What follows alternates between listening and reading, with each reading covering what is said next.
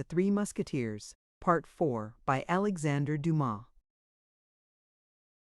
Chapter 53. Saptivity, the second day. Milady dreamed that she at length had D'Artagnan in her power, that she was present at his execution, and it was the sight of his odious blood flowing beneath the axe of the headsman which spread that charming smile upon her lips. She slept as a prisoner sleeps, rocked by his first hope. In the morning, when they entered her chamber, she was still in bed. Felton remained in the corridor. He brought with him the woman of whom he had spoken the evening before and who had just arrived. This woman entered, and approaching Milady's bed, offered her services. Milady was habitually pale. Her complexion might therefore deceive a person who saw her for the first time. "I am in a fever," said she. "I have not slept a single instant during all this long night. I suffer horribly. Are you likely to be more humane to me than others? Or yesterday? All I ask is permission to remain abed." "Would you like to have a physician called?" said the woman. Felton listened to this dialogue without speaking a word. Milady reflected that the more people she had around her, the more she would have to work upon, and Lord de Winter would redouble his watch. Besides, the physician might declare the ailment feigned, and Milady, after having lost the first trick, was not willing to lose the second. "Go and fetch a physician?" said she. "What could be the good of that? These gentlemen declared yesterday that my illness was a comedy. It would be just the same today, no doubt, for since yesterday evening they have had plenty of time to send for a doctor." "Then," said Felton, who became impatient, "say yourself, madame, what treatment you wish followed." How can I tell? My God, I know that I suffer, that's all. Give me anything you like, it is of little consequence." "Go and fetch Lord de Winter," said Felton, tired of these eternal complaints. "Oh, no, no!" cried Milady. "No, sir, do not call him, I conjure you." "I am well. I want nothing. Do not call him." She gave so much vehemence, such magnetic eloquence to this exclamation, that Felton, in spite of himself, advanced some steps into the room. "He has come," thought Milady. "Meanwhile, madame, if you really suffer," said Felton, "a physician shall be sent for, and if you deceive us well, it will be the worse for you. But at least we shall not have to reproach ourselves with anything." Milady made no reply, but turning her beautiful head round upon her pillow, she burst into tears and uttered heart-breaking sobs. Felton surveyed her for an instant with his usual impassiveness. Then, seeing that the crisis threatened to be prolonged, he went out. The woman followed him, and Lord de Winter did not appear. "I fancy I begin to see my way," murmured Milady with a savage joy, burying herself under the clothes to conceal from anybody who might be watching her this burst of inward satisfaction. 2 hours passed away. "Now it is time that the malady should be over," said she. "Let me rise and obtain some success this very day. I have but 10 days, and this evening 2 of them will be gone." In the morning, when they entered Milady's chamber, they had brought her breakfast. Now, she thought, they could not long delay coming to clear the table, and that Felton would then reappear. Milady was not deceived.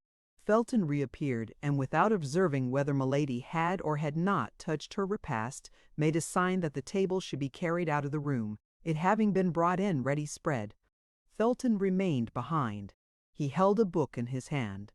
Milady, reclining in an armchair near the chimney, beautiful, pale, and resigned, looked like a holy virgin awaiting martyrdom.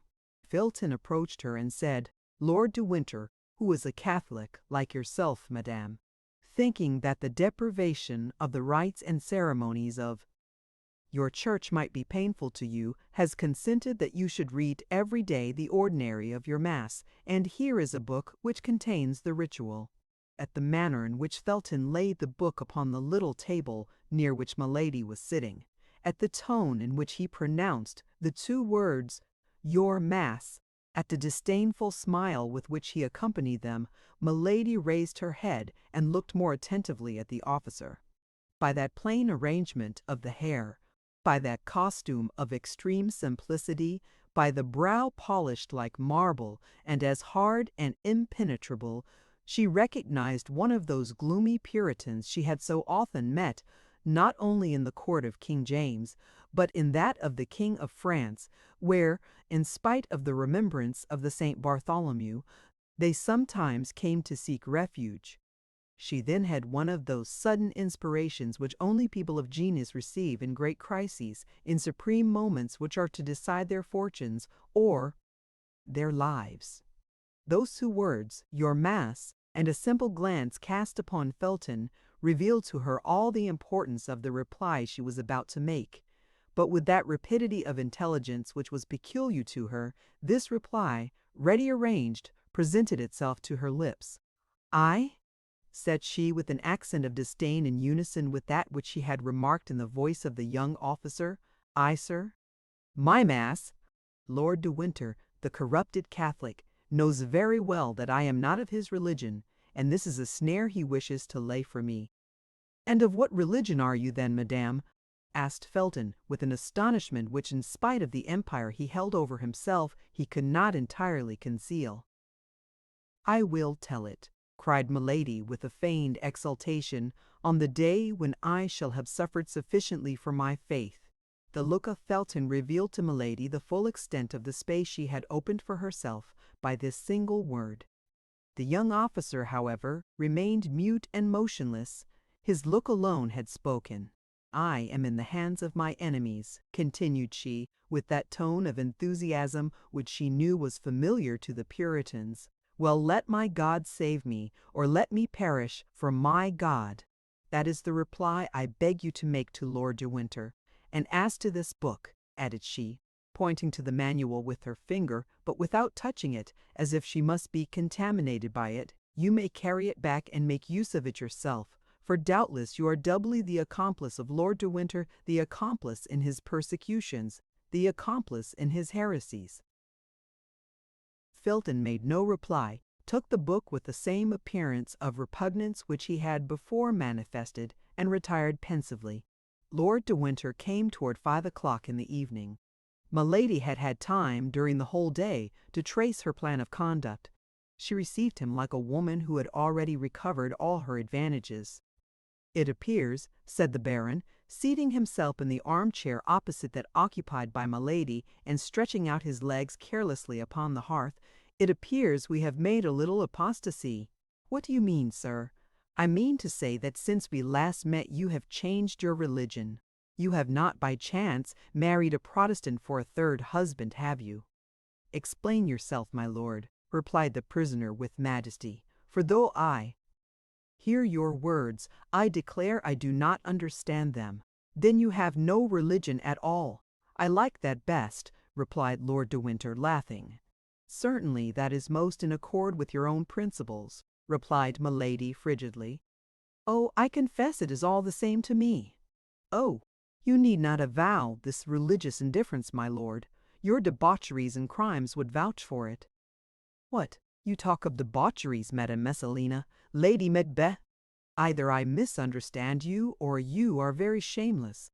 "You only speak thus because you are overheard," coolly replied Milady. "And you wish to interest your jailers and your hangmen against me. My jailers and my hangmen! Heyday, madame! You are taking a poetical tone, and the comedy of yesterday turns to a tragedy this evening. As to the rest, in 8 days you will be where you ought to be, and my task will be completed." "Infamous task! Impious task!" cried Milady, with the exultation of a victim who provokes his judge. "My word," said de Winter, rising, "I think the hussy is going mad. Come, come yourself, Madame Puritan, or I'll remove you to a dungeon. It's my Spanish wine that has got into your head, is it not? But never mind.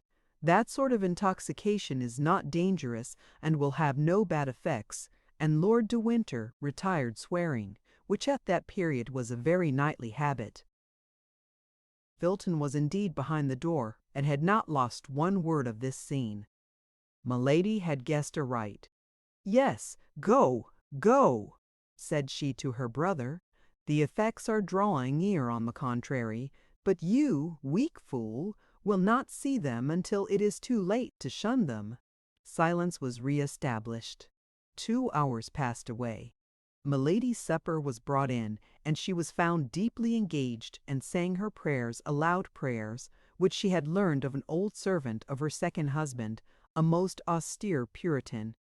She appeared to be in ecstasy, and did not pay the least attention to what was going on around her. Felton made a sign that she should not be disturbed, and when all was arranged, he went out quietly with the soldiers. Milady knew she might be watched, so she continued her prayers to the end, and it appeared to her that the soldier who was on duty at her door did not march with the same step, and seemed to listen. For the moment she wished nothing better. She arose, came to the table, ate but little, and drank only water. An hour after, her table was cleared. But Milady remarked that this time Felton did not accompany the soldiers. He feared, then, to see her too often. She turned toward the wall to smile, for there was in this smile such an expression of triumph that this smile alone would have betrayed her. She allowed, therefore, half an hour to pass away, and as at that moment all was silence in the old castle, as nothing was heard but the eternal murmur of the waves, that immense breaking of the ocean, with her pure, harmonious, and powerful voice, she began the first couplet of the psalm, then in great favor with the Puritans.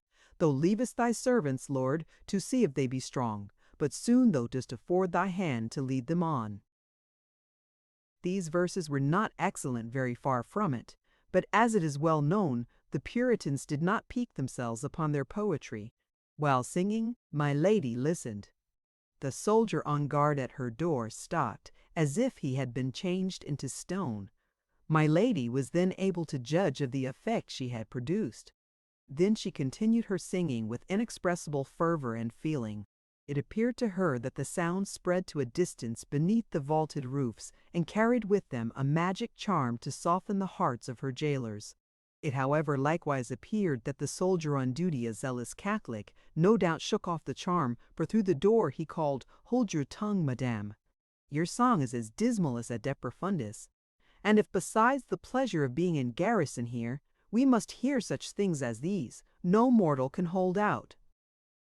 Silence. Then exclaimed another stern voice, which Milady recognized as that of Felton.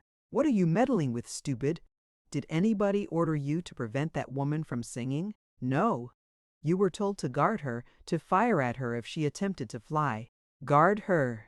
If she flies, kill her, but don't exceed your orders." An expression of unspeakable joy lightened the countenance of Milady, but this expression was fleeting as the reflection of lightning. Without appearing to have heard the dialogue, of which she had not lost a word, she began again, giving to her voice all the charm, all the power, all the seduction the demon had bestowed upon it. For all my tears, my cares, my exile, and my chains, I have my youth, my prayers, and God, who counts my pains. Her voice, of immense power and sublime expression, gave to the rude, unpolished poetry of these psalms a magic and an effect which the most exalted Puritans rarely found in the songs of their brethren, and which they were forced to ornament with all the resources of their imagination. Felton believed he heard the singing of the angel who consoled the 3 Hebrews in the furnace. Milady continued, "One day our doors will ope, with God come our desire, and if betrays that hope, to death we can aspire." This verse, into which the terrible enchantress threw her whole soul, completed the trouble which had seized the heart of the young officer. He opened the door quickly, and Milady saw him appear, pale as usual, but with his eye inflamed and almost wild. "Why do you sing thus, and with such a voice?" said he. "Your pardon, sir," said Milady with mildness. "I forgot that my songs are out of place in this castle. I have perhaps offended you in your creed, but it was without wishing to do so, I swear. Pardon me, then, a fault which is perhaps great, but which certainly was involuntary." Milady was so beautiful at this moment, the religious ecstasy in which she appeared to be plunged gave such an expression to her countenance, that Felton was so dazzled that he fancied he beheld the angel whom he had only just before heard. "Yes, yes," said he, "you disturb, you agitate the people who live in the castle. The poor, senseless young man was not aware of the incoherence of his words, while Milady was reading with her lynx's eyes the very depths of his heart. "I will be silent then," said Milady, casting down her eyes with all the sweetness she could give to her voice, with all the resignation she could impress upon her manner. "No, no, madam," said Felton, "only do not sing so loud, particularly at night." And at these words Felton, feeling that he could not long maintain his severity toward his prisoner, rushed out of the room. "You have done right, Lieutenant," said the soldier. "Such songs disturb the mind, and yet we become accustomed to them. Her voice is so beautiful." Chapter 54. Captivity. The third day. Felton had fallen, but there was still another step to be taken. He must be retained, or rather he must be left quite alone, and Milady but obscurely perceived the means which could lead to this result. Still more must be done. He must be made to speak, in order that he might be spoken to, for Milady very well knew that her greatest seduction was in her voice, which so skillfully ran over the whole gamut of tones from human speech to language celestial. Yet in spite of all this seduction Milady might fail, for Felton was forewarned, and that against the least chance. From that moment she watched all his actions, all his words, from the simplest glance of his eyes to his gestures, even to a breath that could be interpreted as a sigh. In short, she studied everything, as a skillful comedian does to whom a new part has been assigned in a line to which he is not accustomed. Face to face with Lord de Winter, her plan of conduct was more easy. She had laid that down the preceding evening. To remain silent and dignified in his presence, from time to time to irritate him by affected disdain, by a contemptuous word, to provoke him to threats and violence which would produce a contrast with her own resignation. Such was her plan. Felton would see all. Perhaps he would say nothing, but he would see.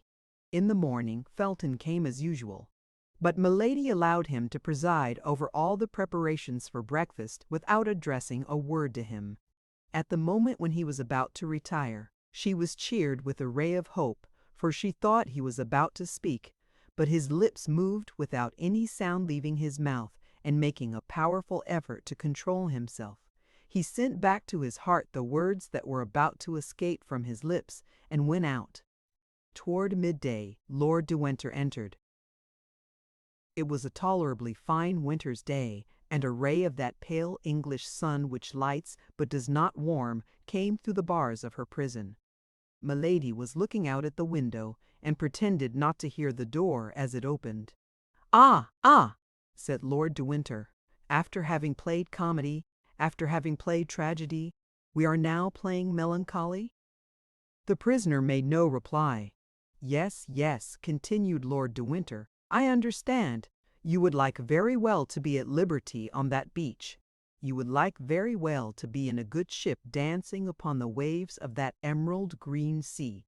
You would like very well, either on land or on the ocean, to lay for me one of those nice little ambuscades you are so skillful in planning.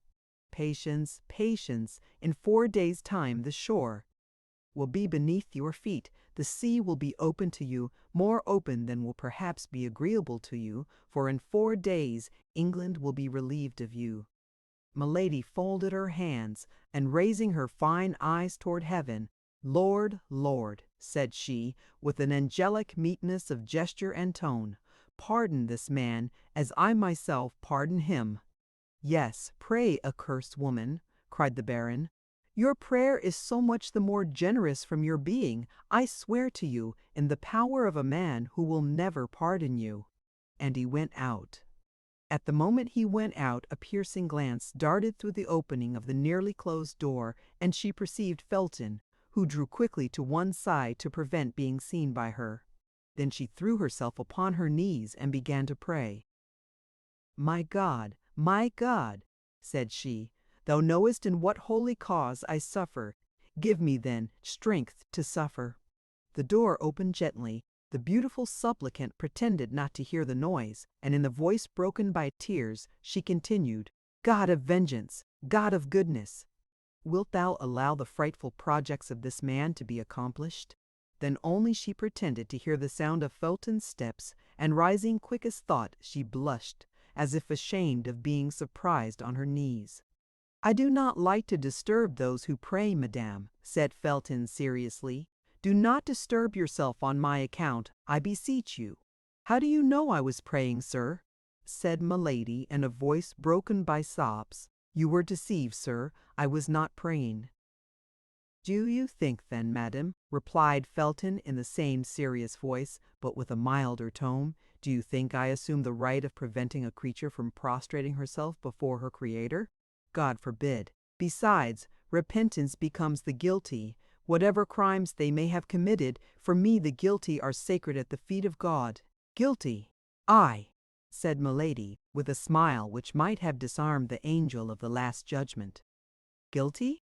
Oh, my God, thou knowest whether I am guilty. Say I am condemned, sir, if you please, but you know that God, who loves martyrs, sometimes permits the innocent to be condemned." "Were you condemned? Were you innocent? Were you a martyr?" replied Felton. "The greater would be the necessity for prayer, and I myself would aid you with my prayers."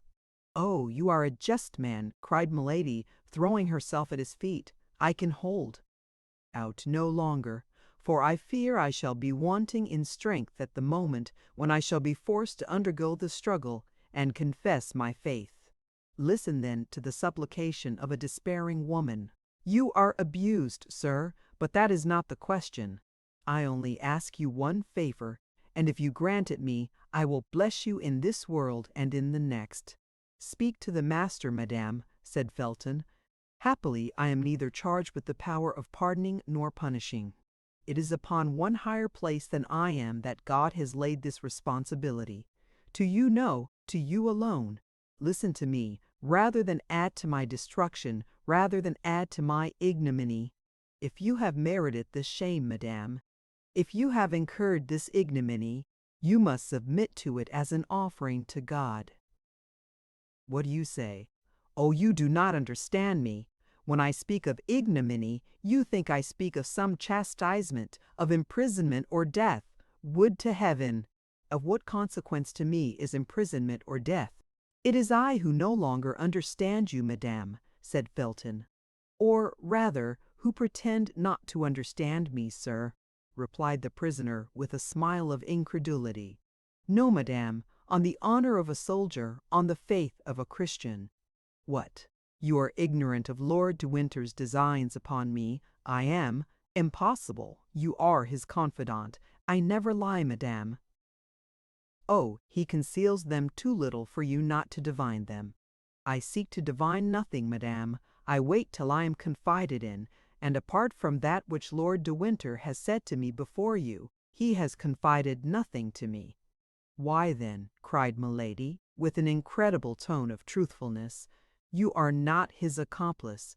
You do not know that he destines me to a disgrace which all the punishments of the world cannot equal in horror." "You are deceived, madame," said Felton, blushing. "Lord de Winter is not capable of such a crime." "Good," said Milady to herself. "Without thinking what it is, he calls it a crime." Then aloud, "The friend of that wretch is capable of everything." "Whom do you call that wretch?" asked Felton. "Are there, then, in England 2 men to whom such an epithet can be applied?" "You mean George Villiers?" asked Felton, whose looks became excited. "Whom pagans and unbelieving Gentiles call Duke of Buckingham," replied Milady. "I could not have thought that there was an Englishman in all England who would have required so long an explanation to make him understand of whom I was speaking." "The hand of the Lord is stretched over him," said Felton. "He will not escape the chastisement he deserves." Felton only expressed, with regard to the Duke, the feeling of execration which all the English had declared toward him, whom the Catholics themselves called the extortioner, the pillager, the debauchee, and whom the Puritans styled simply Satan. "Oh, my God, cried Milady, when I supplicate thee to pour upon this man the chastisement which is his due, thou knowest it is not my own vengeance I pursue, but the deliverance of a whole nation that I implore." "Do you know him, then?" asked Felton. At length he interrogates me, said Milady to herself, at the height of joy at having obtained so quickly such a great result. Oh, know him? Yes, yes, to my misfortune, to my eternal misfortune, and Milady twisted her arms as if in a paroxysm of grief. Felton no doubt felt within himself that his strength was abandoning him, and he made several steps toward the door, but the prisoner, whose eye never left him, sprang in pursuit of him, and stopped him. "Sir," cried she, "be kind, be clement. Listen to my prayer, that knife which the fatal prudence of the Baron deprived me of, because he knows the use I would make of it. Oh, hear me to the end. That knife, give it to me for a minute only, for mercy's, for pity's sake. I will embrace your knees. You shall shut the door, that you may be certain I contemplate no injury to you. My God! To you, the only just, good, and compassionate being I have met with, to you, my preserver, perhaps. 1 minute that knife, 1 minute, a single minute, and I will restore to you through the grating of the door. Only 1 minute, Mr. Felton, and you will have saved my honor. To kill yourself!" cried Felton with terror, forgetting to withdraw his hands from the hands of the prisoner. "To kill yourself!" "I have told, sir," murmured Milady, lowering her voice, and allowing herself to sink overpowered to the ground. "I have told my secret. He knows all. My God, I am lost!" Felton remained standing, motionless and undecided. He still doubts, thought Milady. I have not been earnest enough. Someone was heard in the corridor. Milady recognized the step of Lord de Winter. Felton recognized it also, and made a step toward the door. Milady sprang toward him. "Oh, not a word," said she in a concentrated voice. "Not a word of all that I have said to you to this man, or I am lost, and it would be you, you." Then as the steps drew near, she became silent for fear of being heard, applying, with a gesture of infinite terror, her beautiful hand to Felton's mouth. Felton gently repulsed Milady, and she sank into a chair. Lord de Winter passed before the door without stopping, and they heard the noise of his footsteps soon die away. Felton, as pale as death, remained some instants with his ear bent and listening. Then, when the sound was quite extinct, he breathed like a man awaking from a dream, and rushed out of the apartment. "Ah!" said Milady, listening in her turn to the noise of Felton's steps, which withdrew in a direction opposite to those of Lord de Winter. "At length you are mine." Then her brow darkened.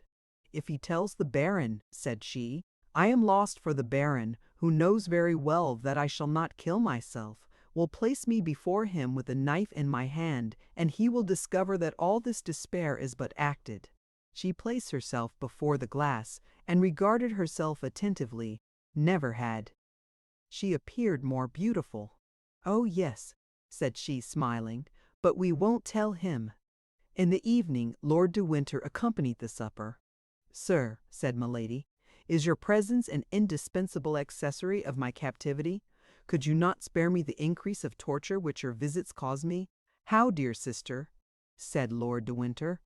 "Did not you sentimentally inform me with that pretty mouth of yours, so cruel to me today, that you came to England solely for the pleasure of seeing me at your ease, an enjoyment of which you told me you so sensibly felt, the deprivation that you had risked everything for it? Seasickness, tempest, captivity? Well, here I am, be satisfied. Besides, this time my visit has a motive." Milady trembled. She thought Felton had told all. Perhaps never in her life had. This woman, who had experienced so many opposite and powerful emotions, felt her heart beat so violently. She was seated. Lord de Winter took a chair, drew it toward her, and sat down close beside her. Then, taking a paper out of his pocket, he unfolded it slowly. "Here," said he, "I want to show you the kind of passport which I have drawn up, and which will serve you henceforward as the rule of order in the life I consent to leave you." Then, turning his eyes from Milady to the paper, he read. "Order to conduct, the name is blank," interrupted Lord de Winter. "If you have any preference, you can point it out to me, and if it be not within 1,000 leagues of London, attention will be paid to your wishes." I will begin again then. Order to conduct to the person named Charlotte Backson, branded by the four. Justice of the Kingdom of France, but liberated after chastisement.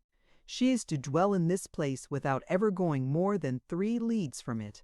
In case of any attempt to escape, the penalty of death is to be applied. She will receive 5 shillings per day for lodging and food.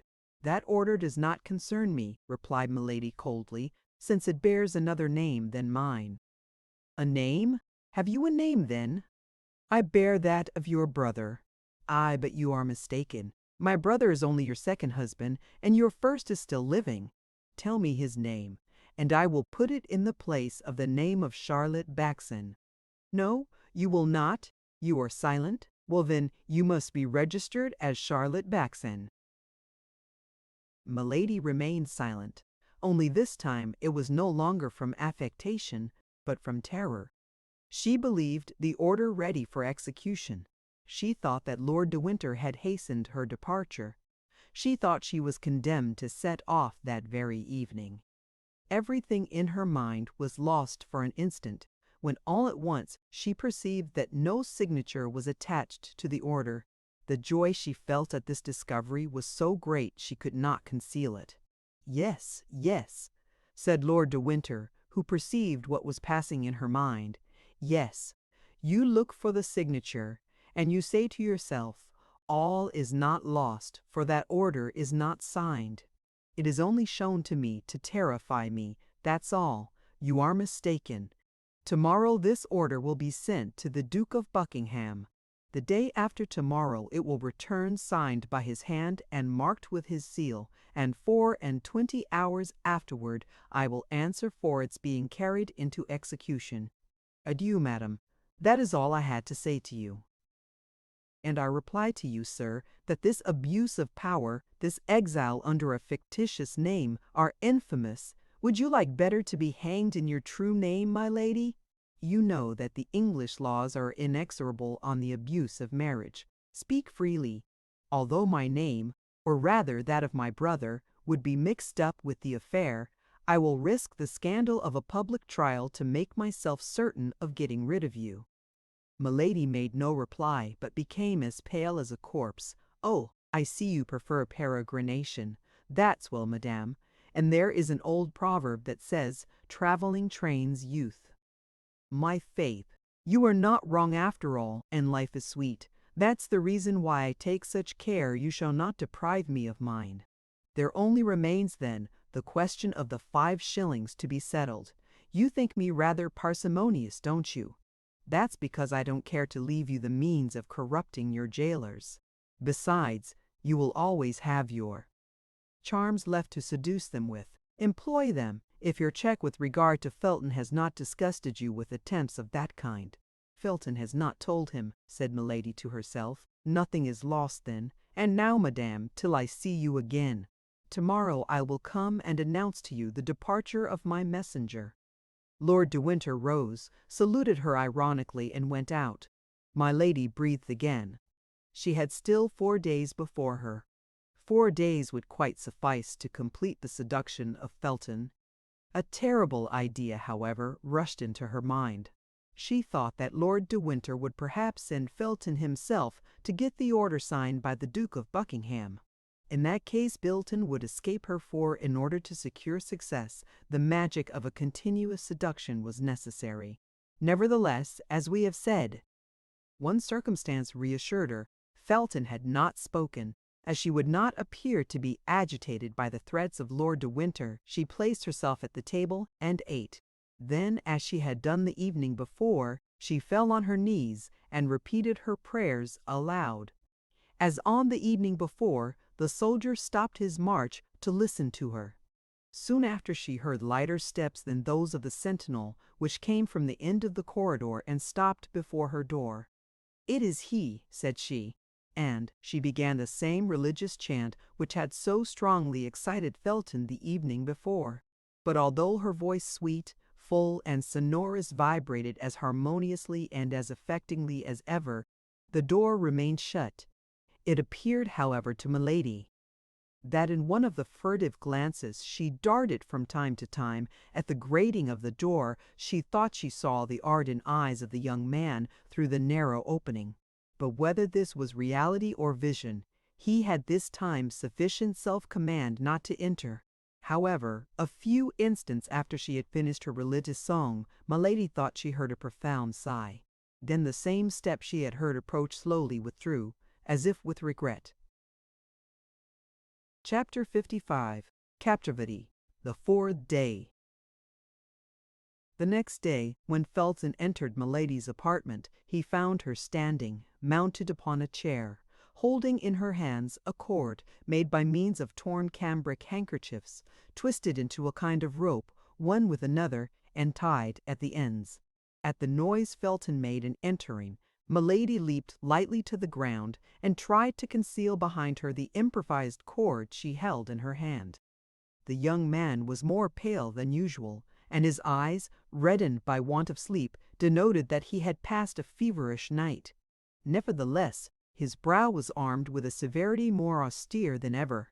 He advanced slowly toward Milady, who had seated herself, and taking an end of the murderous rope, which by neglect, or perhaps by design, she allowed to be seen. "What is this, madame?"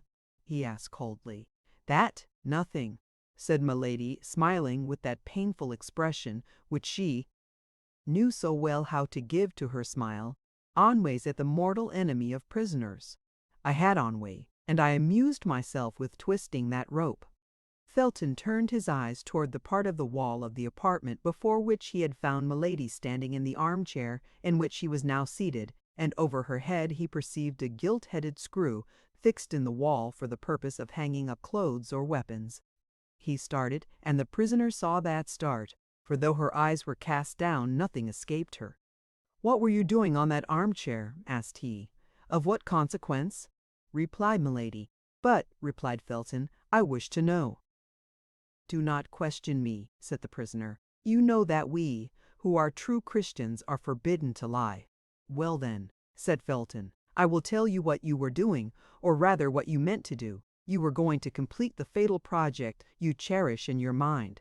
Remember, madam, if our God forbids falsehood, he much more severely condemns suicide.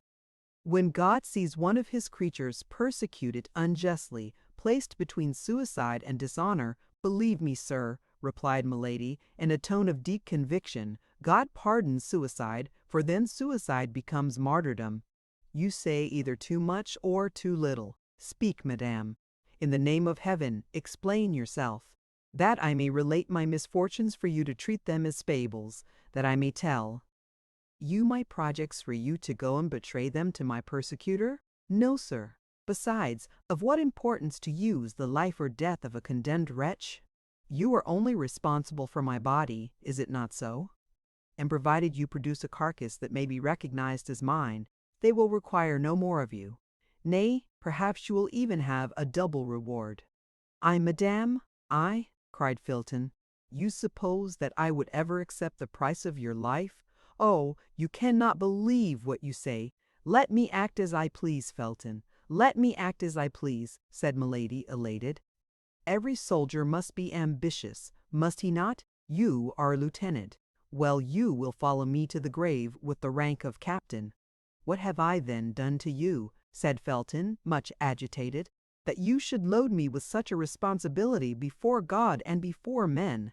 In a few days you will be away from this place. Your life, madame, will then no longer be under my care, and," added he with a sigh, "then you can do what you will with it." "So," cried Milady, as if she could not resist giving utterance to a holy indignation, "you, a pious man, you who are called a just man, you ask but one thing, and that is that you may not be inculpated, annoyed, by my death. It is my duty to watch over your life, madame, and I will watch. But do you understand the mission you are fulfilling? Cruel enough, if I am guilty. But what name can you give it? What name will the Lord give it if I am innocent? I am a soldier, madame, and fulfill the orders I have received.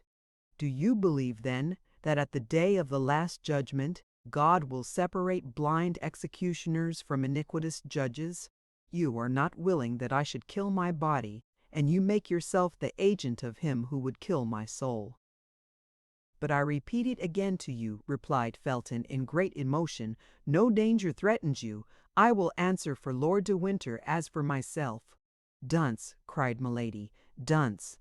Who dares to answer for another man, when the wisest, when those most after God's own heart, hesitate to answer for themselves, and who ranges himself on the side of the strongest and the most fortunate, to crush the weakest and the most unfortunate? To crush the weakest and the most unfortunate. Impossible, madame, impossible, murmured Felton, who felt to the bottom of his heart the justness of this argument. A prisoner, you will not recover your liberty through me. Living, you will not lose your life through me. Yes, cried Milady, but I shall lose that which is much dearer to me than life. I shall lose my honor, Felton. And it is you whom I make responsible, before God and before men, for my shame and my infamy. This time Felton, immovable as he was, or appeared to be, could not resist the secret influence which had already taken possession of him. To see this woman, so beautiful, fair as the brightest vision, to see her by turns overcome with grief and threatening, to resist at once the ascendancy of grief and beauty, it was too much for a visionary. It was too much for a brain weakened by the ardent dreams of an ecstatic faith. It was too much for a heart furrowed by the love of heaven that burns, by the hatred of men that devours. Milady saw the trouble. She felt by intuition the flame of the opposing passions which burned with the blood in the veins of the young fanatic. As a skillful general, seeing the enemy ready to surrender, marches toward him with a cry of victory, she rose, beautiful as an antique priestess, inspired like a Christian virgin, her arms extended, her throat uncovered, her hair disheveled, holding with one hand her robe modestly drawn over her breast, her look illumined by that fire which had already created such disorder in the veins of the young Puritan, and went toward him, crying out with a vehement air, and in her melodious voice, to which on this occasion she communicated a terrible energy, "Let this victim to Baal be sent, to the lions the martyr be thrown. Thy God shall teach thee to repent. From the abyss he'll give ear to my moan." Felton stood before this strange apparition like one petrified. "Who art thou? Who art thou?" cried he, clasping his hands. "Art thou a messenger from God? Art thou a minister from hell? Art thou an angel or a demon? Callest thou thyself Eloa or Astarte? Do you not know me, Felton? I am neither an angel nor a demon. I am a daughter of earth. I am a sister of thy faith, that is all."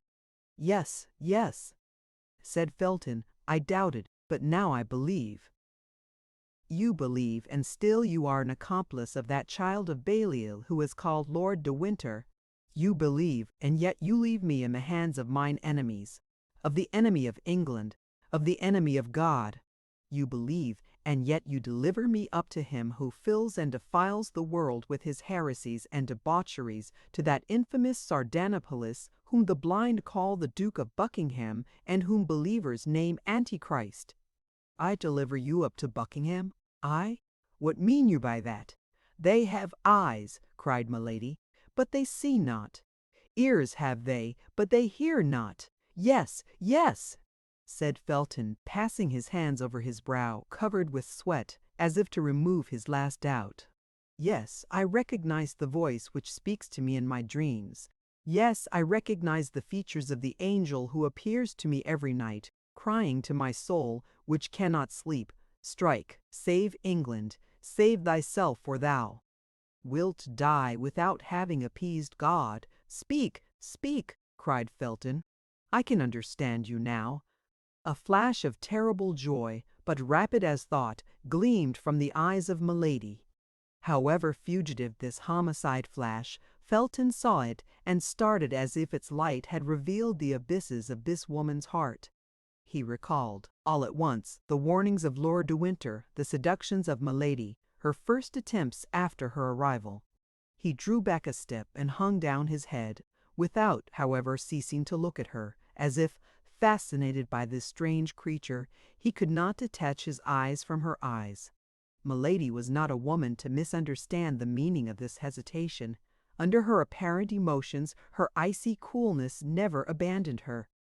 Before Felton replied, and before she should be forced to resume this conversation, so difficult to be sustained in the same exalted tone, she let her hands fall, and as if the weakness of the woman overpowered the enthusiasm of the inspired fanatic, she said, "But no, it is not for me to be the Judith to deliver Bethulia from this Holofernes.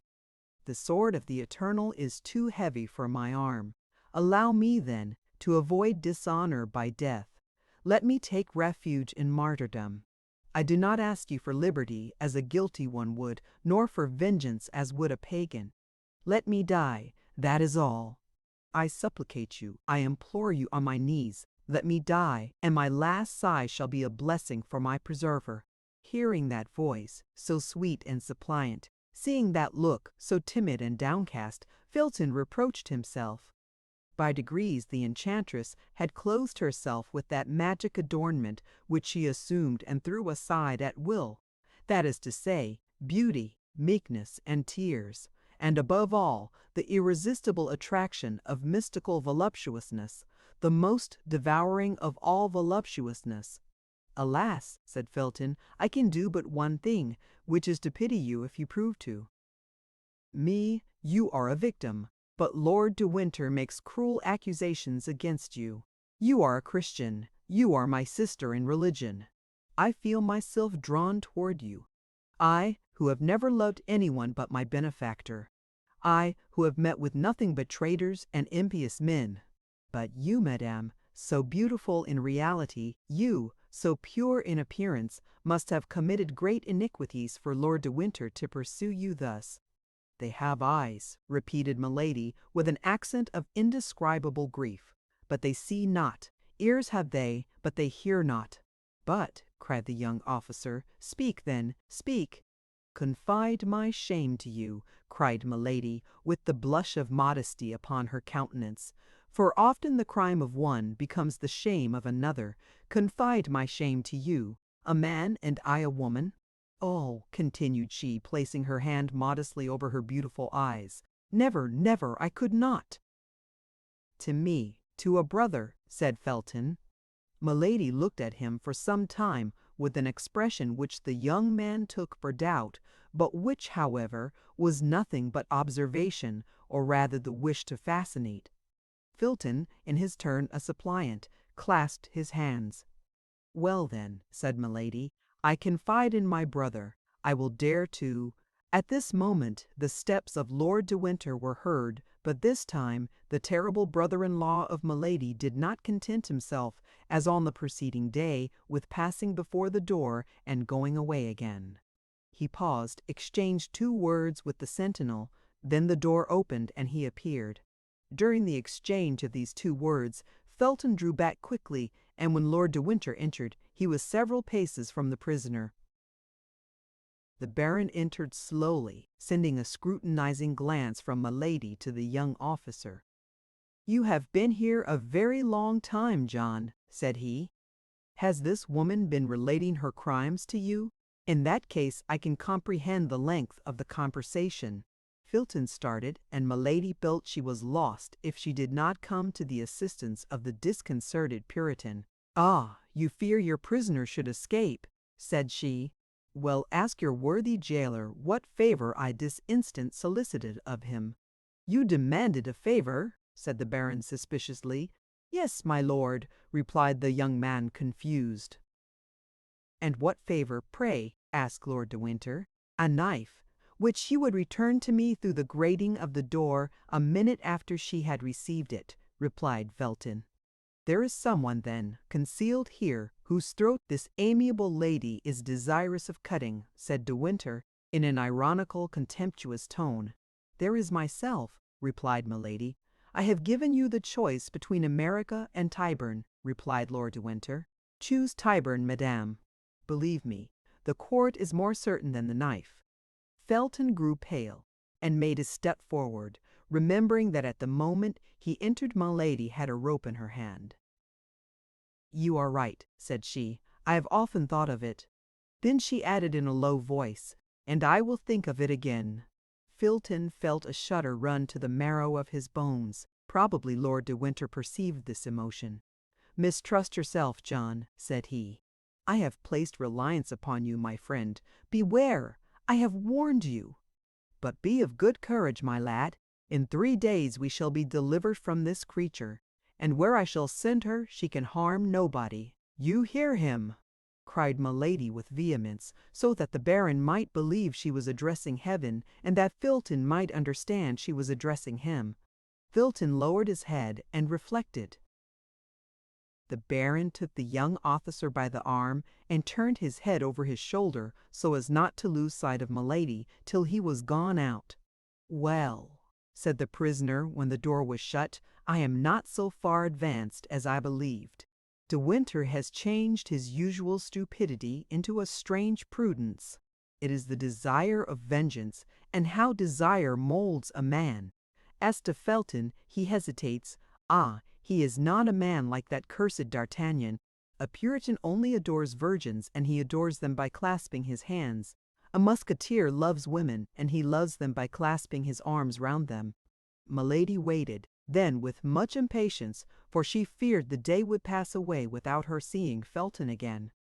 At last, in an hour after the scene we have just described, she heard someone speaking in a low voice at the door. Presently the door opened, and she perceived Felton. The young man advanced rapidly into the chamber, leaving the door open behind him, and making a sign to Milady to be silent. His face was much agitated. "What do you want with me?" said she. "Listen," replied Felton in a low voice. "I have just sent away the sentinel that I might remain here without anybody knowing it, in order to speak to you without being overheard. The Baron has just related a frightful story to me." Milady assumed her smile of a resigned victim, and shook her head. "Either you are a demon," continued Felton, "or the Baron, my benefactor, my father, is a monster. I have known you 4 days. I have loved him 4 years. I therefore may hesitate between you. Be not alarmed at what I say. I want to be convinced. Tonight after 12 I will come and see you, and you shall convince me." "No, Felton, no, my brother," said she. "The sacrifice is too great, and I feel what it must cost you. No, I am lost. Do not be lost with me. My death will be much more eloquent than my life, and the silence of the corpse will convince you much better than the words of the prisoner." "Be silent, madame," cried Felton, "and do not speak to me thus. I came to entreat you to promise me upon your honor, to swear to me by what you hold most sacred, that you will make no attempt upon your life." "I will not promise," said Milady, "for no one has more respect for a promise or an oath than I have, and if I make a promise I must keep it." "Well," said Felton, "only promise till you have seen me again. If, when you have seen me again, you still persist, well, then you shall be free, and I myself will give you the weapon you desire." "Well," said Milady, "for you I will wait." "Swear." "I swear it, by our God. Are you satisfied?" "Well," said Felton, "till tonight." And he darted out of the room, shut the door, and waited in the corridor, the soldier's half-pike in his hand, and as if he had mounted guard in his place. The soldier returned, and Felton gave him back his weapon. Then through the grating to which she had drawn near, Milady saw the young man make a sign with delirious fervour, and depart in an apparent transport of joy. As for her, she returned to her place with a smile of savage contempt upon her lips, and repeated, blaspheming, that terrible name of God, by whom she had just sworn without ever having learned to know him. "My God!" said she, "what a senseless fanatic! My God, it is I, and this fellow who will help me to avenge myself." Chapter 56. Saptivity, the 5th day. Milady had, however, achieved a half-triumph, and success doubled her forces. It was not difficult to conquer, as she had hitherto done, men prompt to let themselves be seduced, and whom the gallant education of a court led quickly into her net. Milady was handsome enough not to find much resistance on the part of the flesh, and she was sufficiently skillful to prevail over all the obstacles of the mind. But this time she had to contend with an unpolished nature, concentrated and insensible by force of austerity. Religion and its observances had made Felton a man inaccessible to ordinary seductions.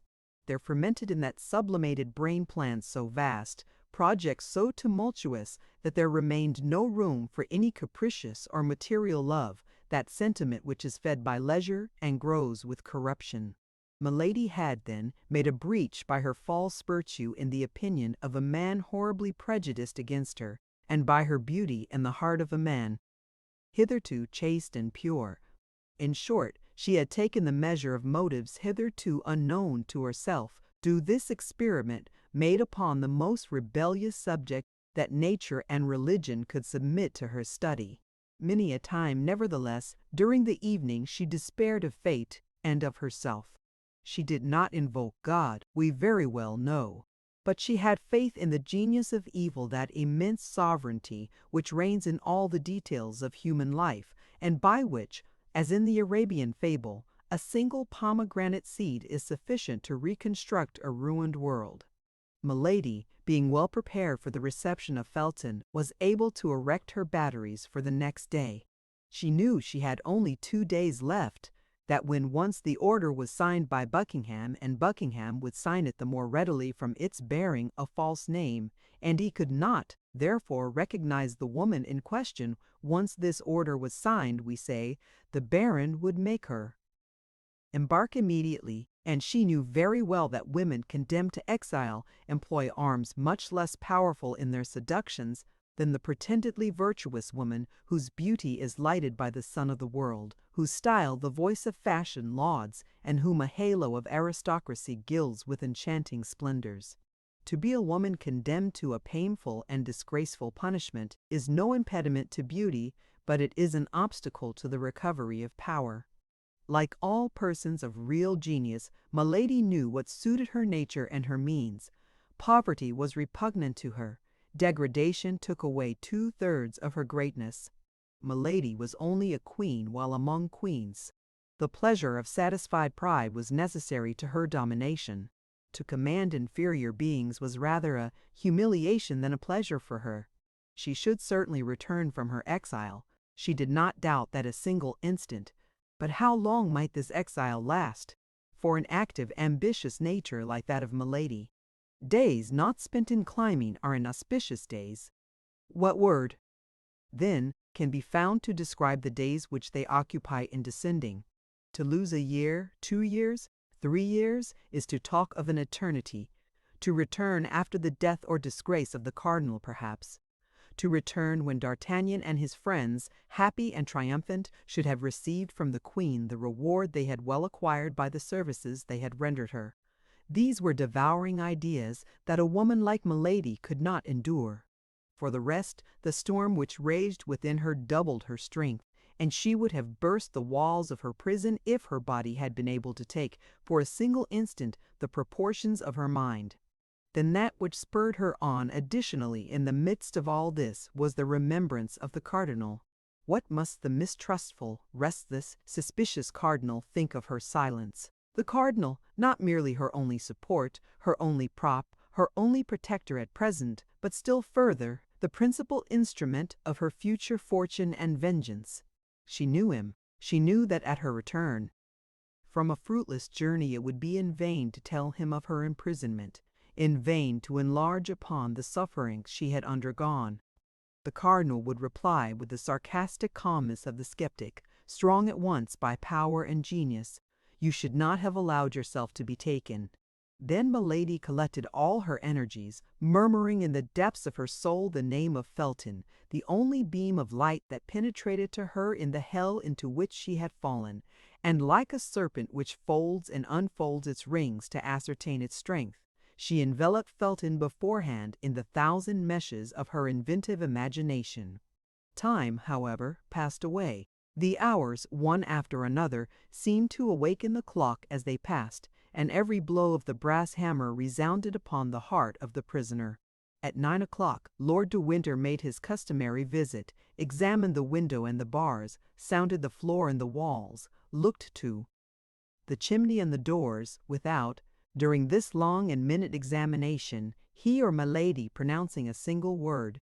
Doubtless both of them understood that the situation had become too serious to lose time in useless words and aimless wrath.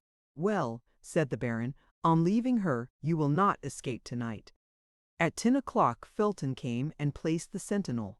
Milady recognized his step. She was as well acquainted with it now as a mistress is with that of the lover of her heart, and yet Milady at the same time detested and despised this weak fanatic. That was not the appointed hour. Felton did not enter. 2 hours after, as midnight sounded, the sentinel was relieved. This time it was the hour, and from this moment Milady waited with impatience. The new sentinel commenced his walk in the corridor. At the expiration of 10 minutes Felton came. Milady was all attention. "Listen," said the young man to the sentinel.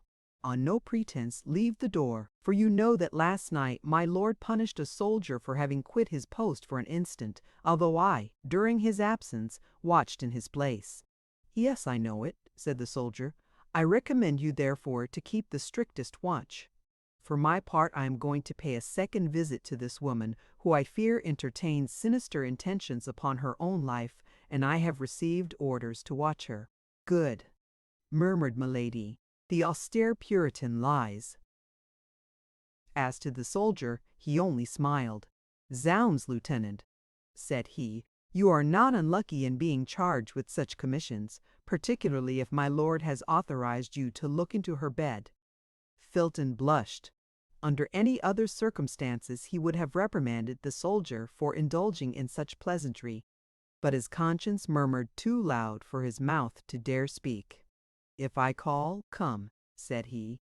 "If anyone comes, call me." "I will, Lieutenant," said the soldier. Felton entered Milady's apartment. Milady arose. "You are here," said she. "I promised to come," said Felton, "and I have come." "You promised me something else." "What, my God?" said the young man, who in spite of his self-command felt his knees tremble and the sweat start from his brow.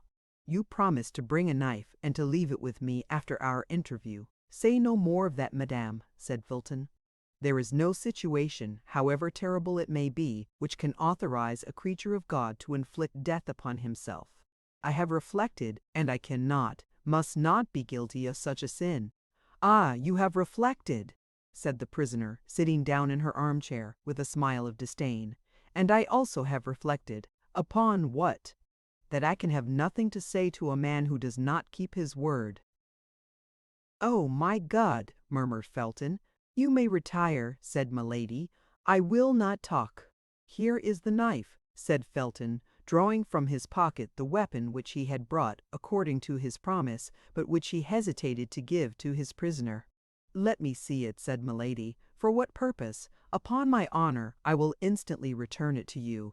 You shall place it on that table, and you may remain between it and me."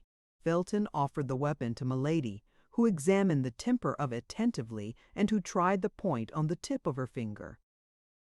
"Well," said she, returning the knife to the young officer, "this is fine and good steel. You are a faithful friend, Felton." Felton took back the weapon and laid it upon the table as he had agreed with the prisoner. Milady followed him with her eyes and made a gesture of satisfaction. "Now," said she, "listen to me." The request was needless. The young officer stood upright before her, awaiting her words as if to devour them. "Felton," said Milady with a solemnity full of melancholy, "imagine that your sister, the daughter of your father, speaks to you. While yet young, unfortunately handsome, I was dragged into a snare. I resisted. Ambushes and violences multiplied around me, but I resisted. The religion I serve, the God I adore, were blasphemed because I called upon that religion and that God, but still I resisted. Then outrages were heaped upon me, and as my soul was not subdued, they wished to defile my body forever. Finally, my lady stopped, and a bitter smile passed over her lips. "Finally," said Felton, "finally, what did they do?" "At length, One evening my enemy resolved to paralyze the resistance he could not conquer. One evening he mixed a powerful narcotic with my water. Scarcely had I finished my repast when I felt myself sink by degrees into a strange torpor. Although I was without mistrust, a vague fear seized me, and I tried to struggle against sleepiness. I arose. I wished to run to the window and call for help, but my legs refused their office. It appeared as if the ceiling sank upon my head and crushed me with its weight. I stretched out my arms. I tried to speak. I could only utter inarticulate sounds, and irresistible faintness came over me. I supported myself by a chair, feeling that I was about to fall, but this support was soon insufficient on account of my weak arms. I fell upon one knee, then upon both. I tried to pray, but my tongue was frozen. God doubtless neither heard nor saw me, and I sank upon the floor, a prey to a slumber which resembled death. Of all that passed in that sleep, or the time which glided away while it lasted, I have no remembrance. The only thing I recollect is that I awoke in bed in a round chamber, the furniture of which was sumptuous, and into which light only penetrated by an opening in the ceiling. No door gave entrance to the room. It might be called a magnificent prison. It was a long time before I was able to make out what place I was in, or to take account of the details I describe. My mind appeared to strive in vain to shake off the heavy darkness of the sleep from which I could not rouse myself. I had vague perceptions of space traversed, of the rolling of a carriage, of a horrible dream in which my strength had become exhausted. But all this was so dark and so indistinct in my mind that these events seemed to belong to another life than mine, and yet mixed with mine in fantastic duality. At times the state into which I had fallen appeared so strange that I believed myself dreaming. I arose trembling. My clothes were near me on a chair. I neither remembered having undressed myself nor going to bed. Then by degrees the reality broke upon me, full of chaste terrors. I was no longer in the house where I had dwelt. As well as I could judge by the light of the sun, the day was already 2/3 gone. It was the evening before when I had fallen asleep. My sleep, then, must have lasted 24 hours. What had taken place during this long sleep? I dressed myself as quickly as possible. My slow and stiff motions all attested that the effects of the narcotic were not yet entirely dissipated.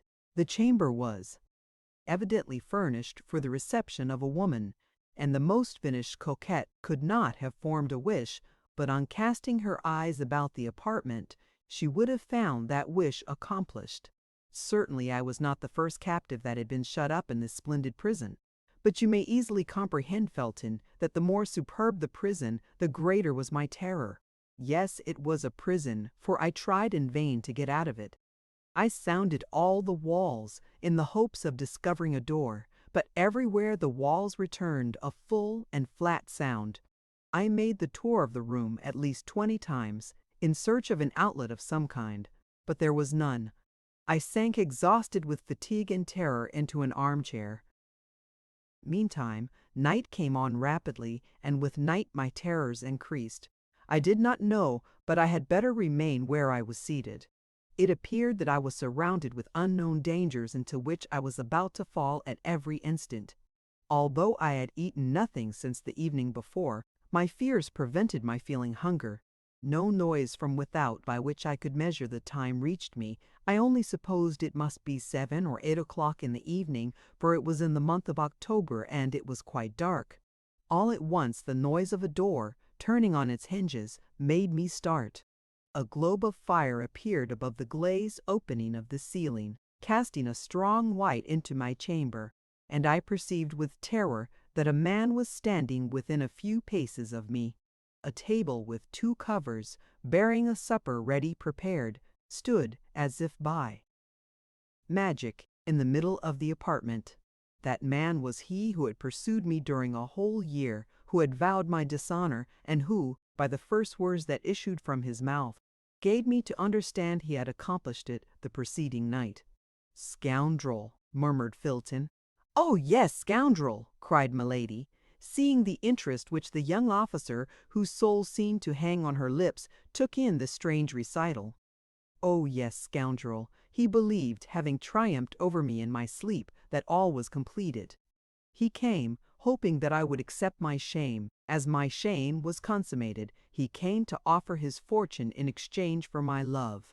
All that the heart of a woman could contain of haughty contempt and disdainful words I poured out upon this man. Doubtless he was accustomed to such reproaches, for he listened to me calm and smiling with his arms crossed over his breast. Then, when he thought I had said all, he advanced toward me. I sprang toward the table, I seized a knife, I placed it to my breast.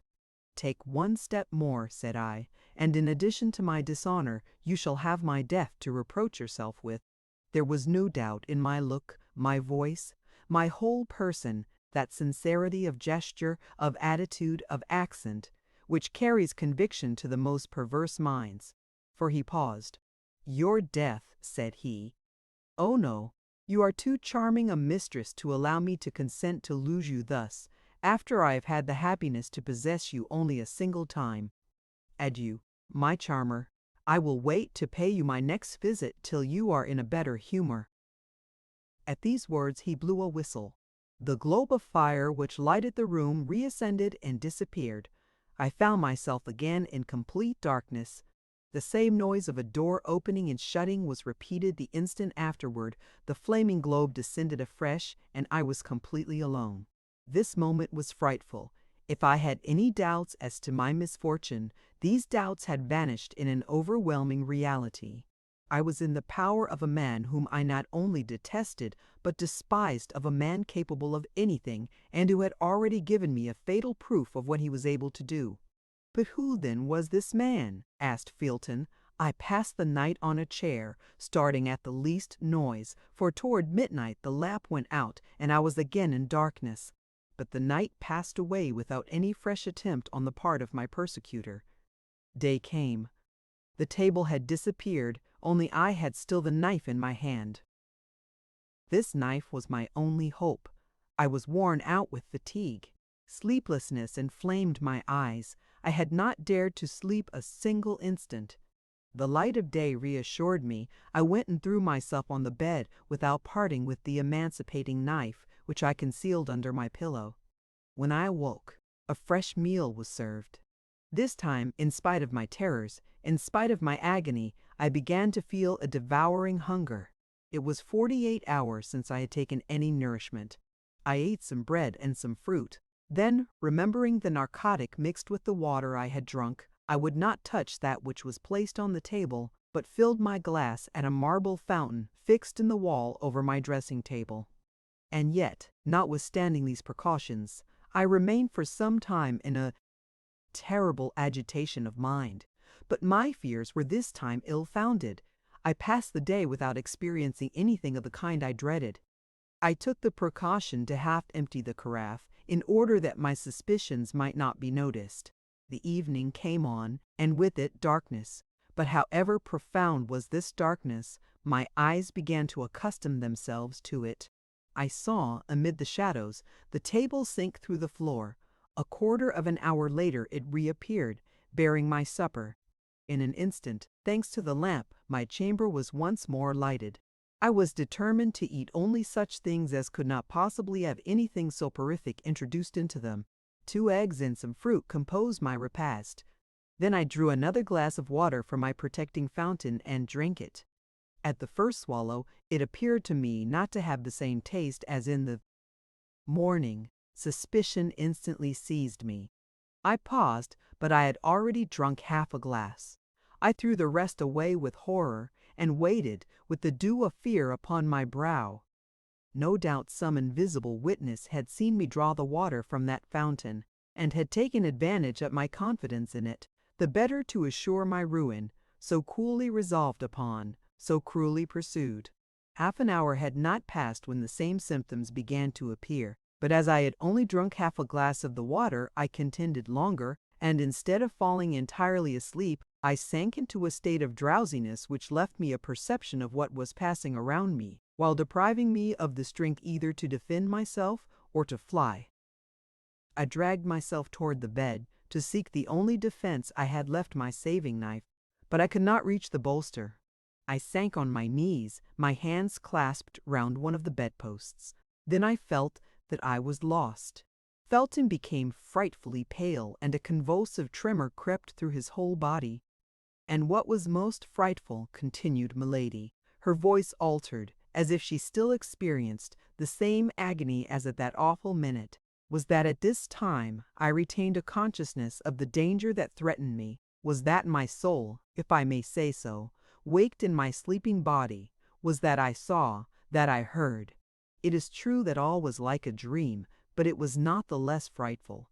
I saw the lamp ascend and leave me in darkness. Then I heard the well-known creaking of the door, although I had heard that door open but twice. I felt instinctively that someone approached me. It is said that the doomed wretch in the deserts of America thus feels the approach of the serpent. I wished to make an effort. I attempted to cry out. By an incredible effort of will, I even raised myself up, but only to sink down again immediately, and to fall into the arms of my persecutor. "Tell me who this man was," cried the young officer. Milady saw at a single glance all the painful feelings she inspired in Felton by dwelling on every detail of her recital, but she would not spare him a single pang. The more profoundly she wounded his heart, the more certainly he would avenge her. She continued then, as if she had not heard his exclamation, or as if she thought the moment was not yet come to reply to it. Only this time it was no longer an inert body without feeling that the villain had to deal with. I have told you that without being able to regain the complete exercise of my faculties, I retained the sense of my danger. I struggled then, with all my strength, and doubtless opposed, weak as I was, a long resistance, for I heard him cry out, "These miserable Puritans!" I knew very well that they tired out their executioners, but I did not believe them so strong against their lovers. Alas! This desperate resistance could not last long.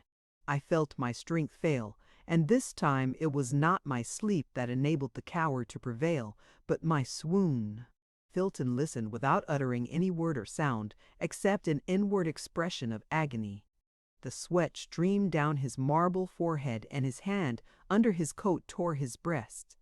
My first impulse, on coming to myself, was to feel under my pillow for the knife I had not been able to reach.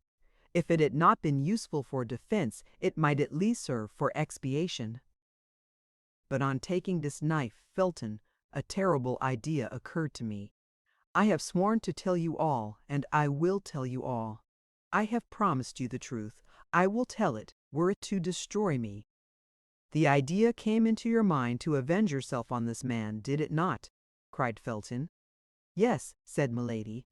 "The idea was not that of a Christian, I knew, but without doubt that eternal enemy of our souls, that lion roaring constantly around us, breathed it into my mind.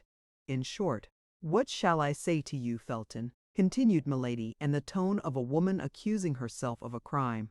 "This idea occurred to me and did not leave me. It is of this homicidal thought that I now bear the punishment." "Continue, continue," said Felton. "I am eager to see you attain your vengeance." "Oh, I resolved that it should take place as soon as possible. I had no doubt he would return the following night. During the day I had nothing to fear. When the hour of breakfast came, therefore, I did not hesitate to eat and drink. I had determined to make-believe sup, but to eat nothing. I was forced, then, to combat the fast of the evening with the nourishment of the morning. Only I concealed a glass of water which remained after my breakfast, thirst having been the chief of my sufferings, when I remained 48 hours without eating or drinking. The day passed away without having any other influence on me than to strengthen the resolution I had formed. Only I took care that my face should not betray the thoughts of my heart, for I had no doubt I was watched. Several times, even, I felt a smile on my lips. Felton, I dare not tell you at what idea I smiled. You would hold me in horror. Go on, said Felton. "You see plainly that I listen, and that I am anxious to know the end." Evening came. The ordinary events took place. During the darkness, as before, my supper was brought. Then the lamp was lighted, and I sat down to table. I only ate some fruit. I pretended to pour out water from the jug, but I only drank that which I had saved in my glass. The substitution was made so carefully that my spies, if I had any, could have no suspicion of it. After supper I exhibited the same marks of languor as on the preceding evening, but this time, as I yielded to fatigue, or as if I had become familiarized with danger, I dragged myself toward my bed, let my robe fall, and lay down. I found my knife where I had placed it under my pillow, and while feigning to sleep, my hand grasped the handle of it convulsively. 2 hours passed away without anything fresh happening. Oh my God! Who could have said so the evening before? I began to fear that he would not come. At length, I saw the lamp rise softly and disappear in the depths of the ceiling. My chamber was filled with darkness and obscurity, but I made a strong effort to penetrate this darkness and obscurity. Nearly 10 minutes passed. I heard no other noise but the beating of my own heart. I implored heaven that he might come. At length, I heard the well-known noise of the door, which opened and shut. I heard, notwithstanding the thickness of the carpet, a step which made the floor creak. I saw, notwithstanding the darkness, a shadow which approached my bed. "Haste, haste," said Felton. "Do you not see that each of your words burns me like molten lead?" "Then," continued my lady, "then I collected all my strength. I recalled to my mind that the moment of vengeance, or rather of justice, had struck. I looked upon myself as another Judith. I gathered myself up, my knife in my hand, and when I saw him near me, stretching out his arms to find his victim, then, with the last cry of agony and despair, I struck him in the middle of his breast. The miserable villain, he had foreseen all. His breast was covered with a coat of mail. The knife was bent against it. "Ah, ah, ah!" cried he, seizing my arm and wresting from me the weapon that had so badly served me. "You want to take my life, do you, my pretty Puritan? But that's more than dislike, that's ingratitude. Come, calm yourself, my sweet girl. I thought you had softened. I am not one of those tyrants who detain women by force. You don't love me. With my usual fatuity I doubted it. Now I am convinced. Tomorrow you shall be free. I had but one wish, that was that he should kill me. Beware," said I, "for my liberty is your dishonor. Explain yourself, my pretty Sibyl. Yes, for as soon as I leave this place I will tell everything. I will proclaim the violence you have used toward me. I will describe my captivity. I will denounce this place of infamy. You are placed on high, my lord, but tremble. Above you there is the king. Above the king there is God." However perfect master he was over himself, my persecutor allowed a movement of anger to escape him. I could not see the expression of his countenance, but I felt the arm tremble upon which my hand was placed. "Then you shall not leave this place," said he. "Very well," cried I.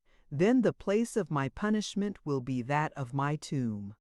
I will die here, and you will see if a phantom that accuses is not more terrible than a living being that threatens. You shall have no weapon left in your power. There is a weapon which despair has placed within the reach of every creature who has the courage to use it. I will allow myself to die with hunger." "Come," said the wretch, "is not peace much better than such a war as that? I will restore you to liberty this moment. I will proclaim you a piece of immaculate virtue. I will name you the Lucretia of England, and I will say that you are the Sextus. I will denounce you before men, as I have denounced you before God, and if it be necessary that, like Lucretia, I should sign my accusation with my blood, I will sign it." "Ah," said my enemy in a jeering tone, "that's quite another thing. My faith, everything considered, you are very well off here. You shall want for nothing, and if you let yourself die of hunger, that will be your own fault." At these words he retired. I heard the door open and shut, and I remained overwhelmed, less, I confess it, by my grief than by the mortification of not having avenged myself. He kept his word. All the day, All the next night passed away without my seeing him again. But I also kept my word with him, and I neither ate nor drank. I was, as I told him, resolved to die of hunger. I passed the day and the night in prayer, for I hoped that God would pardon me my suicide. The second night the door opened. I was lying on the floor, for my strength began to abandon me. At the noise I raised myself up on one hand. "Well," said a voice which vibrated in too terrible a manner in my ear not to be recognized. "Well, are we softened a little? Will we not pay for our liberty with a single promise of silence? Come, I am a good sort of a prince," added he, "and although I like not Puritans, I do them justice, and it is the same with Puritanesses when they are pretty. Come, take a little oath for me on the cross. I won't ask anything more of you." "On the cross?" cried I, rising, for at that abhorred voice I had recovered all my strength. "On the cross I swear that no promise, no menace, no force, no torture shall close my mouth. On the cross I swear to denounce you everywhere as a murderer, as a thief of honor, as a base coward. On the cross I swear, if I ever leave this place, to call down vengeance upon you from the whole human race. Beware," said the voice in a threatening accent that I had never yet heard. "I have an extraordinary means which I will not employ but in the last extremity to close your mouth, or at least to prevent anyone from believing a word you may utter." I mustered all my strength to reply to him with a burst of laughter. He saw that it was a merciless war between us, a war to the death. "Listen," said he. "I give you the rest of tonight and all day tomorrow. Reflect. Promise to be silent, and riches, consideration, even honor, shall surround you. Threaten to speak, and I will condemn you to infamy." "You!" cried I. "You!" "To interminable, ineffaceable infamy." "You!" repeated I. "Oh, I declare to you, Felton, I thought him mad." "Yes, yes, I," replied he. "Oh, leave me," said I, replied he. "Oh, leave me," said I. "Begone. If you do not desire to see me dash my head against that wall before your eyes." "Very well, it is your own doing. Till tomorrow evening, then." "Till tomorrow evening, then," replied I, allowing myself to fall, and biting the carpet with rage. Felton leaned for support upon a piece of furniture, and Milady saw, with the joy of a demon, that his strength would fail him perhaps before the end of her recital.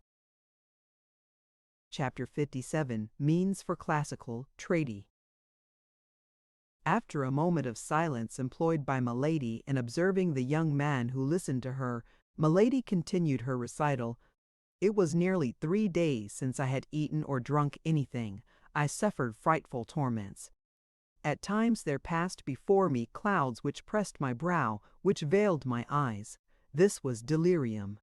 When the evening came I was so weak that every time I fainted I thanked God, for I thought I was about to die. In the midst of one of these swoons I heard the door open.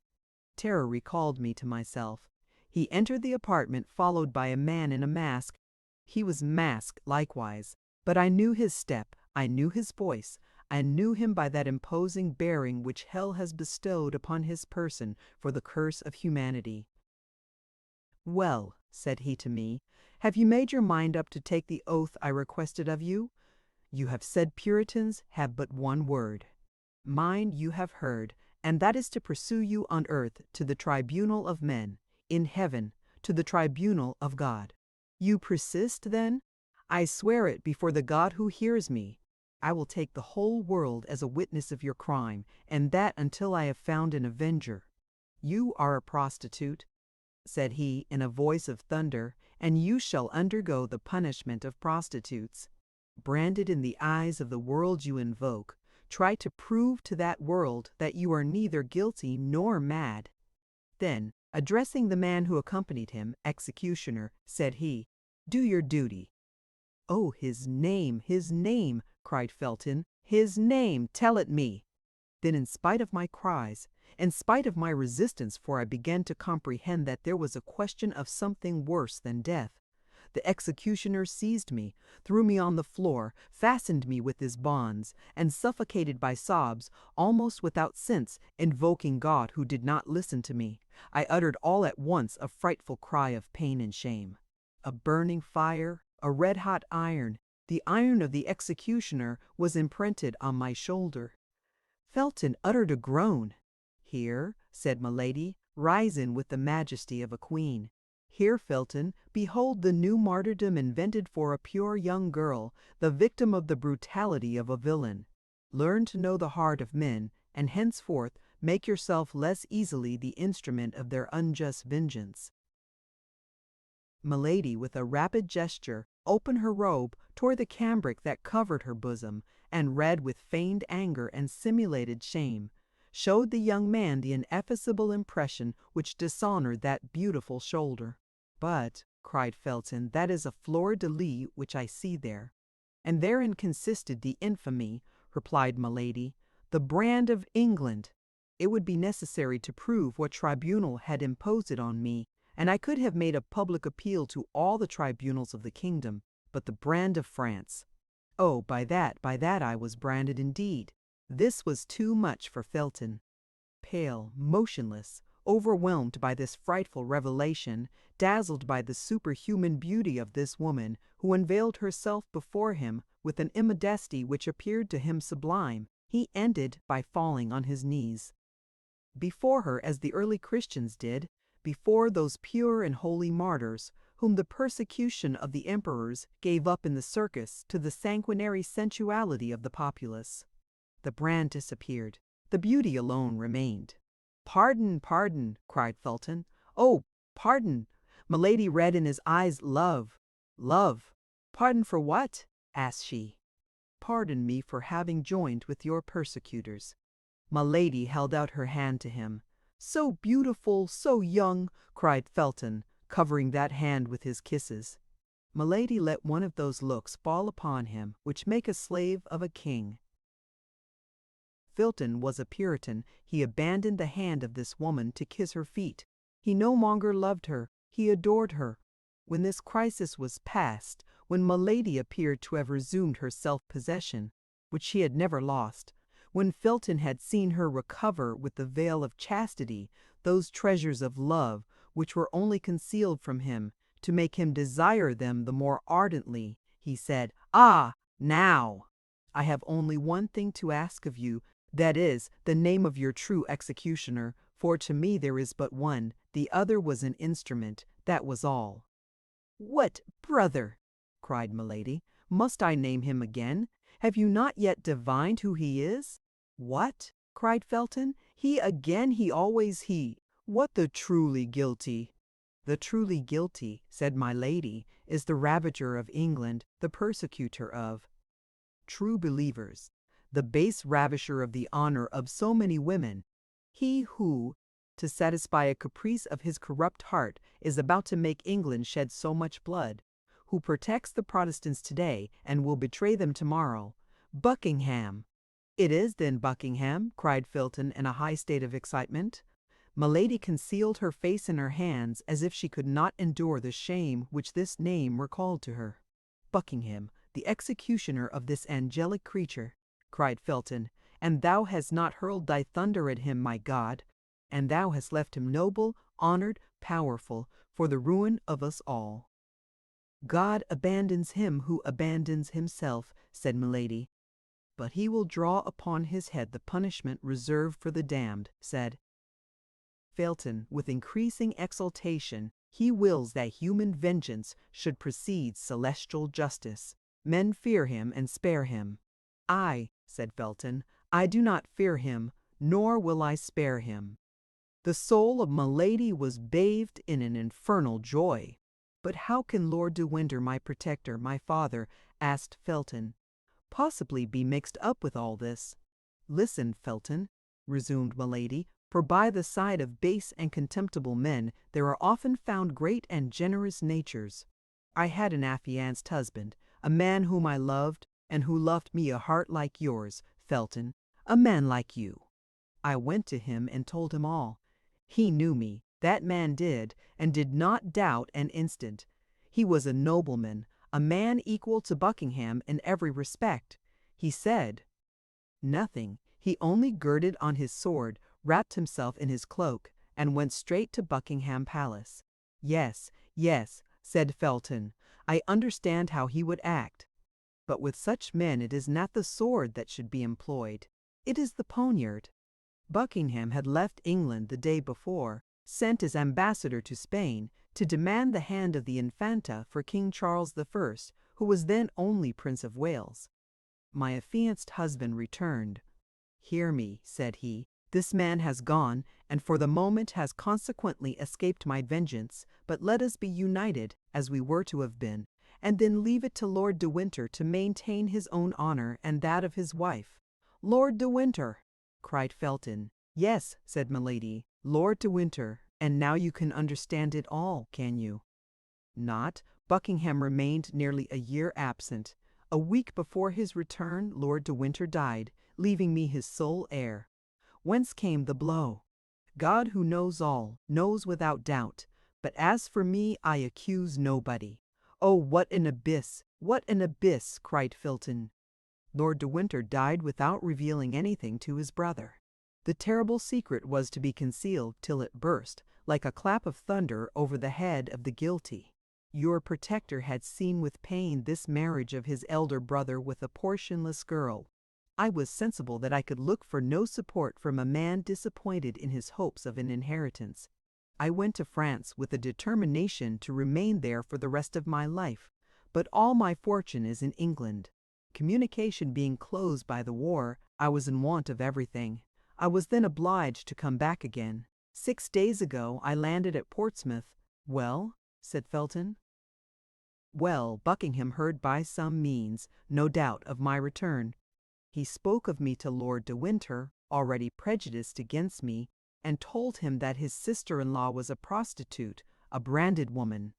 The noble and pure voice of my husband was no longer here to defend me. Lord de Winter believed all that was told him with so much the more ease that it was his interest to believe it. He caused me to be arrested, had me conducted hither, and placed me under your guard. You know the rest. The day after tomorrow he banishes me, he transports me. The day after tomorrow he exiles me among the infamous. Oh, the train is well laid. The plot is clever. My honor will not survive it. You see then, Felton, I can do nothing but die. Felton, give me that knife.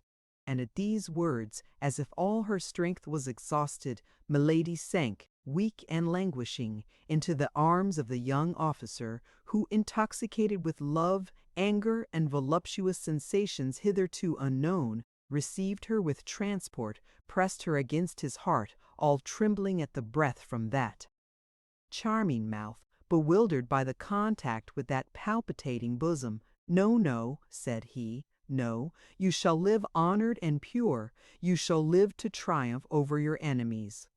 Milady put him from her slowly with her hand, while drawing him nearer with her look. But Felton, in his turn, embraced her more closely, imploring her like a divinity. "Oh, death, death!" said she, lowering her voice and her eyelids. "Oh, death rather than shame! Felton, my brother, my friend, I conjure you." "No," cried Felton. "No, you shall live and you shall be avenged.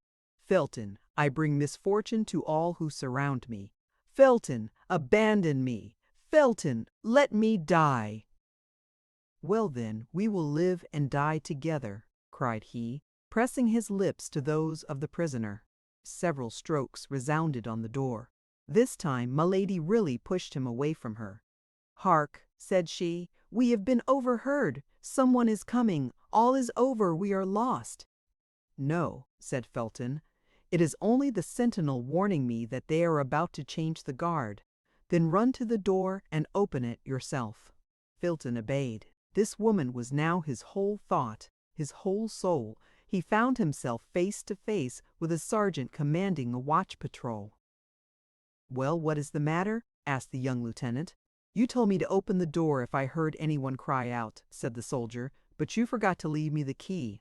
"I heard you cry out without understanding what you said. I tried to open the door, but it was locked inside. Then I called the sergeant. "And here I am," said the sergeant. Felton, quite bewildered, almost mad, stood speechless. Milady plainly perceived that it was now her turn to take part in the scene. She ran to the table, and seizing the knife which Felton had laid down, exclaimed, "And by what right will you prevent me from dying? Great God!" exclaimed Felton on seeing the knife glitter in her hand. At that moment a burst of ironical laughter resounded through the corridor. The Baron, attracted by the noise, in his chamber gown, his sword under his arm, stood in the doorway. "Ah," said he, "here we are, at the last act of the tragedy. You see, Felton, the drama has gone through all the phases I named. But be easy, no blood will flow." Milady perceived that all was lost unless she gave Felton an immediate and terrible proof of her courage. "You are mistaken, my lord. Blood will flow, and may that blood fall back on those who cause it to flow." Felton uttered a cry and rushed toward her. He was too late. Milady had stabbed herself, but the knife had fortunately, we ought to say skillfully, come in contact with the steel busk which at that period, like a cuirass, defended the chests of women.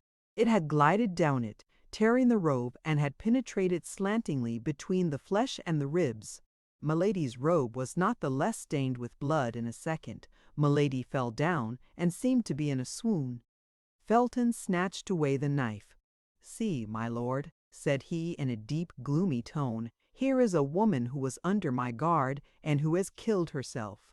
"Be at ease, Felton," said Lord de Winter. "She is not dead. Demons do not die so easily. Be tranquil and go wait for me in my chamber." "But, my lord—" "Go, sir, I command you." At this injunction from his superior, Felton obeyed, but in going out, he put the knife into his bosom. As to Lord de Winter, he contented himself with calling the woman who waited on Milady, and when she was come, he recommended the prisoner, who was still fainting, to her care, and left them alone. Meanwhile, all things considered, and notwithstanding his suspicions, as the wound might be serious, he immediately sent off a mounted man to find a physician. Chapter 58. E.S. sake. As Lord de Winter had thought, Milady's wound was not dangerous. So soon as she was left alone with the woman whom the Baron had summoned to her assistance, she opened her eyes. It was, however, necessary to affect weakness and pain, not a very difficult task for so finished an actress as Milady. Thus the poor woman was completely the dupe of the prisoner whom, notwithstanding her hints, she persisted in watching all night. But the presence of this woman did not prevent Milady from thinking. There was no longer a doubt that Felton was convinced. Felton was hers. If an angel appeared to that young man as an accuser of my lady, he would take him, in the mental disposition in which he now found himself, for a messenger sent by the devil. Milady smiled at this thought, for Felton was now her only hope, her only means of safety. But Lord de Winter might suspect him, Felton himself might now be watched. Toward 4 o'clock in the morning the doctor arrived, but since the time Milady stabbed herself, however short, the wound had closed. The doctor could therefore measure neither the direction nor the depth of it. He only satisfied himself by Milady's pulse that the case was not serious. In the morning Milady, under the pretext that she had not slept well in the night and wanted rest, sent away the woman who attended her. She had one hope, which was that Felton would appear at the breakfast hour. But Felton did not come. Were her fears realized? Was Felton, suspected by the Baron, about to fail her at the decisive moment? She had only 1 day left.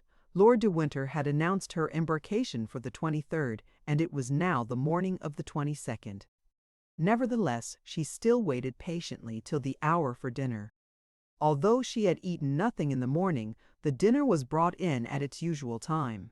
Milady then perceived with terror that the uniform of the soldiers who guarded her was changed. Then she ventured to ask what had become of Felton. She was told that he had left the castle an hour before on horseback. She inquired if the Baron was still at the castle. The soldier replied that he was, and that he had given orders to be informed if the prisoner wished to speak to him. Milady replied that she was too weak at present, and that her only desire was to be left alone. The soldier went out, leaving the dinner served. Felton was sent away. The marines were removed. Felton was then mistrusted. This was the last blow to the prisoner. Left alone, she arose. The bed which she had kept from prudence, and that they might believe her seriously wounded, burned her like a bed of fire. She cast a glance at the door. The Baron had had a plank nailed over the grating. He no doubt feared that by this opening she might still by some diabolical means corrupt her guards. Milady smiled with joy. She was free now to give way to her transports without being observed. She traversed her chamber with the excitement of a furious maniac, or of a tigress shut up in an iron cage. Certes, if the knife had been left in her power, she would now have thought, not of killing herself, but of killing the Baron. At 6 o'clock Lord de Winter came in. He was armed at all points. This man, in whom Milady till that time had only seen a very simple gentleman, had become an admirable jailer. He appeared to foresee all, to divine all, to anticipate all. A single look at Milady apprised him of all that was passing in her mind. "Aye," said he, "I see. But you shall not kill me today. You have no longer a weapon, and besides, I am on my guard. You had begun to pervert my poor Felton. He was yielding to your infernal influence, but I will save him. He will never see you again. All is over. Get your clothes together. Tomorrow you will go. I had fixed the embarkation for the 24th, but I have reflected that the more promptly the affair takes place, the more sure it will be. Tomorrow, by 12 o'clock, I shall have the order for your exile, signed, Buckingham. If you speak a single word to anyone before going aboard ship, my sergeant will blow your brains out. He has orders to do so. If when on the ship you speak a single word to anyone before the captain permits you, the captain will have you thrown into the sea. That is agreed upon. Au revoir, then.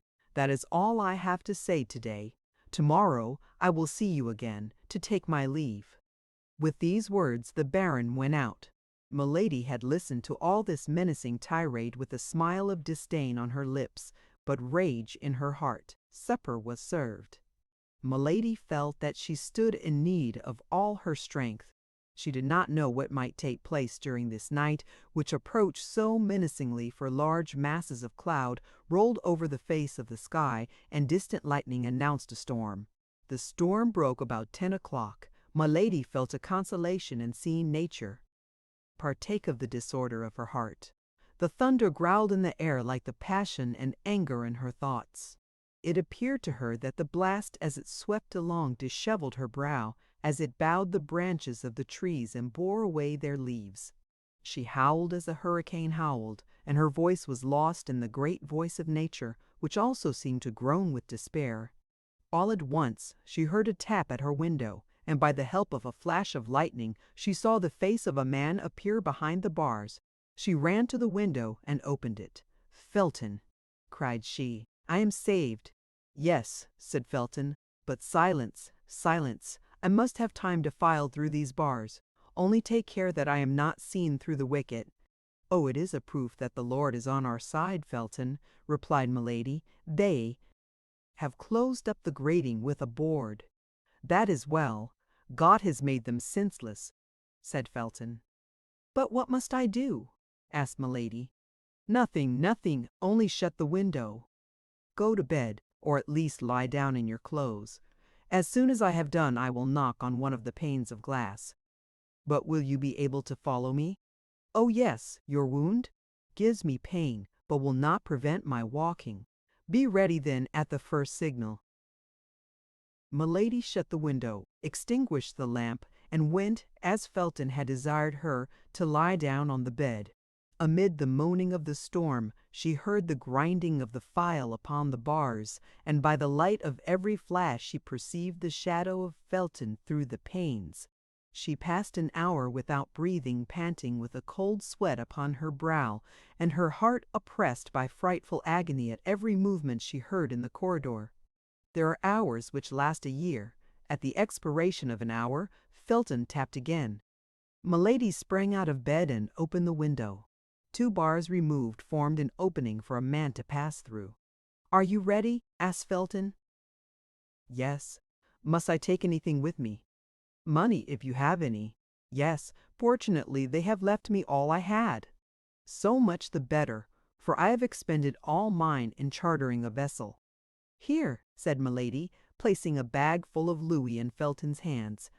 Felton took the bag and threw it to the foot of the wall. "Now," said he, "will you come?" "I am ready." Milady mounted upon a chair and passed the upper part of her body through the window. She saw the young officer suspended over the abyss by a ladder of ropes. For the first time an emotion of terror reminded her that she was a woman. The dark space frightened her. "I expected this," said Felton. "It's nothing, it's nothing," said Milady. "I will descend with my eyes shut." "Have you confidence in me?" said Felton. "You ask that. Put your 2 hands together. Cross them. That's right." Felton tied her 2 wrists together with his handkerchief, and then with a cord over the handkerchief. "What are you doing?" asked Milady, with surprise. "Pass your arms around my neck and fear nothing. But I shall make you lose your balance, and we shall both be dashed to pieces. Don't be afraid. I am a sailor." Not a second was to be lost. Milady passed her 2 arms round Felton's neck and let herself slip out of the window. Felton began to descend the ladder slowly, step by step. Despite the weight of 2 bodies, the blast of the hurricane shook them in the air. All at once Felton stopped. "What is the matter?" asked Milady. "Silence," said Felton. "I hear footsteps." "We are discovered." There was a silence of several seconds. "No," said Felton, "it is nothing. But what, then, is the noise? That of the patrol going their rounds." "Where is their road?" "Just under us." "That will discover us." "No, if it does not lighten. But they will run against the bottom of the ladder. Fortunately, it is too short by 6 feet. Here they are! My God!" "Silence!" Both remained suspended, motionless and breathless, within 20 paces of the ground, while the patrol passed beneath them, laughing and talking. This was a terrible moment for the fugitives. The patrol passed. The noise of their retreating footsteps and the murmur of their voices soon died away. "Now," said Felton, "we are safe." Milady breathed a deep sigh and fainted. Felton continued to descend. Near the bottom of the ladder, when he found no more support for his feet, he clung with his hands. At length, arrived at the last step, he let himself hang by the strength of his wrists, and touched the ground. He stooped down, picked up the bag of money, and placed it between his teeth. Then he took Milady in his arms, and set off briskly in the direction opposite to that which the patrol had taken. He soon left the pathway of the patrol, descended across the rocks, and when arrived on the edge of the sea, whistled. A similar signal replied to him, and 5 minutes after, a boat appeared, rowed by 4 men. The boat approached as near as it could to the shore, but there was not depth enough of water for it to touch land. Felton walked into the sea up to his middle, being unwilling to trust his precious burden to anybody. Fortunately, the storm began to subside, but still the sea was disturbed. The little boat bounded over the waves like a nutshell. "To the sloop," said Felton, "and row quickly." The 4 men bent to their oars, but the sea was too high to let them get much hold of it. However, they left the castle behind. That was the principal thing. The night was extremely dark.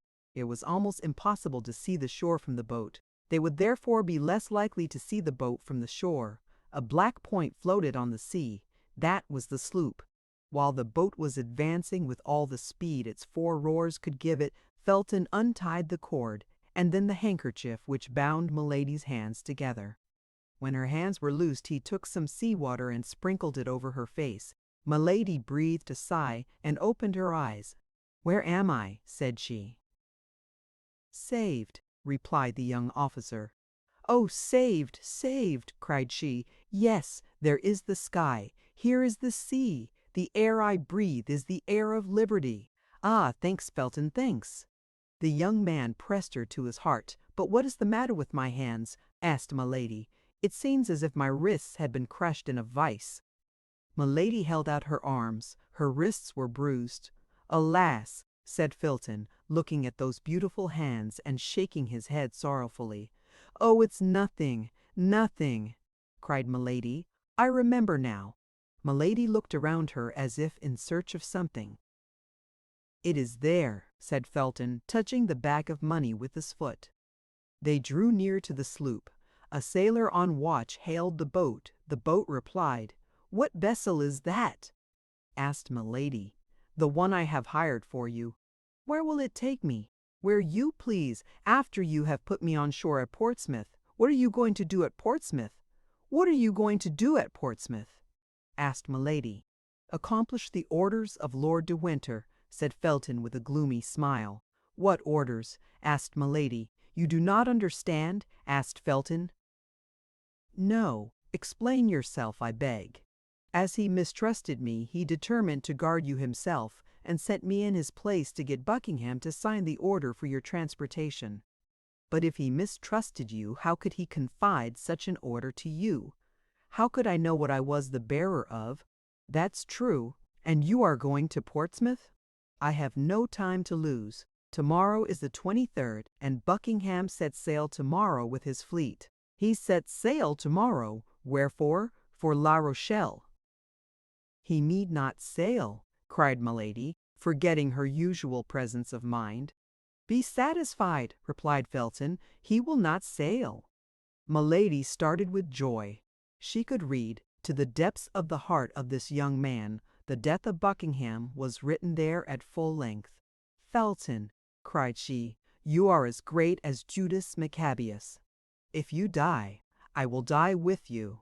That is all I can say to you." "Silence!" cried Felton. "We are here." In fact, they touched the sloop. Felton mounted the ladder first, and gave his hand to Milady, while the sailors supported her, for the sea was still much agitated. An instant after they were on the deck. "Captain," said Felton, "this is the person of whom I spoke to you, and whom you must convey safe and sound to France." "For 1,000 pistols," said the captain. "I have paid you 500 of them." "That's correct," said the captain. "And here are the other 500, replied Milady, placing her hand upon the bag of gold. "No," said the captain, "I make but one bargain, and I have agreed with this young man that the other 500 shall not be due to me till we arrive at Boulogne. And shall we arrive there?" "Safe and sound, as true as my name's Jack Butler." "Well," said Milady, "if you keep your word instead of 500, I will give you 1,000 pistols." "Hurrah for you, then, my beautiful lady," cried the captain, "and may God often send me such passengers as your ladyship." "Meanwhile," said Felton, "convey me to the little bay of E. You know it was agreed you should put in there." The captain replied by ordering the necessary maneuvers, and towards 7 o'clock in the morning the little vessel cast anchor in the bay that had been named. During this passage, Felton related everything to Milady, how instead of going to London, he had chartered the little vessel, how he had returned, how he had scaled the wall by fastening cramps in the interstices of the stones as he ascended to give him foothold, and how, when he had reached the bars, he fastened his ladder. Milady knew the rest. On her side, Milady tried to encourage Felton in his project, but at the first words which issued from her mouth, she plainly saw that the young fanatic stood more in need of being moderated than urged. It was agreed that Milady should wait for Felton till 10 o'clock. If he did not return by 10 o'clock, she was to sail. In that case, and supposing he was at liberty, he was to rejoin her in France at the convent of the Carmelites at Béthune. Chapter 59. What took place at Portsmouth August 23, 1628. Felton took leave of Milady as a brother about to go for a mere walk takes leave of his sister, kissing her hand. His whole body appeared in its ordinary state of calmness. Only an unusual fire beamed from his eyes, like the effects of a fever. His brow was more pale than it generally was. His teeth were clenched, and his speech had a short, dry accent which indicated that something dark was at work within him. As long as he remained in the boat which conveyed him to land, he kept his face toward Milady, who, standing on the deck, followed him with her eyes. Both were free from the fear of pursuit. Nobody ever came into Milady's apartment before 9 o'clock, and it would require 3 hours to go from the castle to London. Felton jumped on shore, climbed the little ascent which led to the top of the cliff, saluted Milady a last time, and took his course toward the city. At the end of 100 paces, the ground began to decline, and he could only see the mast of the sloop. He immediately ran in the direction of Portsmouth, which he saw at nearly half a league before him, standing out in the haze of the morning, with its houses and towers. Beyond Portsmouth, the sea was covered with vessels whose masts, like a forest of poplars, despoiled by the winter, bent with each breath of the wind. Felton, in his rapid walk, reviewed in his mind all the accusations against the favorite of James I and Charles I, furnished by 2 years of premature meditation and a long sojourn among the Puritans. When he compared the public crimes of this minister's startling crimes, European crimes, if so we may say, with the private and unknown crimes which Milady had charged him, Felton found that the more culpable of the 2 men which formed the character of Buckingham was the one of whom the public knew not the life. This was because his love, so strange, so new, and so ardent, made him view the infamous and imaginary accusations of Milady de Winter as, through a magnifying glass, one views as frightful monsters, atoms in reality imperceptible by the side of an ant. The rapidity of his walk heated his blood still more. The idea that he left behind him, exposed to a frightful vengeance, the woman he loved, or rather whom he adored as a saint, the emotion he had experienced, present fatigue altogether, exalted his mind above human feeling. He entered Portsmouth about 8 o'clock in the morning. The whole population was on foot. Drums were beating in the streets and in the port. The troops about to embark were marching toward the sea. Felton arrived at the Palace of the Admiralty, covered with dust and streaming with perspiration. His countenance, usually so pale, was purple with heat and passion.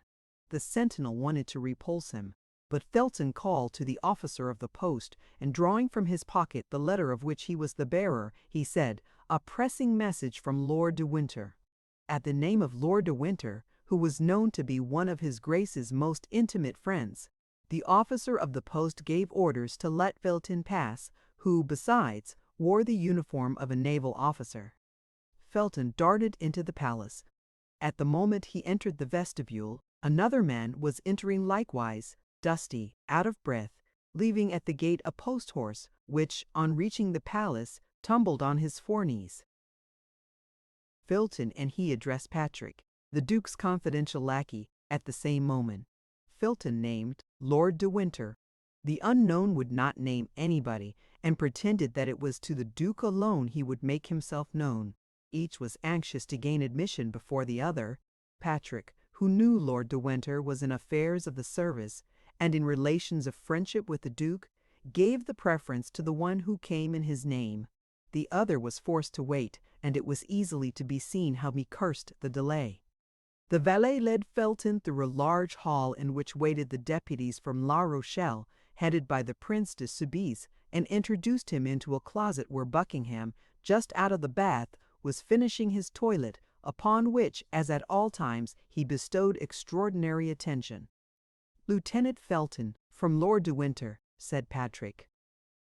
"From Lord de Winter," repeated Buckingham. "Let him come in." Felton entered.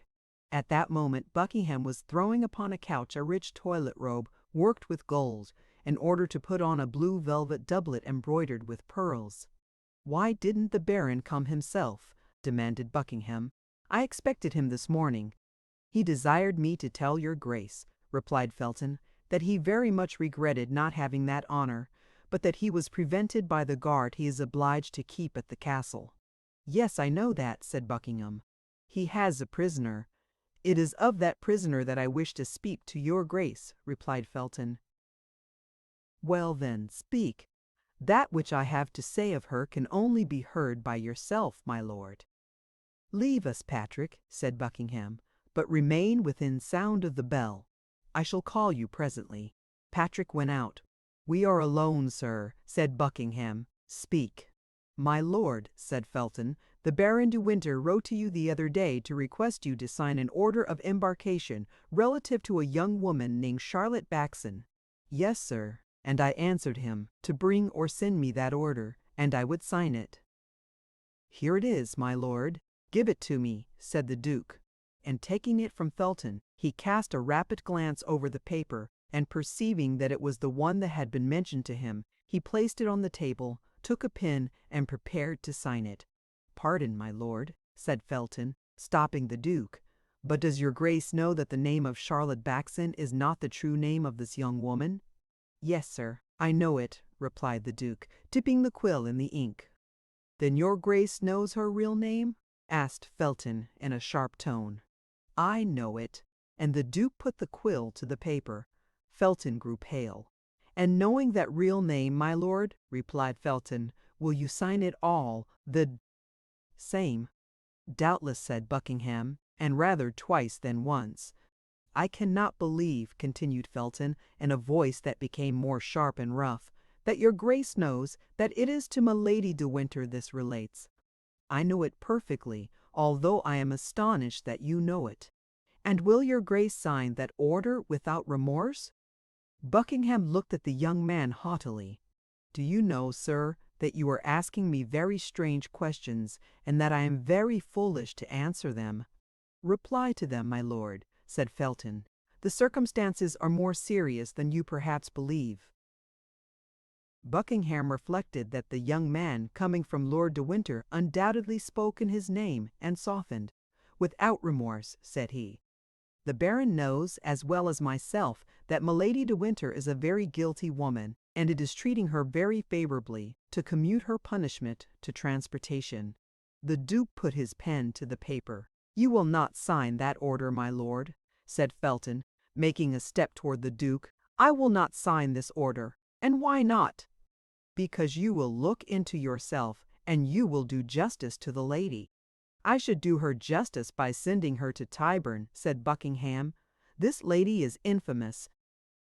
"My lord, Milady de Winter is an angel. You know that she is, and I demand her liberty of you." "Bah! Are you mad to talk to me thus?" said Buckingham. "My lord, excuse me. I speak as I can. I restrain myself. But, my lord, think of what you're about to do, and beware of going too far. What do you say? God pardon me," cried Buckingham. "I really think he threatens me. No, my lord, I still plead. And I say to you, one drop of water suffices to make the full vase overflow. One slight fault may draw down punishment upon the head spared, despite many crimes. Mr. Ruffly." "Felton," said Buckingham, "you will withdraw and place yourself at once under arrest." "You will hear me to the end, my lord. You have seduced this young girl. You have outraged, defiled her. Repair your crimes toward her. Let her go free, and I will exact nothing else from you." "You will exact," said Buckingham, looking at Felton with astonishment, and dwelling upon each syllable of the three words as he pronounced them. "My lord," continued Felton, becoming more excited as he spoke, "my lord, beware. All England is tired of your iniquities. My lord, you have abused the royal power, which you have almost usurped. My lord, you are held in horror by God and men. God will punish you hereafter, but I will punish you here." "Ah, this is too much," cried Buckingham, making a step toward the door. Felton barred his passage. "I ask it humbly of you, my lord," said he. "Sign the order for the liberation of Milady de Winter. Remember that she is a woman whom you have dishonored." "Withdraw, sir," said Buckingham, "or I will call my attendant and have you placed in irons." "You shall not call," said Felton, throwing himself between the Duke and the bell placed on a stand encrusted with silver. "Beware, my lord. You are in the hands of God." "In the hands of the devil, you mean," cried Buckingham, raising his voice so as to attract the notice of his people without absolutely shouting. "Sign, my lord. Sign the liberation of Milady de Winter," said Felton, holding out a paper to the Duke. "By force? You are joking. Halloa, Patrick!" "Sign, my lord. Never, never. Help!" shouted the Duke, and at the same time he sprang toward his sword, but Felton did not give him time to draw it. He held the knife with which Milady had stabbed herself, open in his bosom. At one bound he was upon the Duke. At that moment Patrick entered the room, crying, "A letter from France, my lord." "From France!" cried Buckingham, forgetting everything and thinking from whom that letter came. Felton took advantage of this moment, and plunged the knife into his side up to the handle. "Ah, traitor!" cried Buckingham. "You have killed me!" "Murder!" screamed Patrick. Felton cast his eyes round for means of escape, and seeing the door free, he rushed into the next chamber, in which, as we have said, the deputies from La Rochelle were waiting, crossed it as quickly as possible, and rushed toward the staircase. But upon the first step he met Lord de Winter, who, seeing him pale, confused, livid, and stained with blood, both on his hands and face, seized him by the throat, crying, "I knew it! I guessed it, but too late by a minute. Unfortunate, unfortunate that I am." Felton made no resistance. Lord de Winter placed him in the hands of the guards, who led him, while awaiting further orders, to a little terrace commanding the sea, and then the Baron hastened to the Duke's chamber. At the cry uttered by the Duke and the scream of Patrick, the man whom Felton had met in the antechamber rushed into the chamber. He found the Duke reclining upon a sofa, with his hand pressed upon the wound. "Laporte," said the Duke in a dying voice. "Laporte, do you come from her?" "Yes, Monseigneur," replied the faithful cloak-bearer of Anne of Austria, "but too late, perhaps." "Silence, Laporte, you may be overheard. Patrick, let no one enter." "Oh, I cannot tell what she says to me. My God, I am dying!" And the Duke swooned. Meanwhile, Lord de Winter, the deputies, the leaders of the expedition, the officers of Buckingham's household, had all made their way into the chamber. Cries of despair resounded on all sides. The news, which filled the palace with tears and groans, soon became known and spread itself throughout the city.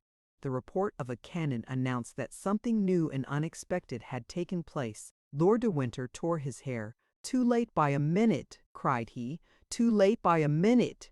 Oh, my God! My God, what a misfortune!" He had been informed at 7 o'clock in the morning that a rope ladder floated from one of the windows of the castle.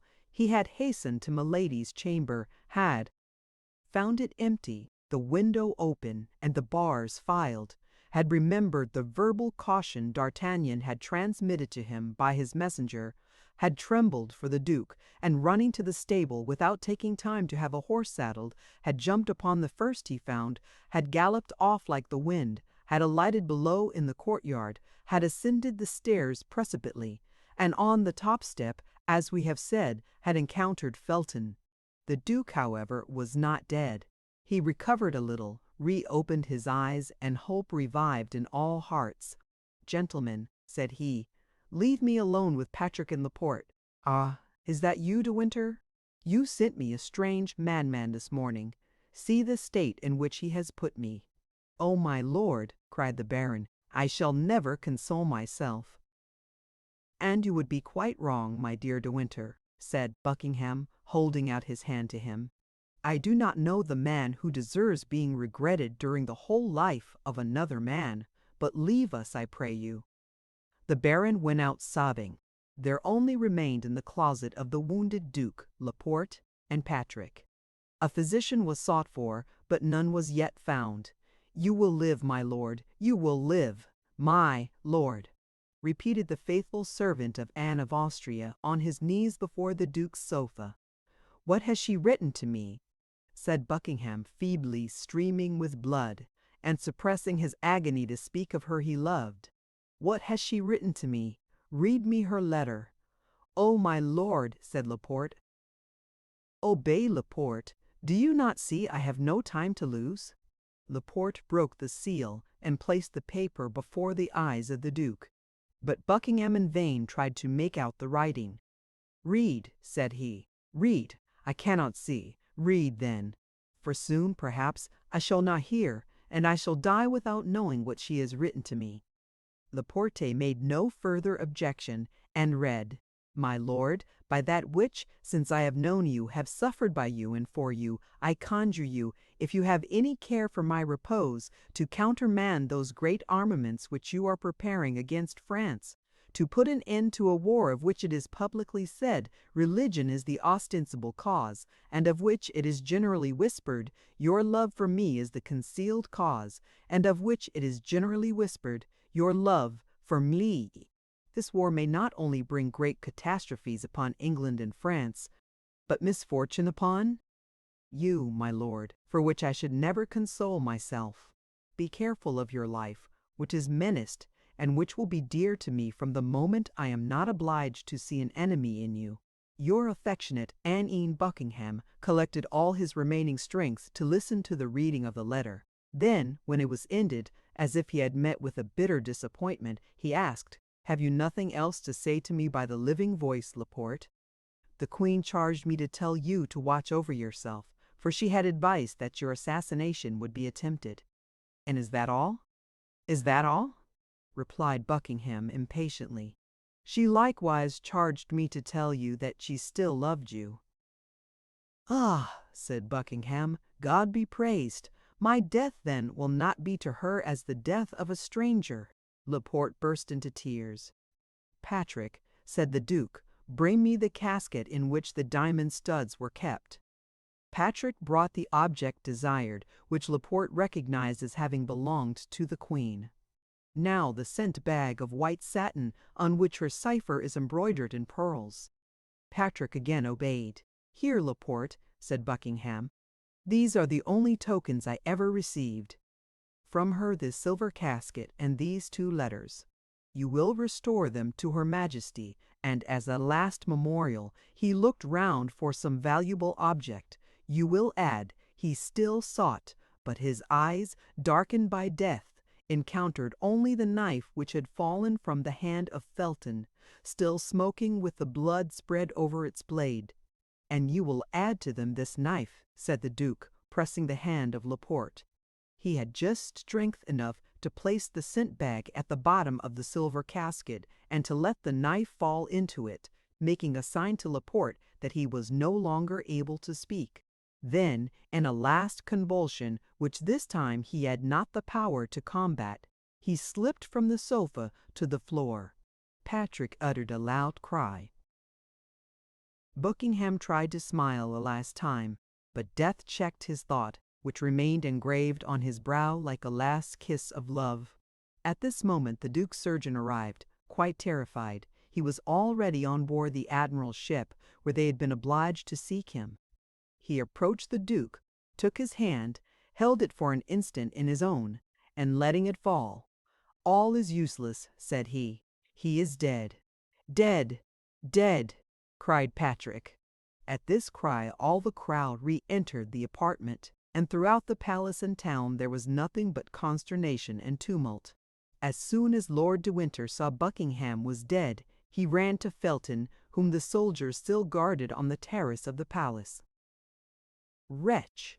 said he to the young man, who since the death of Buckingham had regained that coolness and self-possession which never after abandoned him. "Wretch! What have you done?" "I have avenged myself," said he. "Avenged yourself," said the Baron. "Rather say that you have served as an instrument to that accursed woman, but I swear to you that this crime shall be her last." "I don't know what you mean," replied Felton quietly, "and I am ignorant of whom you are speaking, my lord. I killed the Duke of Buckingham because he twice refused you yourself to appoint me captain. I have punished him for his injustice, that is all."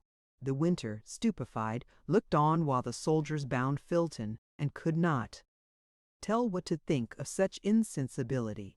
One thing alone, however, threw a shade over the pallid brow of Felton.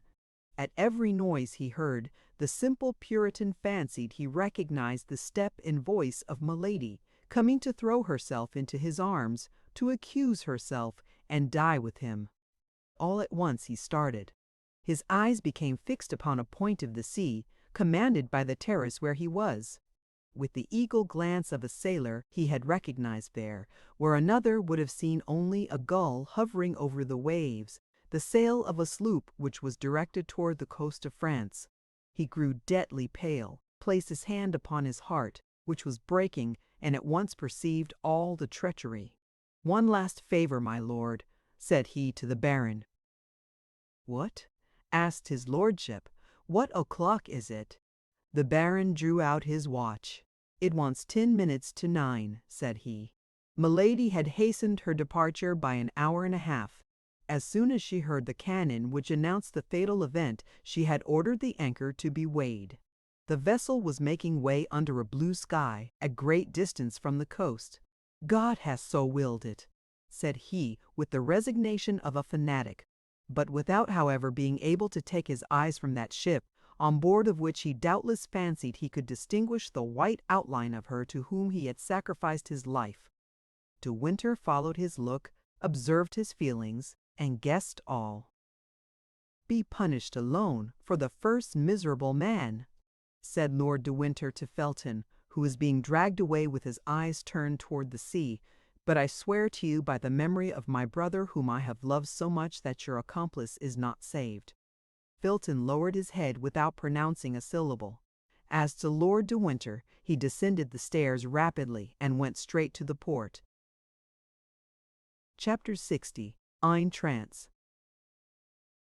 The first fear of the King of England, Charles I, on learning of the death of the Duke, was that such terrible news might discourage the Rochellais. He tried, says Richelieu in his memoirs, to conceal it from them as long as possible, closing all the ports of his kingdom, and carefully keeping watch that no vessel should sail until the army which Buckingham was getting together had gone, taking upon himself, in default of Buckingham, to superintend the departure. He carried the strictness of this order so far as to detain in England the ambassadors of Denmark who had taken their leave, and the regular ambassador of Holland who was to take back to the port of Flushing the Indian merchantmen of which Charles I had made restitution to the United Provinces. But as he did not think of giving this order till 5 hours after the event, that is to say, till 2 o'clock in the afternoon, 2 vessels had already left the port, the one bearing, as we know, Milady, who, already anticipating the event, was further confirmed in that belief by seeing the black flag flying at the masthead of the Admiral's ship. As to the second vessel, we will tell hereafter whom it carried, and how it set sail. During this time, nothing new occurred in the camp at La Rochelle. Only the king, who was bored, as always, but perhaps a little more so in camp than elsewhere, resolved to go incognito and spend the festival of St. Louis at St. Germain, and asked the cardinal to order him an escort of only 20 musketeers. The cardinal, who sometimes became weary of the king, granted this leave of absence with great pleasure to his royal lieutenant, who promised to return about the 15th of September. Min de Treville, being informed of this by his Eminence, packed his portmanteau, and as without knowing the cause he knew the great desire and even imperative need which his friends had of returning to Paris, it goes without saying that he fixed upon them to form part of the escort. The 4 young men heard the news a quarter of an hour after Menis de Treville, for they were the first to whom he communicated it. It was then that D'Artagnan appreciated the favor the cardinal had conferred upon him in making him at last enter the Musketeers, for without that circumstance he would have been forced to remain in the camp while his companions left it. It goes without saying that this impatience to return toward Paris had for a cause the danger which Miamma, Bonacieux, would run of meeting at the convent of Béthune with Milady, her mortal enemy. Aramis therefore had written immediately to Marie Michon, the seamstress at Tours, who had such fine acquaintances, to obtain from the Queen authority for May Bonacieux to leave the convent and to retire either into Lorraine or Belgium. They had not long to. Wait for an answer." 8 or 10 days afterward, Aramis received the following letter. "Enemy where cousin? Here is the authorization from my sister to withdraw our little servant from the convent of Bethune, the air of which you think is bad for her. My sister sends you this authorization with great pleasure, for she is very partial to the little girl, to whom she intends to be more serviceable hereafter. I salute you. Mary, Mary." Machine. To this letter was added an order, conceived in these terms: "At the Louvre, August 10, 1628, the superior of the convent of Bethune will place in the hands of the person who shall present this note to her the novice who entered the convent upon my recommendation and under my patronage." And it may be easily imagined how the relationship between Aramis and a seamstress who called the queen her sister amused the young men, but Aramis, after having blushed 2 or 3 times up to the whites of his eyes at the gross pleasantry of Porthos, begged his friends not to revert to the subject again, declaring that if a single word more was said to him about it, he would never again implore his cousins to interfere in such affairs. There was no further question, therefore, about Marie Michon among the 4 Musketeers, who besides had what they wanted, that was the order to withdraw Mesdames Bonacieux from the convent of the Carmelites of Béthune. It was true that this order would not be of great use to them while they were in camp at La Rochelle, that is to say, at the other end of France. Therefore D'Artagnan was going to ask leave of absence of M. de Tréville, confiding to him candidly the importance of his departure, when the news was transmitted to him as well as to his 3 friends that the king was about to set out for Paris with an escort of 20 musketeers, and that they formed part of the escort. Their joy was great. The lackeys were sent on before with the baggage, and they set out on the morning of the 16th. The cardinal accompanied his majesty from Surgères to Mazas, and there the king and his minister took leave of each other with great demonstrations of friendship. The king, however, who sought distraction, while traveling as fast as possible, for he was anxious to be in Paris by the 23rd, stopped from time to time to fly the magpie, a pastime for which the taste had been formerly inspired in him by de Luynes, and for which he had always preserved a great predilection. Out of the 20 musketeers, 16, when this took place, rejoiced greatly at this relaxation, but the other 4 cursed it heartily. D'Artagnan, in particular, had a perpetual buzzing in his ears, which Porthos explained thus: "A very great lady has told me that this means that somebody is talking of you somewhere." At length, the escort passed through Paris on the 23rd in the night. The king thanked Mamizon de Tréville and permitted him to distribute furloughs for 4 days, on condition that the favored parties should not appear in any public place, under penalty of the Bastille. The first 4 furloughs granted, as may be imagined, were to our 4 friends. Still further, Athos obtained of Miss Hype de Tréville 6 days instead of 4, and introduced into these 6 days 2 more nights, for they set out on the 24th at 5 o'clock in the evening, and as a further kindness, Imbriaceladi de Tréville post-dated the leave to the morning of the 25th. "Good Lord," said D'Artagnan, who, as we have often said, never stumbled at anything, "it appears to me that we are making a great trouble of a very simple thing. In 2 days, and by using up 2 or 3 horses, that's nothing, I have plenty of money. I am at Bethune. I present my letter from the queen to the superior, and I bring back the dear treasure I go to seek, not into Lorraine, not into Belgium, but to Paris, where she will be much better concealed, particularly while the cardinal is at La Rochelle. Well, once returned from the country, half by the protection of her cousin, half through what we have personally done for her, we shall obtain from the queen what we desire. Remain, then, where you are, and do not exhaust yourselves with useless fatigue. Myself and Planchet are all that such a simple expedition requires." To this Athos replied quietly, "We also have money left, for I have not yet drunk all my share of the diamond, and Porthos and Aramis have not eaten all theirs. We can therefore use up 4 horses as well as 1. But consider, Dunant," added he in a tone so solemn that it made the young man shudder, "consider that Bethune is a city where the cardinal has given rendezvous to a woman who, wherever she goes, brings misery with her. If you had only to deal with 4 men, D'Artagnan, I would allow you to go alone. You have to do with that woman. We 4 will go, and I hope to God that with our 4 lackeys we may be in sufficient number. You terrify me, Athos, cried D'Artagnan. My God! What do you fear? Everything, replied Athos. D'Artagnan examined the countenances of his companions, which, like that of Athos, wore an impression of deep anxiety, and they continued their route as fast as their horses could carry them, but without adding another word. On the evening of the 25th, as they were entering Arras, and as D'Artagnan was dismounting at the inn of the Golden Harrow to drink a glass of wine, a horseman came out of the post-yard, where he had just had a relay, started off at a gallop, and with a fresh horse took the road to Paris.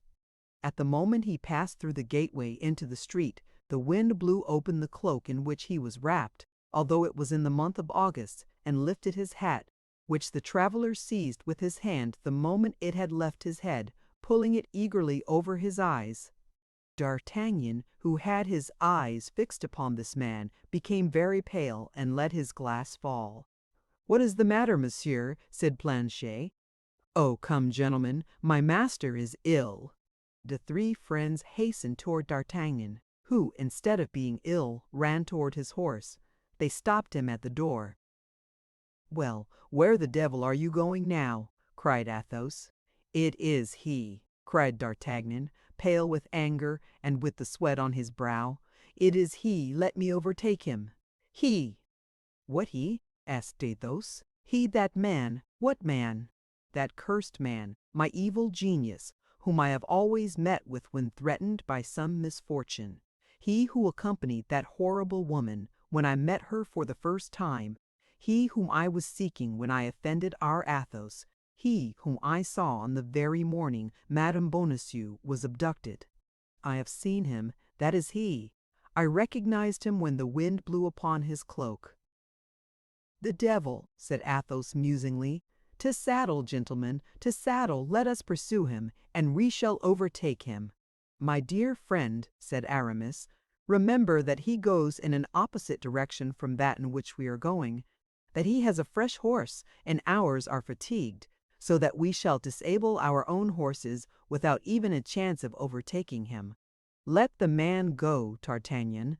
Let us save the woman." "Monsieur, monsieur," cried a hostler, running out and looking after the stranger. "Monsieur, here is a paper which dropped out of your hat. Eh, monsieur, eh?" "Friend," said D'Artagnan, "a half pistole for that paper." "My faith, monsieur, with great pleasure, here it is." The hostler, enchanted with the good day's work he had done, returned to the yard. D'Artagnan unfolded the paper. "Well?" eagerly demanded all his 3 friends. "Nothing but one word," said D'Artagnan. "Yes," said Aramis, "but that one word is the name of some town or village." "Armentières," read Porthos. "Armentières." "I don't know such a place." "And that name of a town or village is written in her hand," cried Athos. "Come on, come on," said D'Artagnan. "Let us keep that paper carefully. Perhaps I have not thrown away my half pistole. To horse, my friends, to horse." And the 4 friends flew at a gallop along the road to Béthune. Chapter 61. The Carmelite Convent at Tut. Great criminals bear about them a kind of predestination which makes them surmount all obstacles, which makes them escape all dangers, up to the moment which a wearied Providence has marked as the rock of their impious fortunes. It was thus with Milady. She escaped the cruisers of both nations, and arrived at Boulogne without accident. When landing at Portsmouth, Milady was an Englishwoman whom the persecutions of the French drove from La Rochelle. When landing at Boulogne, after a 2 days' passage, she passed for a Frenchwoman whom the English persecuted at Portsmouth out of their hatred for France. Milady had likewise the best of passports, her beauty, her noble appearance, and the liberality with which she distributed her pistoles. Freed from the usual formalities by the affable smile and gallant manners of an old governor of the port, who kissed her hand. She only remained long enough at Boulogne to put into the post a letter conceived in the following terms: to His Eminence Monseigneur the Cardinal Richelieu, in his camp before La Rochelle. Emonessines honor, let your Eminence be reassured. His Grace the Duke of Buckingham will not set out for France. Malady de Beaulog. Evening of the 25th. P.S. According to the desire of your Eminence, I report to the convent of the Carmelites at Béthune, where I will await your orders. Accordingly, that same evening, my lady commenced her journey. Night overtook her. She stopped and slept at an inn. At 5 o'clock the next morning she again proceeded, and in 3 hours after entered Béthune. She inquired for the convent of the Carmelites, and went thither immediately. The superior met her. Milady showed her the cardinal's order. The abbess assigned her a chamber, and had breakfast served. All the past was effaced from the eyes of this woman, and her looks, fixed on the future, beheld nothing but the high fortunes reserved for her by the cardinal, whom she had so successfully served without his name being in any way mixed up with the sanguinary affair. The ever-new passions which consumed her gave to her life the appearance of those clouds which float in the heavens, reflecting sometimes azure, sometimes fire, sometimes the opaque blackness of the tempest, and which leave no traces upon the earth behind them, but devastation and death. After breakfast, the abbess came to pay her a visit. There is very little amusement in the cloister, and the good superior was eager to make the acquaintance of her new boarder. Milady wished to please the abbess. This was a very easy matter for a woman so really superior as she was. She tried to be agreeable, and she was charming, winning the good superior by her varied conversation and by the graces of her whole personality. The abbess, who was the daughter of a noble house, took particular delight in stories of the court, which so seldom travel to the extremities of the kingdom, and which, above all, have so much difficulty in penetrating the walls of convents, and whose threshold the noise of the world dies away. Milady, on the contrary, was quite conversant with all aristocratic intrigues, amid which she had constantly lived for 5 or 6 years. She made it her business, therefore, to amuse the good abbess with the worldly practices of the court of France, mixed with the eccentric pursuits of the king. She made for her the scandalous chronicle of the lords and ladies of the court, whom the abbess knew perfectly by name, touched lightly on the amours of the Queen and the Duke of Buckingham, talking a great deal to induce her auditor to talk a little. But the abbess contented herself with listening and smiling without replying a word. Milady, however, saw that this sort of narrative amused her very much, and kept at it, only she now let her conversation drift toward the cardinal, but she was greatly embarrassed. She did not know whether the abbess was a royalist or a cardinalist. She therefore confined herself to a prudent middle course. But the abbess, on her part, maintained a reserve still more prudent, contenting herself with making a profound inclination of the head every time the fair traveller pronounced the name of his Eminence. Milady began to think she should soon grow weary of a convent life. She resolved, then, to risk something in order that she might know how to act afterward. Desirous of seeing how far the discretion of the good abbess would go, she began to tell a story, obscure at first, but very circumstantial afterward, about the cardinal, relating the amours of the minister with Molly, d'Aiguillon, Marion Delorme, and several other gay women. The abbess listened more attentively, grew animated by degrees, and smiled. Good, thought Milady, she takes a pleasure in my conversation. If she is a cardinalist, she has no fanaticism, at least. She then went on to describe the persecutions exercised by the cardinal upon his enemies. The abbess only crossed herself, without approving or disapproving. This confirmed Milady in her opinion that the abbess was rather royalist than cardinalist. Milady therefore continued coloring her narrations more and more. "I am very ignorant of these matters," said the abbess at length, "but however distant from the court we may be, however remote from the interests of the world we may be placed, we have very sad examples of what you have related, and one of our boarders has suffered much from the vengeance and persecution of the cardinal." "One of your boarders?" said Milady. "Oh, my God! Poor woman! I pity her then, and you have reason, for she is much to be pitied. Imprisonment, menaces, ill treatment, she has suffered everything."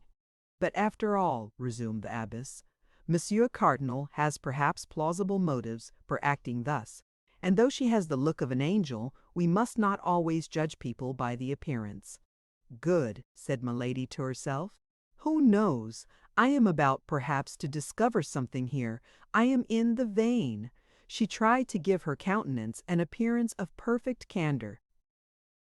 "Alas," said Milady, "I know it is so. It is said that we must not trust to the face. But in what then shall we place confidence, if not in the most beautiful work of the Lord?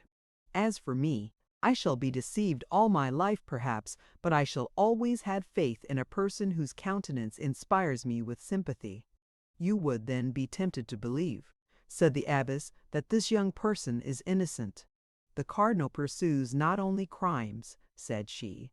"There are certain virtues which he pursues more severely than certain offences." "Permit me, madam, to express my surprise," said the abbess. "At what?" said Milady, with the utmost ingenuousness. "At the language you use." "What do you find so astonishing in that language?" said Milady, smiling. "You are the friend of the cardinal, for he sends you hither." And yet I speak ill of him?" replied Milady, finishing the thought of the superior. "At least you don't speak well of him." "That is because I am not his friend," said she, sighing, "but his victim. But this letter in which he recommends you to me is an order for me to confine myself to a sort of prison from which he will release me by one of his satellites. But why have you not fled?" "Whither should I go? Do you believe there is a spot on the earth which the cardinal cannot reach if he takes the trouble to stretch forth his hand?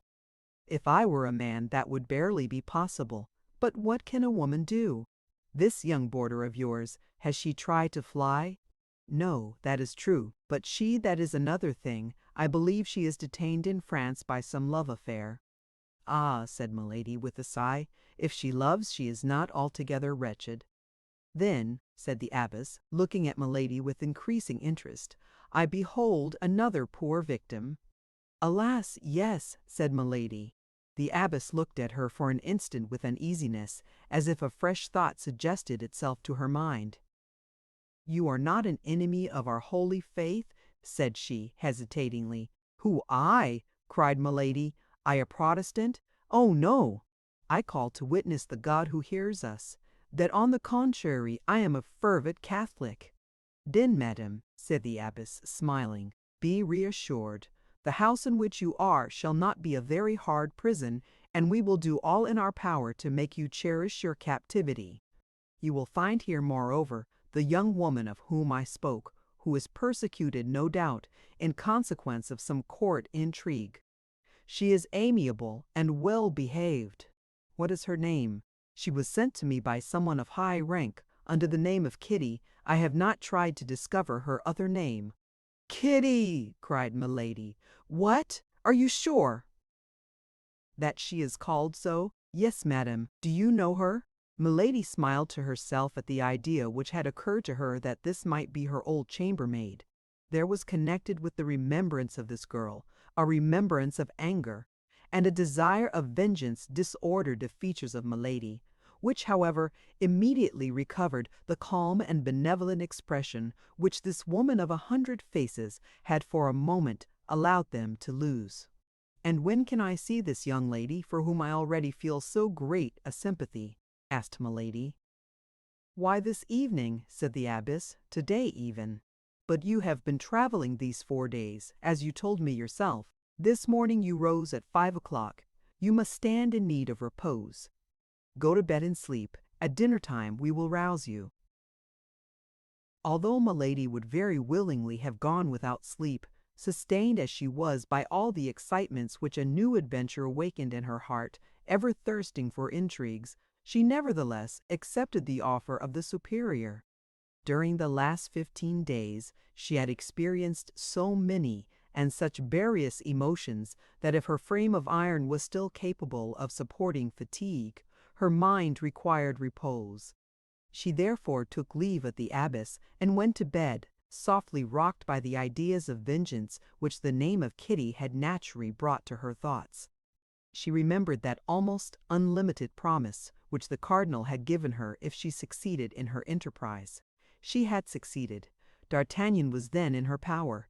One thing alone frightened her. That was the remembrance of her husband, the Comte de la Fère, whom she had believed dead, or at least expatriated, and whom she found again in Athos, the best friend of D'Artagnan. But alas, if he was the friend of D'Artagnan, he must have lent him his assistance in all the proceedings by whose aid the queen had defeated the project of his eminence. If he was the friend of D'Artagnan, he was the enemy of the cardinal, and she doubtless would succeed in involving him in the vengeance by which she hoped to destroy the young musketeer. All these hopes were so many sweet thoughts for Milady. So, rocked by them, she soon fell asleep. She was awakened by a soft voice which sounded at the foot of her bed. She opened her eyes and saw the abbess, accompanied by a young woman with light hair and delicate complexion, who fixed upon her a look full of benevolent curiosity. The face of the young woman was entirely unknown to her. Each examined the other with great attention, while exchanging the customary compliments. Both were very handsome, but of quite different styles of beauty. Milady, however, smiled in observing that she excelled the young woman by far in her high air and aristocratic bearing. It is true that the habit of a novice, which the young woman wore, was not very advantageous in a contest of this kind. The abbess introduced them to each other. When this formality was ended, as her duties called her to chapel, she left the two young women alone. The novice, seeing Milady in bed, was about to follow the example of the superior, but Milady stopped her. "How, madame?" said she. "I have scarcely seen you, and you already wish to deprive me of your company, upon which I had counted a little, I must confess, for the time I have to pass here."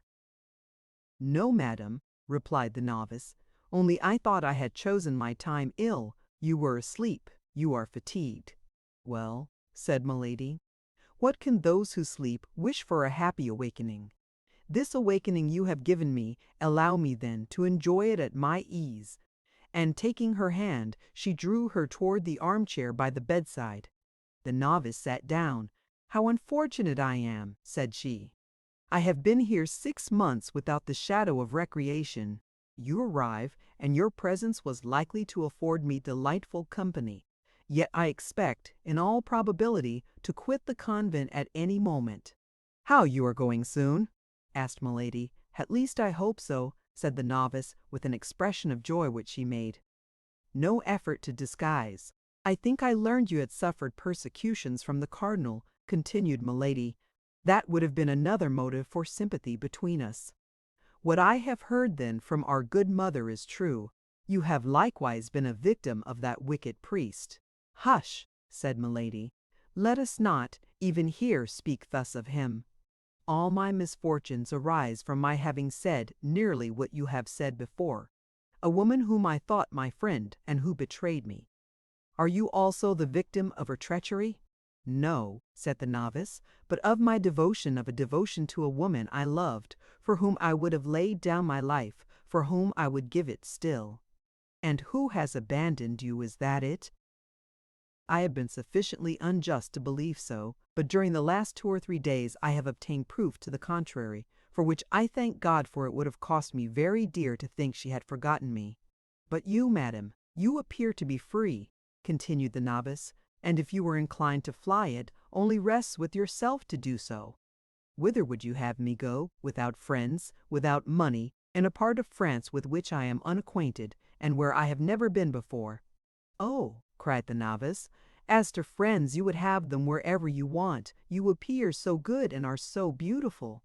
"That does not prevent," replied Milady, softening her smile so as to give it an angelic expression, "my being alone or being persecuted." "Hear me," said the novice. "We must trust in heaven. There always comes a moment when the good you have done please your cause before God, and see, perhaps it is a happiness for you, humble and powerless as I am, that you have met with me. For if I leave this place, while I have powerful friends, who, after having exerted themselves on my account, may also exert themselves for you." "Oh, when I said I was alone," said Milady, hoping to make the novice talk by talking of herself, "it is not for want of friends in high places, but these friends themselves tremble before the cardinal. The queen herself does not dare to oppose the terrible minister. I have proof that her majesty, notwithstanding her excellent heart, has more than once been obliged to abandon to the anger of his eminence persons who had served her. Trust me, madame, the queen may appear to have abandoned those persons, but we must not put faith in appearances. The more they are persecuted, the more she thinks of them, and often, when they least expect it, they have proof of a kind remembrance." "Alas!" said Milady, "I believe so. The queen is so good." "Oh, you know her, then, that lovely and noble queen, that you speak of her thus?" cried the novice, with enthusiasm.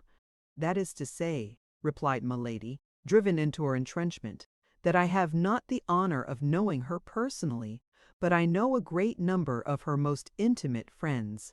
I am acquainted with Monsieur de Putange. I met Monsieur Duar in England. I know Monsieur de Tréville." "Monsieur de Tréville!" exclaimed the novice. "Do you know Monsieur de Tréville?" "Yes, perfectly well, intimately even." "The captain of the King's Musketeers?" "The captain of the King's Musketeers." "Why, then, only see," cried the novice, "we shall soon be well acquainted, almost friends. If you know Monsieur de Tréville, you must have visited him?" "Often," said Milady, who, having entered this track and perceiving that falsehood succeeded, was determined to follow it to the end. "With him, then, you must have seen some of his musketeers, all those he is in the habit of receiving," replied Milady, for whom this conversation began to have a real interest. "Name a few of those whom you know, and you will see if they are my friends." "Well," said Milady, embarrassed, "I know Monsieur de Louvigny, Monsieur de Courtivron, Monsieur de Ferussac." The novice let her speak, then seeing that she paused, she said, "Don't you know a gentleman named Athos?" Milady became as pale as the sheets in which she was lying, and mistress as she was of herself, could not help uttering a cry, seizing the hand of the novice, and devouring her with looks. "What is the matter? Good God!" asked the poor woman. "Have I said anything that has wounded you?" "No, but the name struck me, because I also have known that gentleman, and it appeared strange to me to meet with a person who appears to know him well." "Oh yes, very well. Not only him, but some of his friends, Messieurs Porthos and Aramis." "Indeed, you know them likewise?" "I know them," cried Milady, who began to feel a chill penetrate her heart. "Well, if you know them, you know that they are good and free companions. Why do you not apply to them, if you stand in need of help?" "That is to say," stammered Milady, "I am not really very intimate with any of them. I know them from having heard one of their friends, Monsieur d'Artagnan, say a great deal about them." "You know Monsieur d'Artagnan?" cried the novice, in her turn seizing the hands of Milady and devouring her with her eyes. Then, remarking the strange expression of Milady's countenance, she said, "Pardon me, madame, you know him by what title?" "Why," replied Milady, embarrassed, "why, by the title of friend." "You deceive me, madame," said the novice. "You have been his mistress. It is you who have been his mistress, madame," cried Milady in her turn. "I?" said the novice. "Yes, you. I know you now. You are Madame Bonacieux." The young woman drew back, filled with surprise and terror. "Oh, do not deny it. Answer," continued Milady. "Well, yes, madame," said the novice. "Are we rivals?" The countenance of Milady was illumined by so savage a joy that under any other circumstances Bonacieux would have fled in terror, but she was absorbed by jealousy. "Speak, madame," resumed Bonacieux, with an energy of which she might not have been believed capable. "Have you been, or are you, his mistress?" "Oh, no!" cried Milady with an accent that admitted no doubt of her truth. "Never, never. I believe you," said May Bonacieux. "But why, then, did you cry out so? Do you not understand?" said Milady, who had already overcome her agitation and recovered all her presence of mind. "How can I understand? I know nothing. Can you not understand that Monsieur d'Artagnan, being my friend, might take me into his confidence? Truly? Do you not perceive that I know all your abduction from the little house at Saint Germain, his despair, that of his friends, and their useless inquiries up to this moment? How could I help being astonished when, without having the least expectation of such a thing, I meet you face to face, you of whom we have so often spoken together, you whom he loves with all his soul, you whom he had taught me to love before I had seen you? Ah, dear Constance, I have found you then. I see you at last." And Milady stretched out her arms to Maine Bonacieux, who, convinced by what she had just said, saw nothing in this woman whom an instant before she had believed her rival, but a sincere and devoted friend. "Oh, pardon me," cried she, sinking upon the shoulders of Milady. "Pardon me, I love him so much." These two women held each other for an instant in a close embrace. Certainly, if Milady's strength had been equal to her hatred, May Bonacieux would never have left that embrace alive. But not being able to stifle her, she smiled upon her. "Oh, you beautiful, good little creature," said Milady. "How delighted I am to have found you! Let me look at you." And while saying these words, she absolutely devoured her by her looks. "Oh, yes, it is you indeed. From what he has told me, I know you now. I recognize you perfectly." The poor young woman could not possibly suspect what frightful cruelty was behind the rampart of that pure brow, behind those brilliant eyes in which she read nothing but interest and compassion. "Then you know what I have suffered," said Bonacieux, "since he has told you what he has suffered, but to suffer for him is happiness." Milady replied mechanically, "Yes, that is happiness." She was thinking of something else. "And then," continued Bonacieux, "my punishment is drawing to a close. Tomorrow, this evening perhaps, I shall see him again, and then the past will no longer exist." "This evening?" asked Milady, roused from her reverie by these words. "What do you mean? Do you expect news from him?" "I expect himself." "Himself? D'Artagnan here? Himself? But that's impossible. He is at the siege of La Rochelle with the cardinal. He will not return till after the taking of the city." "Ah, you fancy so. But is there anything impossible for my D'Artagnan, the noble and loyal gentleman?" "Oh, I cannot believe you. Well, read then," said the unhappy young woman, in the excess of her pride and joy, presenting a letter to Milady. "The writing of Madame de Chevreuse," said Milady to herself. "Ah, I always thought there was some secret understanding in that quarter." And she greedily read the following few lines: "My dear Schild, hold yourself ready. Our friend will see you soon, and he will only see you to release you from that imprisonment in which your safety required you should be concealed. Prepare, then, for your departure, and never despair of us. Our charming Gascon has just proved himself as brave and faithful as ever. Tell him that certain parties are grateful for the warning he has given." "Yes, yes," said Milady. "The letter is precise. Do you know what that warning was?" "No, I only suspect he has warned the Queen against some fresh machinations of the cardinal." "Yes, that's it, no doubt," said Milady, returning the letter to Bonacieux, and letting her head sink pensively upon her bosom. At that moment they heard the gallop of a horse.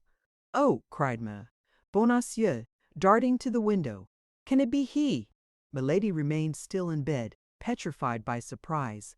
So many unexpected things happened to her all at once that for the first time she was at a loss. He, murmured she. "Can it be he?" And she remained in bed with her eyes fixed. "Alas, no," said Bonacieux. "It is a man I don't know, although he seems to be coming here. Yes, he checks his pace, he stops at the gate, he rings." Milady sprang out of bed.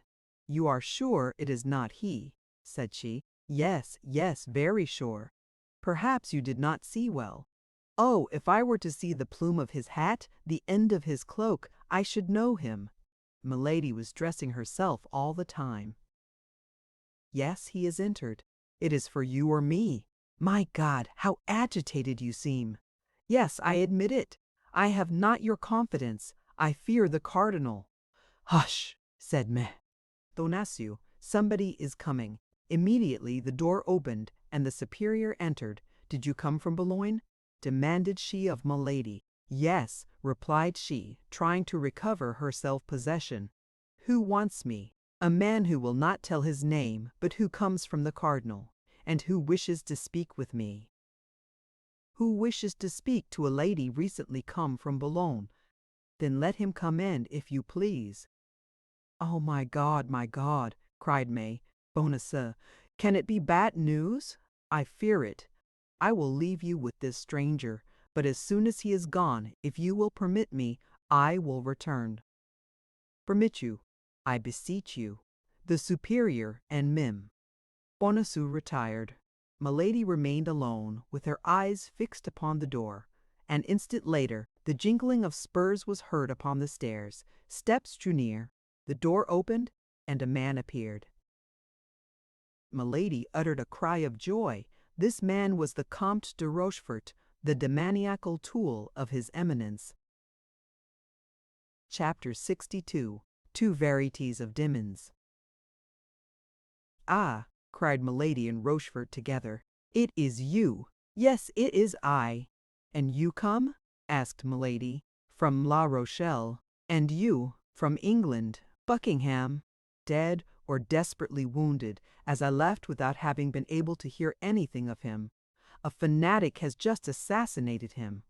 "Ah!" said Rochefort with a smile. "This is a fortunate chance one that will delight his Eminence. Have you informed him of it?" "I wrote to him from Boulogne." "But what brings you here?" "His Eminence was uneasy and sent me to find you. I only arrived yesterday." "And what have you been doing since yesterday?" "I have not lost my time." "Oh, I don't doubt that. Do you know whom I have encountered here?" "No." "Qu'est-ce? How can I?" "That young woman whom the Queen took out of prison." "The mistress of that fellow D'Artagnan?" "Yes." "Madame Bonacieux, with whose retreat the cardinal was unacquainted." "Well, well," said Rochefort, "here is a chance which may pair off with the other. Monsieur Cardinal is indeed a privileged man." "Imagine my astonishment," continued Milady, "when I found myself face to face with this woman. Does she know you? No? Then she looks upon you as a stranger." Milady smiled. "I am her best friend." "Upon my honor," said Rochefort, "it takes you, my dear Countess, to perform such miracles." "And it is well I can, Chevalier," said Milady. "For do you know what is going on here?" "No." "They will come for her tomorrow or the day after, with an order from the Queen." "Indeed, and who?" "D'Artagnan and his friends. Indeed, they will go so far that we shall be obliged to send them to the Bastille. Why is it not done already? What would you? The cardinal has a weakness for these men which I cannot comprehend. Indeed, yes. Well then, tell him this, Rochefort. Tell him that our conversation at the inn of the Red Dovecot was overheard by these four men. Tell him that after his departure one of them came up to me and took from me by violence the safe conduct which he had given me. Tell him they warned Lord de Winter of my journey to England, that this time they nearly foiled my mission as they foiled the affair of the studs. Tell him that among these four men two only are to be feared, D'Artagnan and Athos. Tell him that the third, Aramis, is the lover of Madame de Chevreuse. He may be left alone, we know his secret, and it may be useful. As to the fourth, Porthos, he is a fool, a simpleton, a blustering booby, not worth troubling himself about. But these four men must be now at the siege of La Rochelle." "I thought so too, but a letter which Madame Bonacieux has received from Madame the Constable, and which she has had the imprudence to show me, leads me to believe that these four men, on the contrary, are on the road hither to take her away." The devil! What's to be done? What did the cardinal say about me? I was to take your dispatches, written or verbal, and return by post. And when? He shall know what you have done. He will advise what you have to do. I must, then, remain here, or in the neighborhood. You cannot take me with you. No, the order is imperative. Near the camp you might be recognized, and your presence, you must be aware, would compromise the cardinal. Then I must wait here, or in the neighborhood. Only tell me beforehand where you will wait for intelligence from the cardinal. Let me know always where to find you. Observe, it is probable that I may not be able to remain here. Why, you forget that my enemies may arrive at any minute. That's true. But is this little woman, then, to escape his eminence? Bah! Said Milady, with a smile that belonged only to herself. You forget that I am her best friend.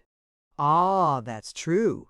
I may then tell the cardinal, with respect to this little woman, that he may be at ease. Is that all? He will know what that means. He will guess, at least. Now then, what had I better do? Return instantly. It appears to me that the news you bear is worth the trouble of a little diligence. My chaise broke down coming into Lilliers. Capital! What, capital? Yes, I want your chaise. And how shall I travel, then? On horseback. You talk very comfortably. 180 leagues. What's that? One can do it. Afterward, why, in passing through Lilliers you will send me your chaise, with an order to your servant to place himself at my disposal. Well, you have, no doubt, some order from the cardinal about you? I have my full power. Show it to the abbess, and tell her that someone will come and fetch me either today or tomorrow, and that I am to follow the person who presents himself in your name. Very well. Don't forget to treat me harshly in speaking of me to the abbess. To what purpose? I am a victim of the cardinal. It is necessary to inspire confidence in that poor little Madame Bonacieux. That's true. Now, will you make me a report of all that has happened? Why, I have related the events to you. You have a good memory. Repeat what I have told you. A paper may be lost. You are right. Only let me know where to find you, that I may not run needlessly about the neighborhood. That's correct. Wait. Do you want a map? Oh, I know this country marvelously.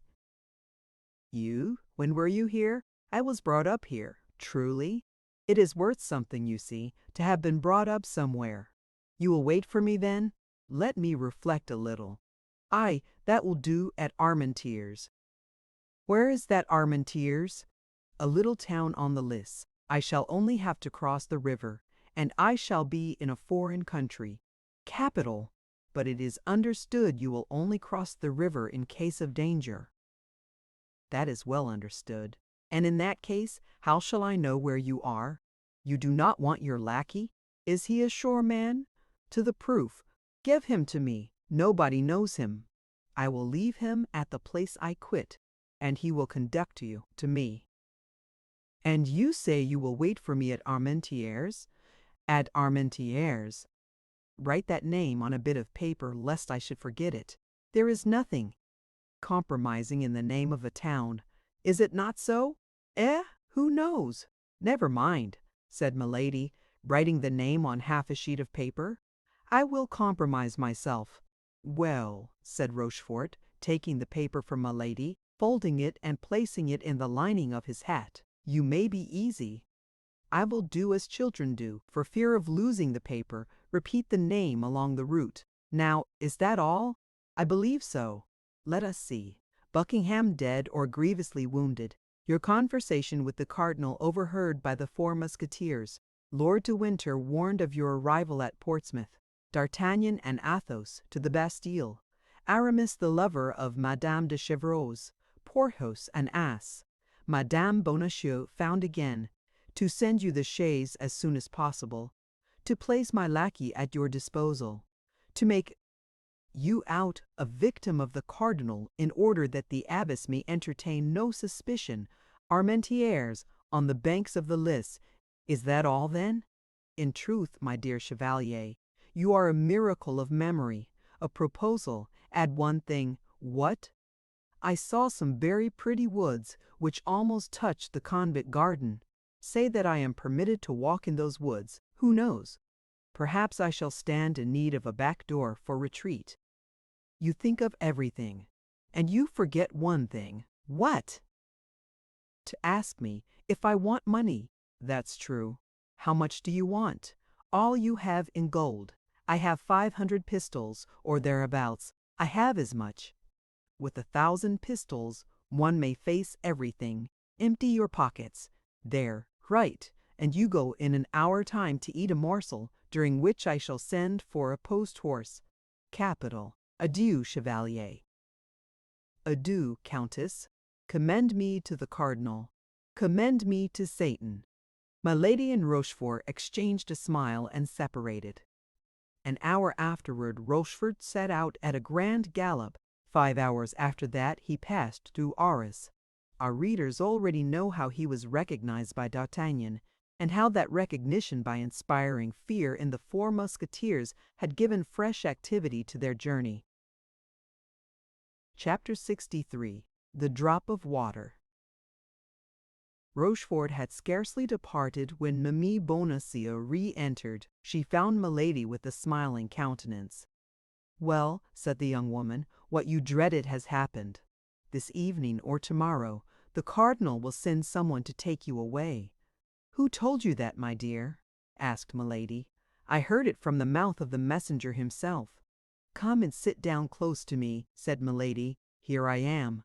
Wait till I assure myself that nobody hears us. Why all these precautions?" "You shall know." Milady arose, went to the door, opened it, looked in the corridor, and then returned and seated herself close to Bonacieux. "Then," said she, "he has well played his part." "Who has?" "He who just now presented himself to the abbess as a messenger from the cardinal." "It was, then, a part he was playing?" "Yes, my child. That man, then, was not." "That man," said Milady, lowering her voice, "is my brother." "Your brother?" cried Massy. "Bonacieux, no one must know this secret, my dear, but yourself. If you reveal it to anyone in the world, I shall be lost, and perhaps yourself likewise." "Oh, my God!" "Listen! This is what has happened. My brother, who was coming to my assistance to take me away by force, if it were necessary, met with the emissary of the cardinal, who was coming in search of me. He followed him.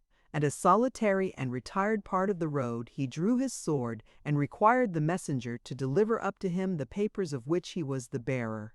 The messenger resisted. My brother killed him." "Oh!" said Bonacieux, shuddering. "Remember, that was the only means. Then my brother determined to substitute cunning for force. He took the papers, and presented himself here as the emissary of the cardinal. And in an hour or two a carriage will come to take me away by the orders of his eminence." "I understand. It is your brother who sends this carriage."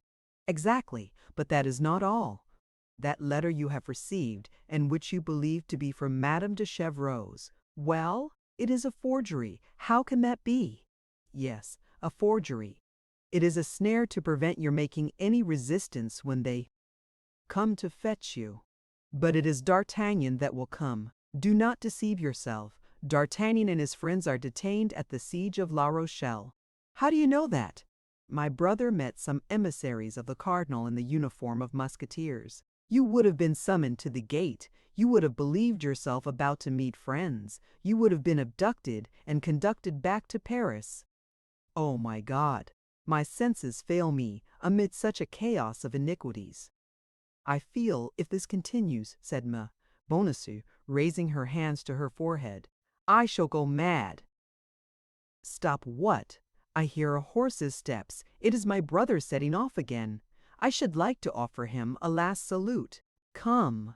Milady opened the window and made a sign to Bonacieux to join her. The young woman complied. Rochefort passed at a gallop. "Adieu, brother," cried Milady. The chevalier raised his head, saw the two young women, and without stopping, waved his hand in a friendly way to Milady. "The good George," said she, closing the window with an expression of countenance full of affection and melancholy, and she resumed her seat, as if plunged in reflections entirely personal. "Dear lady," said men, "Bonacieux, pardon me for interrupting you, but what do you advise me to do? Good heaven! You have more experience than I have. Speak, I will listen." "In the first place," said Milady, "it is possible I may be deceived, and that D'Artagnan and his friends may really come to your assistance." "Oh, that would be too much!" cried Bonacieux. "So much happiness is not in store for me. Then you comprehend it would be only a question of time, a sort of race, which should arrive first. If your friends are the more speedy, you are to be saved. If the satellites of the cardinal, you are lost." "Oh, yes, yes, lost beyond redemption. What then to do? What to do?" "There would be a very simple means, very natural. Tell me what." "To wait, concealed in the neighborhood, and assure yourself who are the men who come to ask for you." "But where can I wait?" "Oh, there is no difficulty in that. I shall stop and conceal myself a few leagues hence, until my brother can rejoin me. Well, I take you with me. We conceal ourselves, and wait together. But I shall not be allowed to go. I am almost a prisoner. As they believe that I go in consequence of an order from the cardinal, no one will believe you anxious to follow me. Well, the carriage is at the door. You bid me adieu. You mount the step to embrace me a last time. My brother's servant, who comes to fetch me, is told how to proceed. He makes a sign to the postilion, and we set off at a gallop. But D'Artagnan, it becomes. Shall we not know it? How? Nothing easier. We will send my brother's servant back to Bethune, whom, as I told you, we can trust. He shall assume a disguise and place himself in front of the convent. If the emissaries of the cardinal arrive, he will take no notice. If it is Monsieur d'Artagnan and his friends, he will bring them to us. He knows them, then? Doubtless. Has he not seen Monsieur d'Artagnan at my house?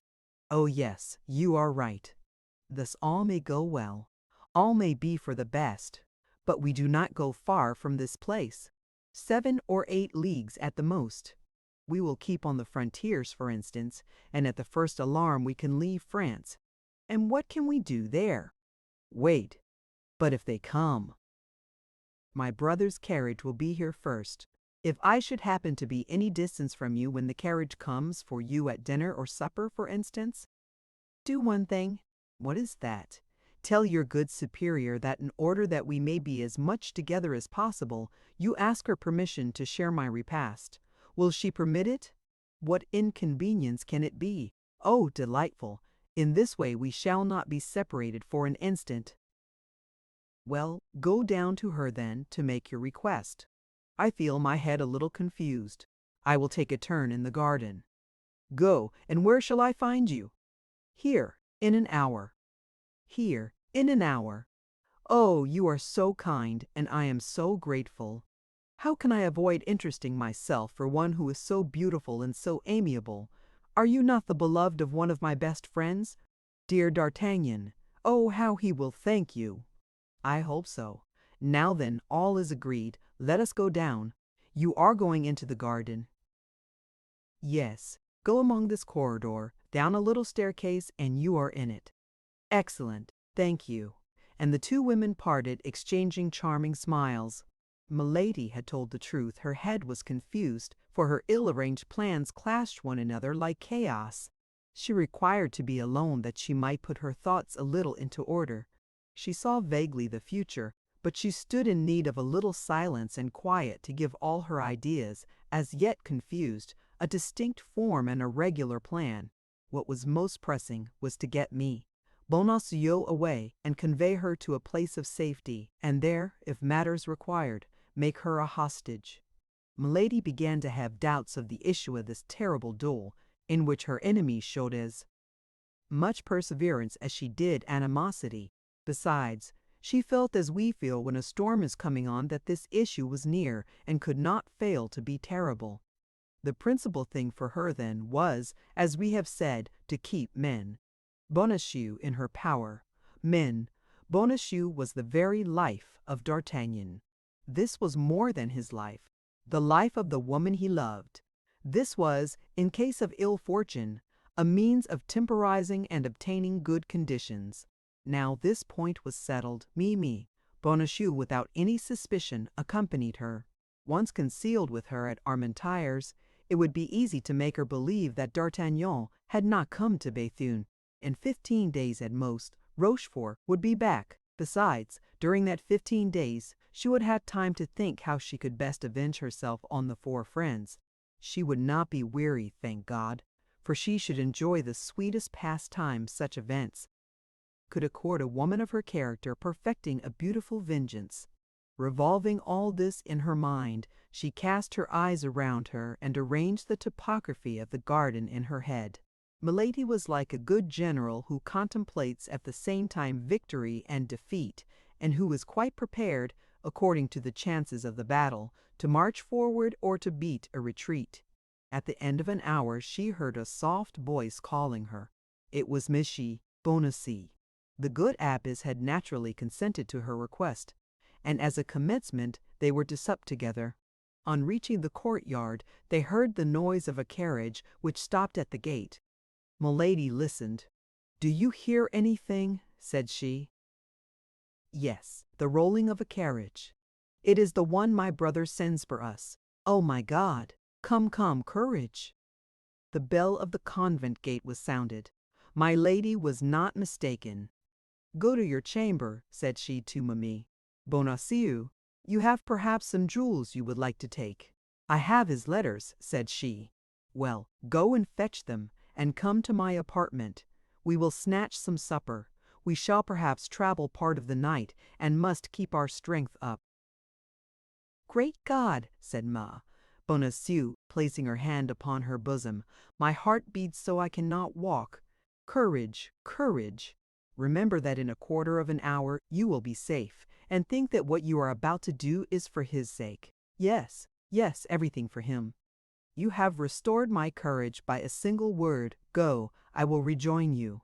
My lady ran up to her apartment quickly. She there found Rochefort's lackey, and gave him his instructions.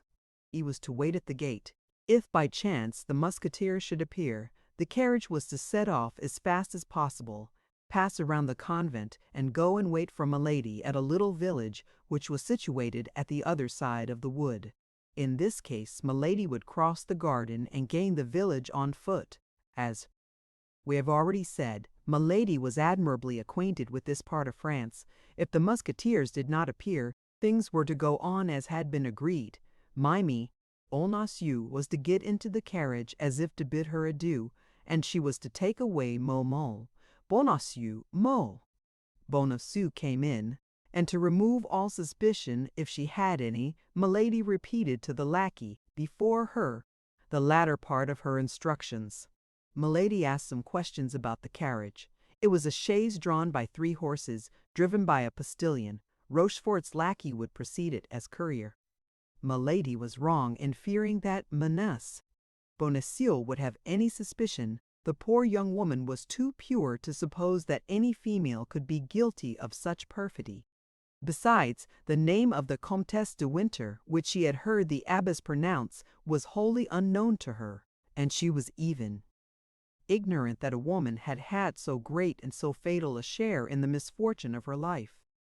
"You see," said she, when the lackey had gone out, "everything is ready. The abbess suspects nothing, and believes that I am taken by order of the cardinal. This man goes to give his last orders. Take the least thing, drink a finger of wine, and let us be gone." "Yes," said Bonacieux, mechanically, "yes, let us be gone." Milady made her a sign to sit down opposite, poured her a small glass of Spanish wine, and helped her to the wing of a chicken. "See," said she, "if everything does not second us. Here is night coming on. By daybreak we shall have reached our retreat, and nobody can guess where we are. Come, courage, take something." Bonacieux ate a few mouthfuls mechanically, and just touched the glass with her lips. "Come, come," said Milady, lifting hers to her mouth. "Do as I do." But at the moment the glass touched her lips, Her hand remained suspended. She heard something on the road which sounded like the rattling of a distant gallop. Then it grew nearer, and it seemed to her, almost at the same time, that she heard the neighing of horses. This noise acted upon her joy like the storm which awakens the sleeper in the midst of a happy dream. She grew pale and ran to the window, while Bonacieux, rising all in a tremble, supported herself upon her chair to avoid falling. Nothing was yet to be seen, only they heard the galloping draw nearer. "Oh, my God!" said May. "Bonacieux, what is that noise?" "That of either our friends or our enemies," said Milady with her terrible coolness. "Stay where you are, I will tell you. Money." Bonacieux remained standing, mute, motionless, and pale as a statue. The noise became louder. The horses could not be more than 150 paces distant. If they were not yet to be seen, it was because the road made an elbow. The noise became so distinct that the horses might be counted by the rattle of their hoofs. Milady gazed with all the power of her attention. It was just light enough for her to see who was coming. All at once, at the turning of the road, she saw the glitter of laced hats and the waving of feathers. She counted 2, then 5, then 8 horsemen. One of them preceded the rest by double the length of his horse. Milady uttered a stifled groan. In the first horseman she recognized D'Artagnan. "Oh, my God, my God!" cried May. "Bonacieux, what is it?"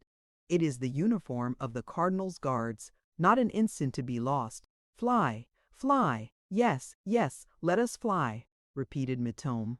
Bonacieux, but without being able to make a step, glued as she was to the spot by terror. They heard the horsemen pass under the windows. Come then," cried Milady, trying to drag the young woman along by the arm. "Thanks to the garden, we yet can flee. I have the key, but make haste. In 5 minutes it will be too late. Ma!" Bonacieux tried to walk, made 2 steps, and sank upon her knees. Milady tried to raise and carry her, but could not do it. At this moment they heard the rolling of the carriage, which at the approach of the Musketeers set off at a gallop. Then 3 or 4 shots were fired. "For the last time, will you come?" cried Milady. "Oh, my God, my God! You see my strength fails me. You see plainly I cannot walk. Flee alone, and leave you here? No, no, never!" cried Milady. All at once she paused. A livid flash darted from her eyes. She ran to the table, emptied into Mailly Bonacieux's glass the contents of a ring which she opened with singular quickness. It was a grain of a reddish color, which dissolved immediately.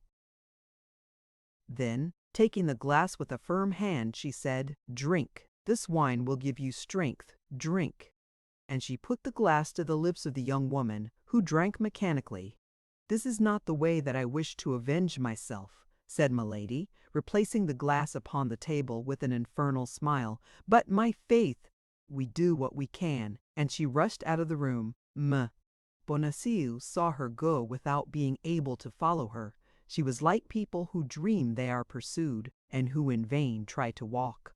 A few moments passed. A great noise was heard at the gate. Every instant Bonacieux expected to see Milady, but she did not return. Several times, with terror no doubt, the cold sweat burst from her burning brow. At length she heard the grating of the hinges of the opening gates. The noise of boots and spurs resounded on the stairs. There was a great murmur of voices which continued to draw near, amid which she seemed to hear her own name pronounced. All at once she uttered a loud cry of joy, and darted toward the door. She had recognized the voice of D'Artagnan. "D'Artagnan! D'Artagnan!" cried she. "Is it you? This way! This way! Constance! Constance!" replied the young man. "Where are you? Where are you? My God!" At the same moment the door of the cell yielded to a shock rather than opened. Several men rushed into the chamber. "May!" Bonacieux had sunk into an armchair without the power of moving. D'Artagnan threw down a yet smoking pistol which he held in his hand, and fell on his knees before his mistress. Athos replaced his in his belt. Porthos and Aramis, who held their drawn swords in their hands, returned them to their scabbards. "Oh, D'Artagnan, my beloved D'Artagnan, you have come then at last. You have not deceived me. It is indeed thee. Yes, yes, Constance, reunited. Oh, it was in vain she told me you would not come. I hoped in silence. I was not willing to fly. Oh, I have done well. How happy I am!" At this word, she, Athos, who had seated himself quietly, started up. "She? What she?" asked D'Artagnan. "Why, my companion, she who out of friendship for me wished to take me from my persecutors, she who, mistaking you for the cardinal's guards, has just fled away, your companion," cried D'Artagnan, becoming more pale than the white veil of his mistress. "Of what companion are you speaking, dear Constance?" "Of her whose carriage was at the gate, of a woman who calls herself your friend, of a woman to whom you have told everything. Her name, her name," cried D'Artagnan. "My God, can you not remember her name? Yes, it was pronounced in my hearing once. Stop, but it is very strange. Oh my God, my head swims. I cannot see. Help, help, my friends." "Her hands are icy cold," cried D'Artagnan. "She is ill. Great God, she is losing her senses." While Porthos was calling for help with all the power of his strong voice, Aramis ran to the table to get a glass of water, but he stopped at seeing the horrible alteration that had taken place in the countenance of Athos, who, standing before the table, his hair rising from his head, his eyes fixed in stupor, was looking at one of the glasses, and appeared a prey to the most horrible doubt. "Oh," said Athos, "oh no, it is impossible. God would not permit such a crime." "Water, water!" cried D'Artagnan. "Water! Oh, poor woman, murmured Athos in a broken voice.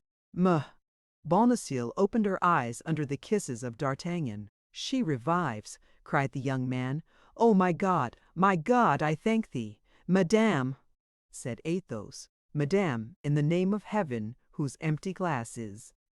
"This? Mine, monsieur," said the young woman in a dying voice.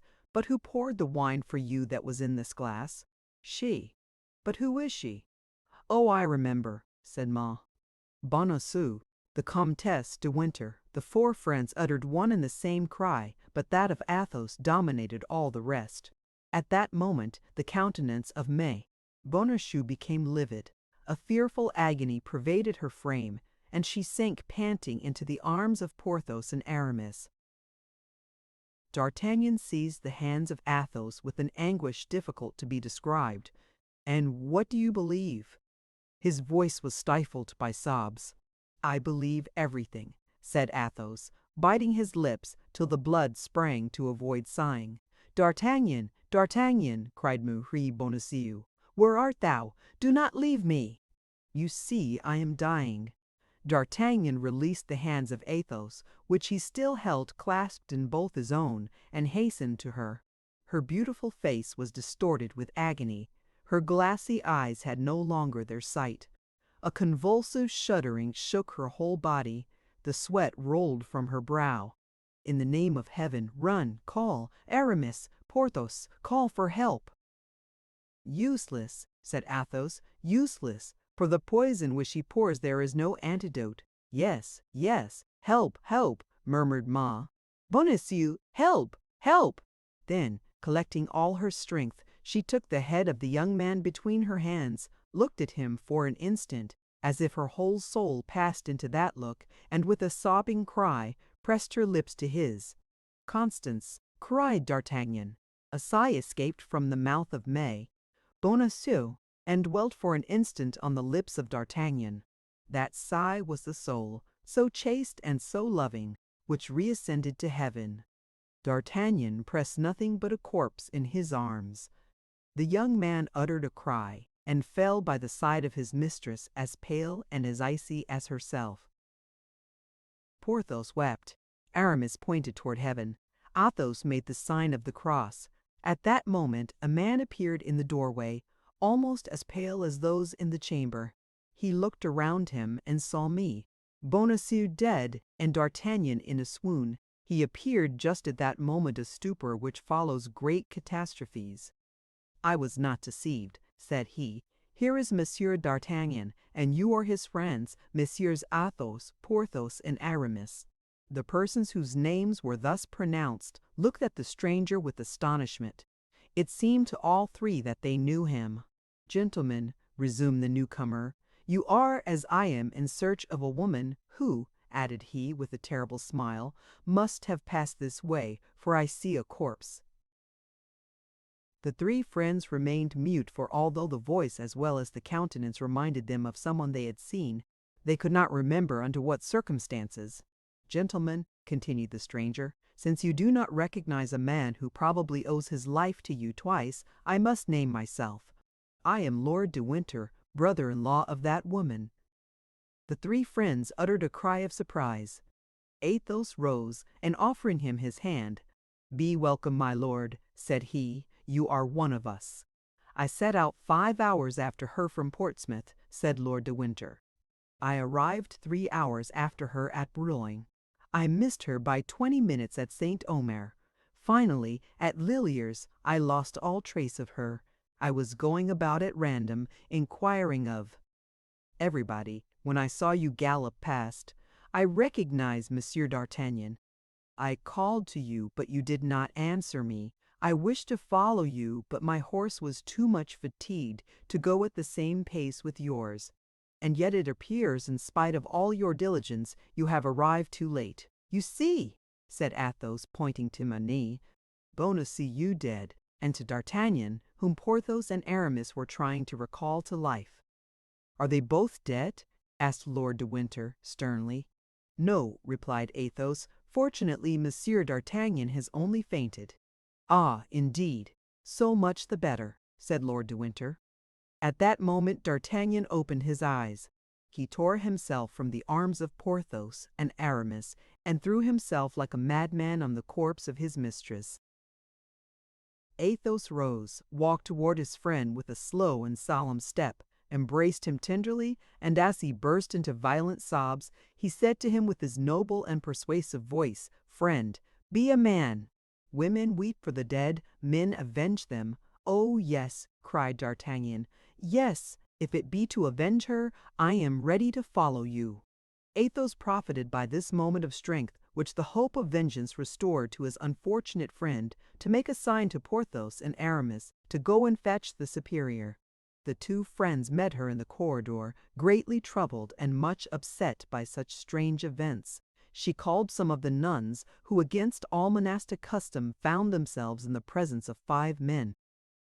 "Madame," said Athos, passing his arm under that of D'Artagnan, "we abandon to your pious care the body of that unfortunate woman. She was an angel on earth before being an angel in heaven.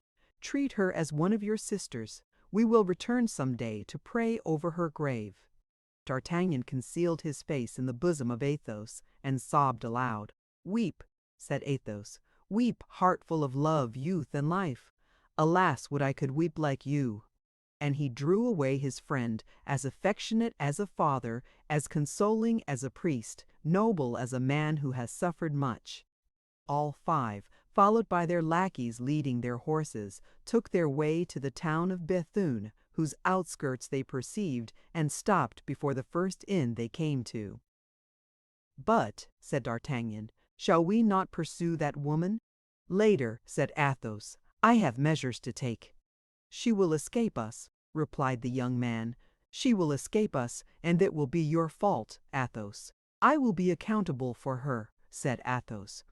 D'Artagnan had so much confidence in the word of his friend that he lowered his head and entered the inn without reply. Porthos and Aramis regarded each other, not understanding this assurance of Athos. Lord de Winter believed he spoke in this manner to soothe the grief of D'Artagnan. "Now, gentlemen," said Athos, when he had ascertained there were 5 chambers free in the hotel, "let everyone retire to his own apartment. D'Artagnan needs to be alone to weep and to sleep. I take charge of everything. Be easy.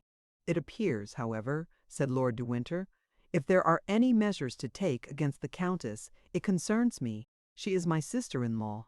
"And me," said Athos. "She is my wife."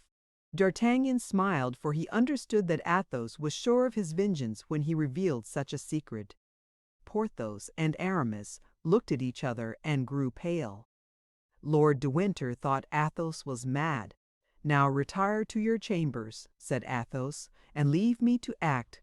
You must perceive that in my quality of a husband this concerns me. Only, D'Artagnan, if you have not lost it, give me the paper which fell from that man's hat upon." "Which is written the name of the village of all," said D'Artagnan. "I comprehend, that name written in her hand." "You see, then," said Athos, "there was a God in heaven still." Chapter 64.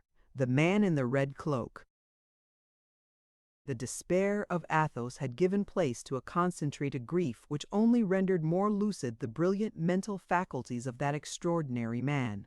Possessed by one single thought, that of the promise he had made, and of the responsibility he had taken, he retired last to his chamber, begged a host to procure him a map of the province, bent over it, examined every line traced upon it, perceived that there were 4 different roads from Béthune to Armentières, and summoned the lackeys.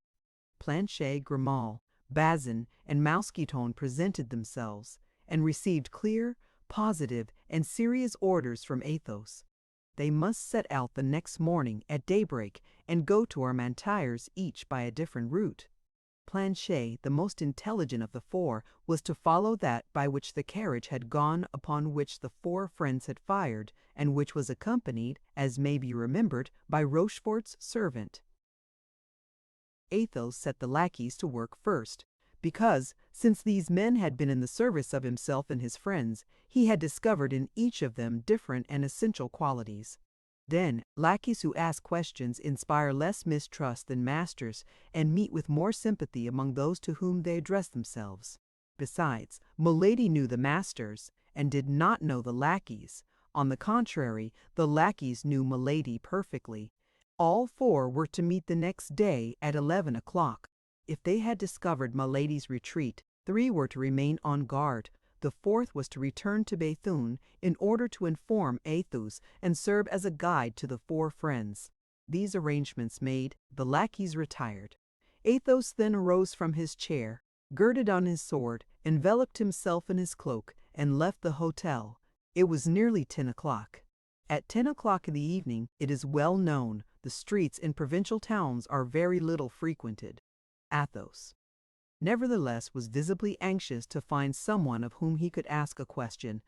At length he met a belated passenger, went up to him, and spoke a few words to him.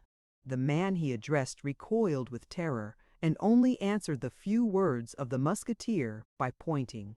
Athos offered the man half a pistole to accompany him, but the man refused. Athos then plunged into the street the man had indicated with his finger. But arriving at 4 crossroads, he stopped again, visibly embarrassed. Nevertheless, as the crossroads offered him a better chance than any other place of meeting somebody, he stood still. In a few minutes a night watch passed. Athos repeated to him the same question he had asked the first person he met. The night watch evinced the same terror, refused, in his turn, to accompany Athos, and only pointed with his hand to the road he was to take. Athos walked in the direction indicated, and reached the suburb situated at the opposite extremity of the city from that by which he and his friends had entered it. There he again appeared uneasy and embarrassed, and stopped for the 3rd time. Fortunately, a mendicant passed, who, coming up to Athos to ask charity, Athos offered him half a crown to accompany him where he was going.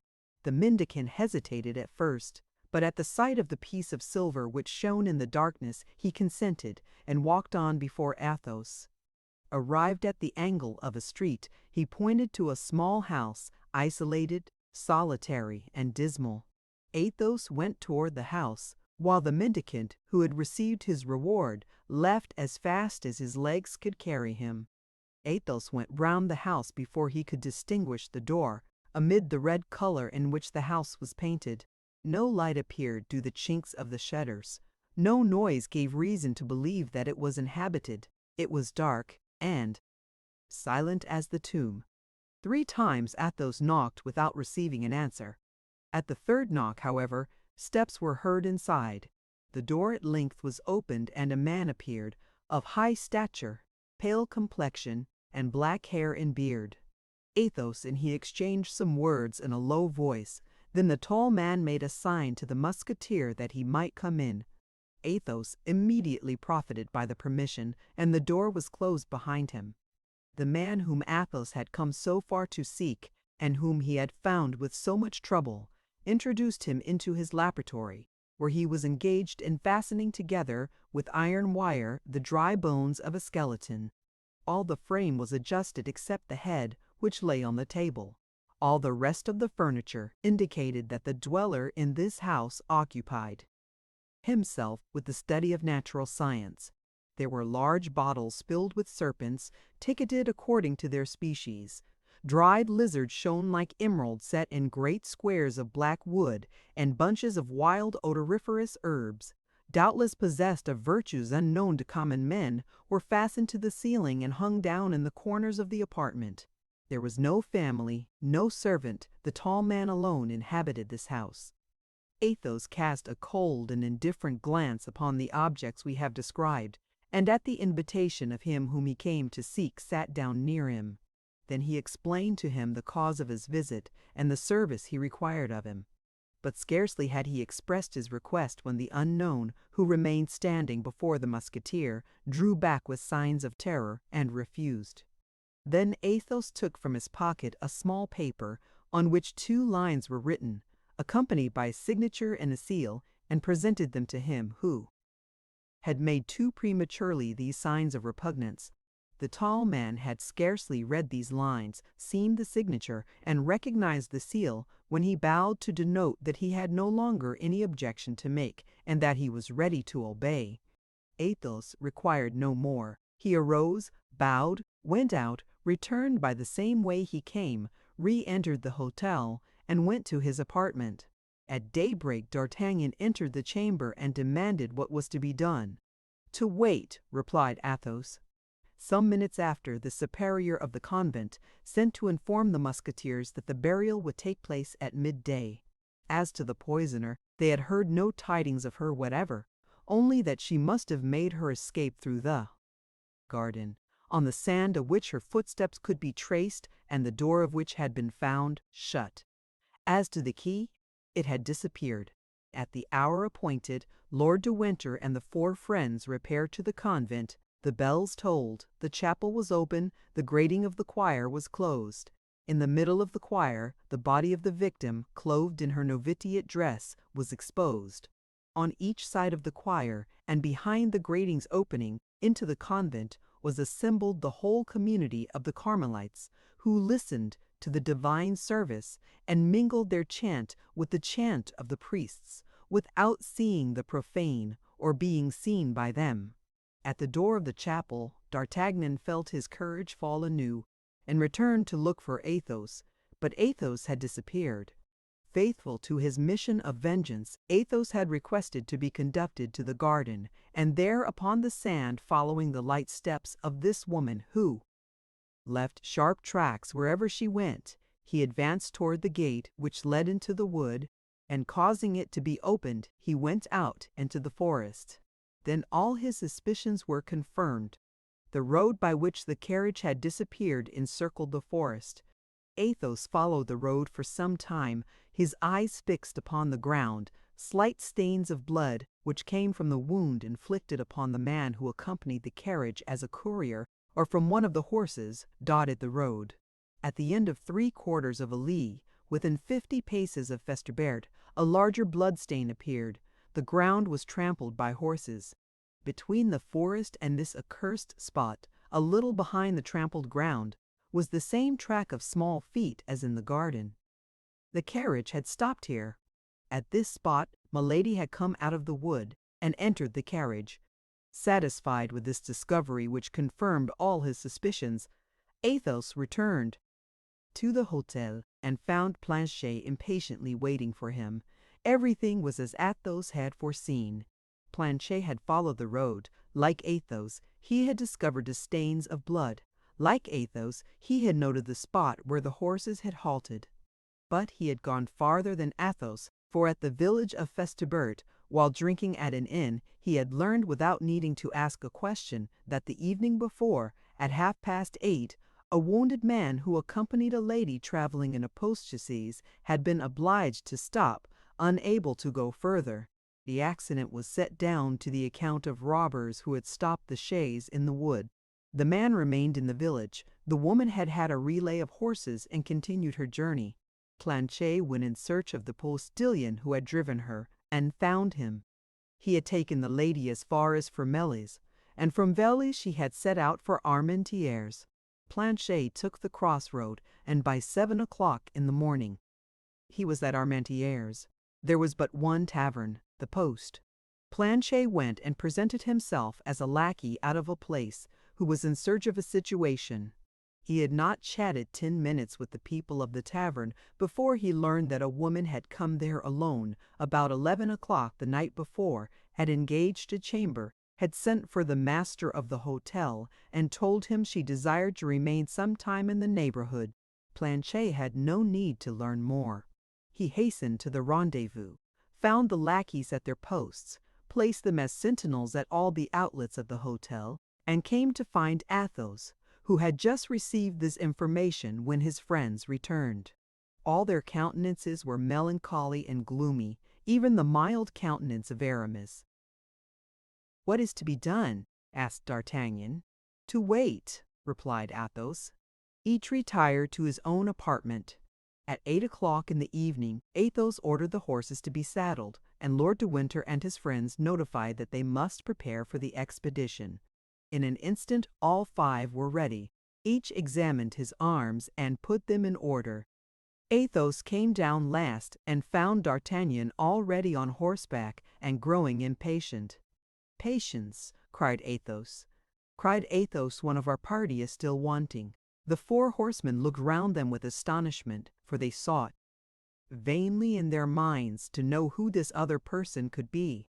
At this moment Planchet brought out Athos's horse. The Musketeer leaped lightly into the saddle. "Wait for me," cried he. "I will soon be back," and he set off at a gallop. In a quarter of an hour he returned, accompanied by a tall man, masked and wrapped in a large red cloak. Lord de Winter and the 3 Musketeers looked at one another inquiringly. Neither could give the others any information, for all were ignorant who this man could be. Nevertheless, they felt convinced that all was as it should be, as it was done by the order of Athos. At 9 o'clock, guided by Planchet, the little cavalcade set out, taking the route the carriage had taken. It was a melancholy sight, that of these 6 men, traveling in silence, each plunged in his own thoughts, sad as despair, gloomy as chastisement. Chapter 65. Troyal. It was a stormy and dark night. Vast clouds covered the heavens, concealing the stars. The moon would not rise till midnight. Occasionally, by the light of a flash of lightning which gleamed along the horizon, the road stretched itself before them, white and solitary. The flash extinct, all remained in darkness. Every minute Athos was forced to restrain D'Artagnan, constantly in advance of the little troop, and to beg him to keep in the line, which in an instant he again departed from. He had but one thought, to go forward, and he went.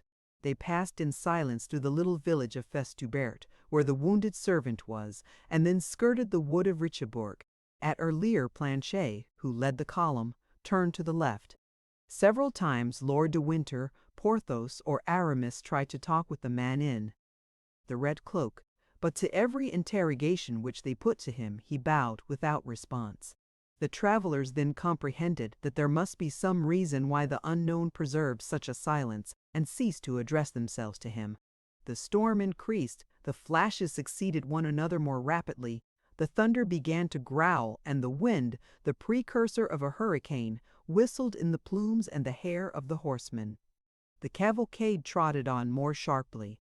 A little before they came to Vermelles, the storm burst. They spread their cloaks. There remained 3 leagues to travel, and they did it amid torrents of rain. D'Artagnan took off his hat, and could not be persuaded to make use of his cloak. He found pleasure in feeling the water trickle over his burning brow, and over his body agitated by feverish shudders. The moment the little troop past Gosselin and were approaching the post, a man sheltered beneath a tree detached himself from the trunk with which he had been confounded in the darkness, and advanced into the middle of the road, putting his finger on his lips. Athos recognized Grimaud. "What's the matter?" cried Athos. "Has she left Armentières?" Grimaud made a sign in the affirmative. D'Artagnan ground his teeth. "Silence, D'Artagnan, ground his teeth. Silence, D'Artagnan," said Athos. "I have charged myself with this affair. It is for me, then, to interrogate Grimaud." "Where is she?" asked Athos. Grimaud extended his hands in the direction of the lists. "Far from here?" asked Athos. Grimaud showed his master his forefinger bent. "Alone?" asked Athos. Grimaud made the sign yes. "Gentlemen," said Athos, "she is alone within half a league of us, in the direction of the river." "That's well," said D'Artagnan. "Lead us, Grimaud." Grimaud took his course across the country, and acted as guide to the cavalcade. At the end of 500 paces, more or less, they came to a rivulet, which they forded. By the aid of the lightning they perceived the village of Erquinheim. "Is she there, Grimaud?" asked Athos. Grimaud shook his head negatively. "Silence, then," cried Athos, and the troop continued their route. Another flash illuminated all around them. Grimaud extended his arm, and by the bluish splendor of the fiery serpent, they distinguished a little isolated house on the banks of the river, within 100 paces of a ferry. One window was lighted. "Here we are," said Athos. At this moment, a man who had been crouching in a ditch jumped up and came towards them. It was Mousqueton. He pointed his finger to the lighted window. "She is there," said he. "And Bazin?" asked Athos. "While I watched the window, he guarded the door." "Good," said Athos. "You are good and faithful servants." Athos sprang from his horse, gave the bridle to Grimaud, and advanced toward the window after having made a sign to the rest of the troop to go toward the door. The little house was surrounded by a low quickset hedge, 2 or 3 feet high.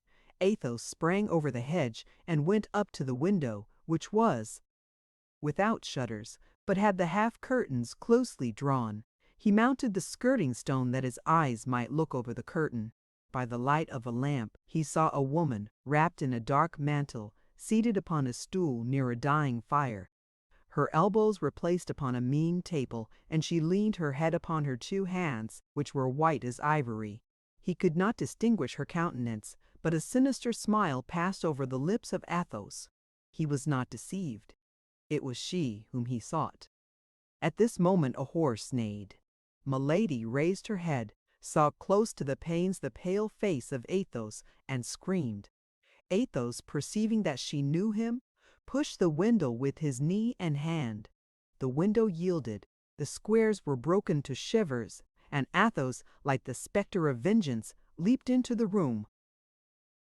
Milady rushed to the door and opened it. More pale and menacing than Athos, D'Artagnan stood on the threshold. Milady recoiled, uttering a cry. D'Artagnan, believing she might have means of flight, and fearing she should escape, drew a pistol from his belt. But Athos raised his hand.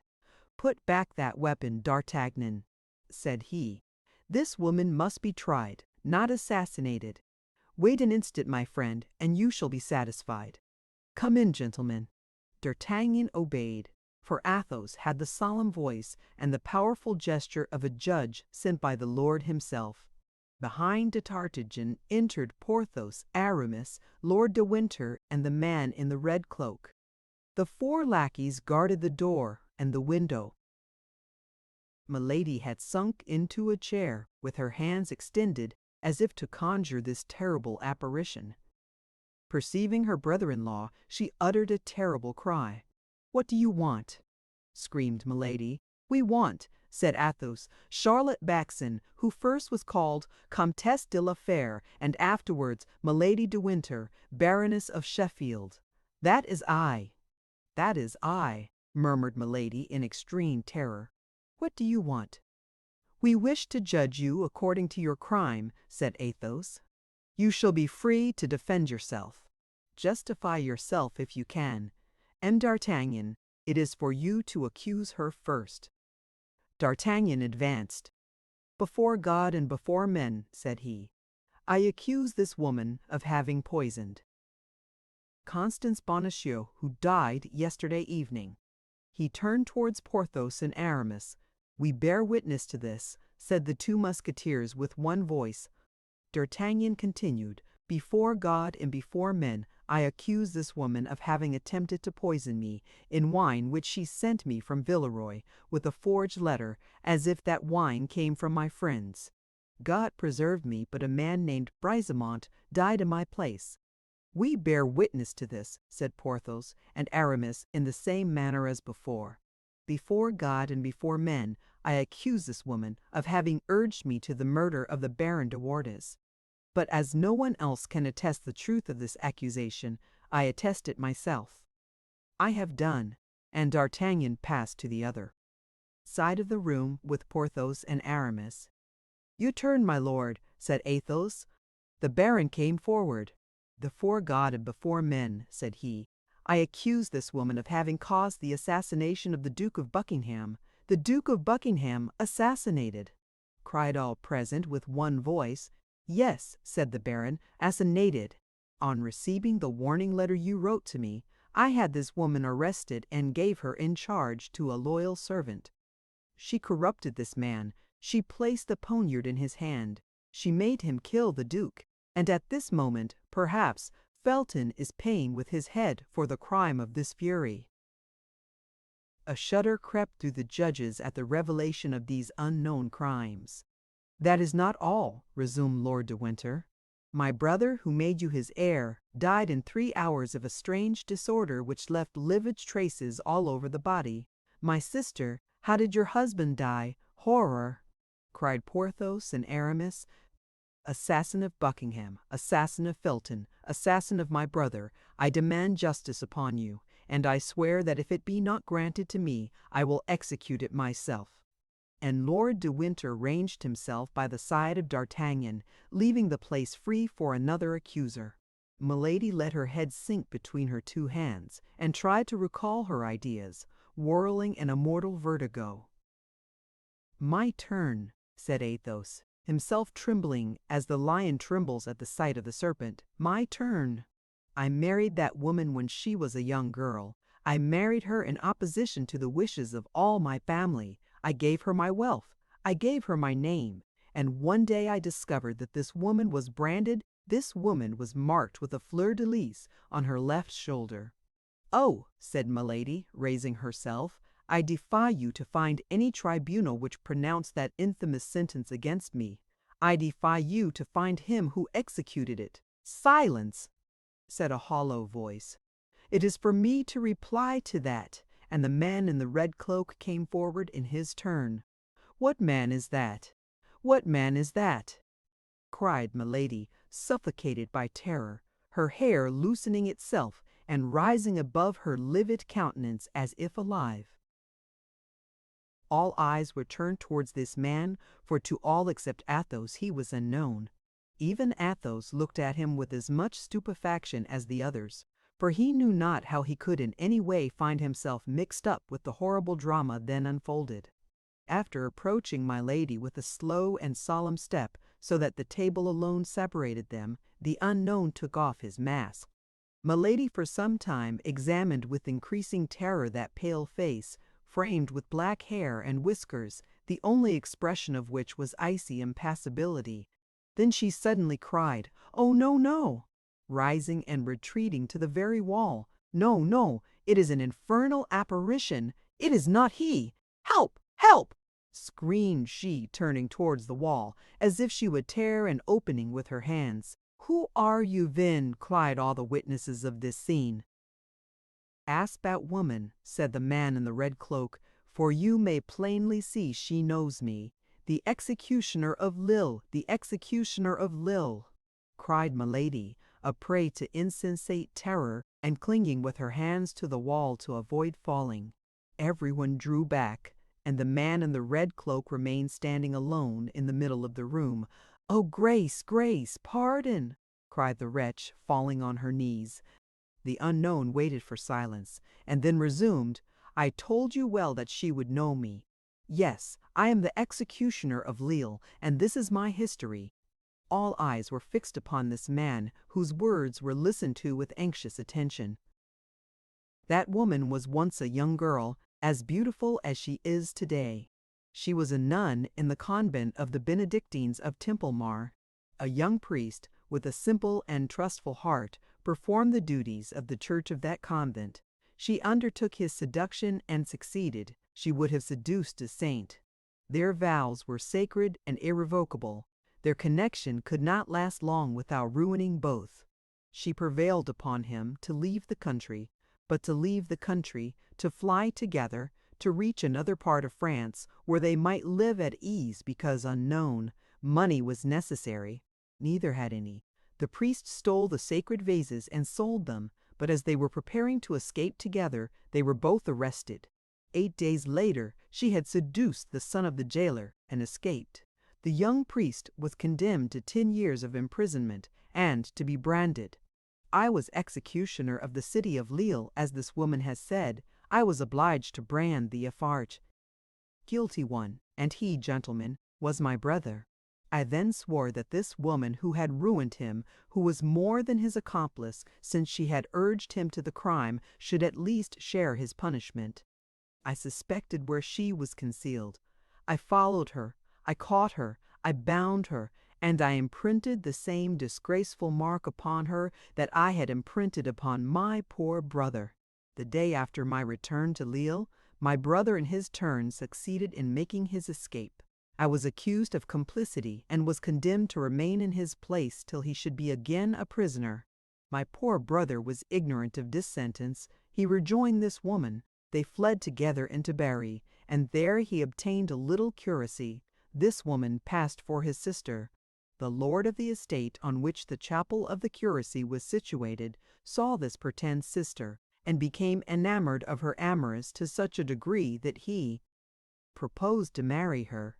Then she quitted him. She had ruined for him she was destined to ruin, and became the Comtesse de la Fère. All eyes were turned towards Athos, whose real name that was, and who made a sign with his head that all was true which the executioner had said. Then, resumed he, mad, desperate, determined to get rid of an existence from which he had stolen everything, honor and happiness, my poor brother returned to Lille, and learning the sentence which had condemned me in his place, surrendered himself and hanged himself that same night from the iron bar of the loophole of his prison. To do justice to them who had condemned me, they kept their word. As soon as the identity of my brother was proved, I was set at liberty. That is the crime of which I accuse her. That is the cause for which she was branded. Monsieur d'Artagnan, said Athos, what is the penalty you demand against this woman? The punishment of death, replied D'Artagnan. My Lord de Winter, continued Athos, what is the penalty you demand against this woman? The punishment of death, replied Lord de Winter. Messieurs Porthos and Aramis, repeated Athos. You who are her judges, what is the sentence you pronounce upon this woman? The punishment of death, replied the Musketeers in a hollow voice. Milady uttered a frightful shriek, and dragged herself along several paces upon her knees toward her judges. Athos stretched out his hand toward her. Charlotte Backson, Comtesse de la Fère, Milady de Winter, said he, your crimes have wearied men on earth and God in heaven. If you know a prayer, say it, for you are condemned, and you shall die. At these words, which left no hope, Milady raised herself in all her pride and wished to speak, but her strength failed her. She felt that a powerful and implacable hand seized her by the hair and dragged her away as irrevocably as fatality drags humanity. She did not, therefore, even attempt the least resistance, and went out of the cottage. Lord de Winter, D'Artagnan, Athos, Porthos, and Aramis went out close behind her.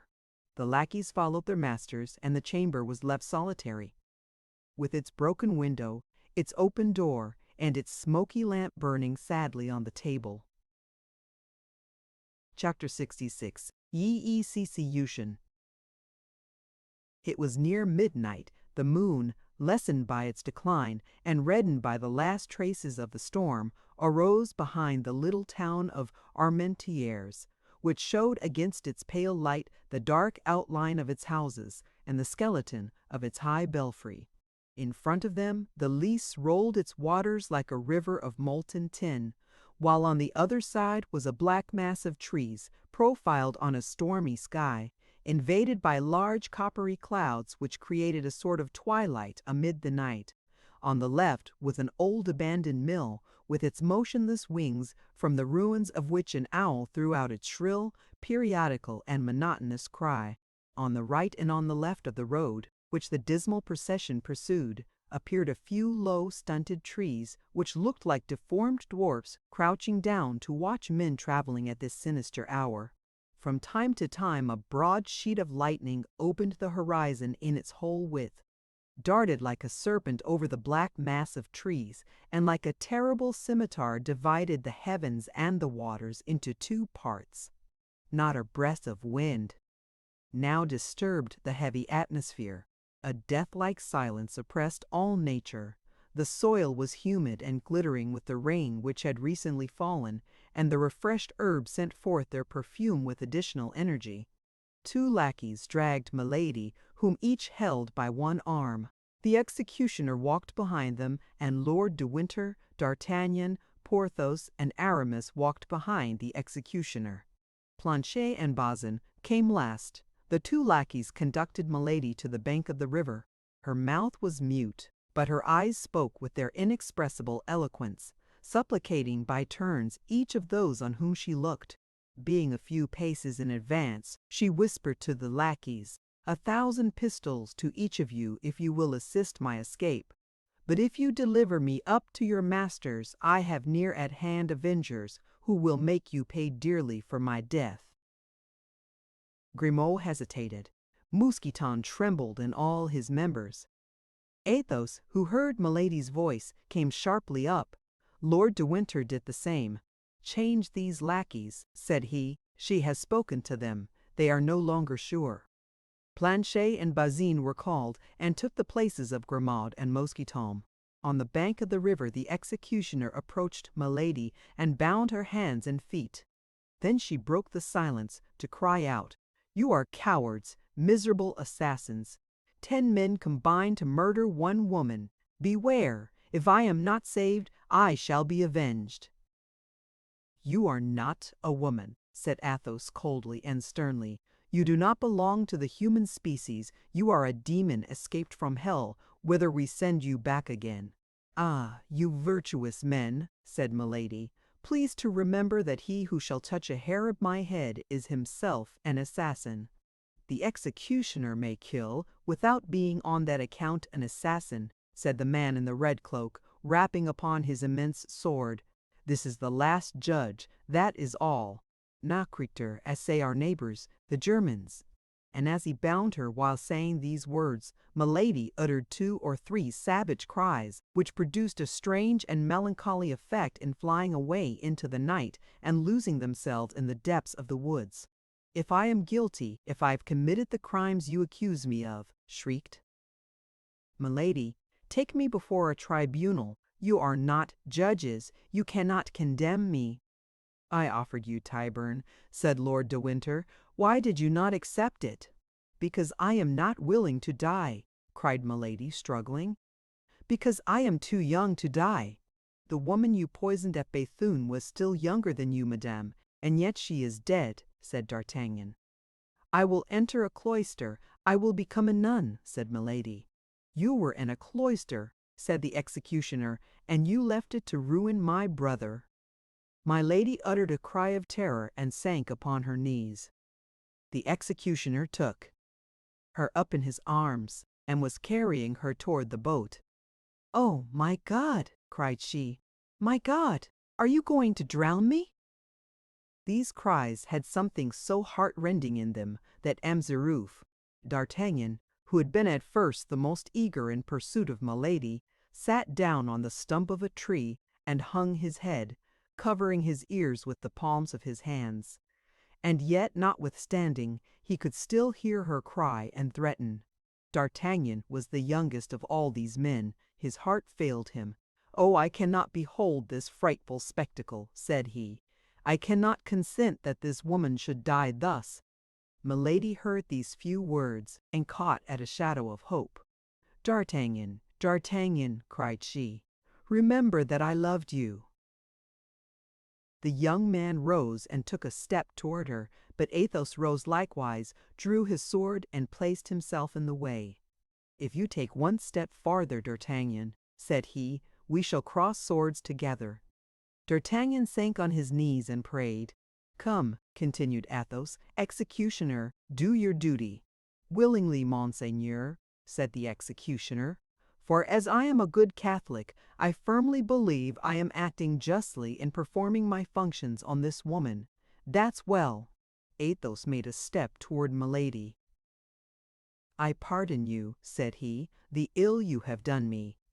I pardon you for my blasted future, my lost honor, my defiled love, and my salvation forever compromised by the despair into which you have cast me. Die in peace." Lord de Winter advanced in his turn. "I pardon you," said he, "for the poisoning of my brother and the assassination of his Grace Lord Buckingham. I pardon you for the death of poor Felton. I pardon you for the attempts upon my own person. Die in peace." "And I," said me D'Artagnan, "pardon me, madame, for having by a trick unworthy of a gentleman provoked your anger. And I, in exchange, pardon you the murder of my poor love and your cruel vengeance against me. I pardon you, and I weep for you. Die in peace." "I am lost," murmured Milady in English. "I must die." Then she arose of herself, and cast around her one of those piercing looks which seemed to dart from an eye of flame. She saw nothing, she listened, and she heard nothing. "Where am I to die?" said she. "On the other bank," replied the executioner.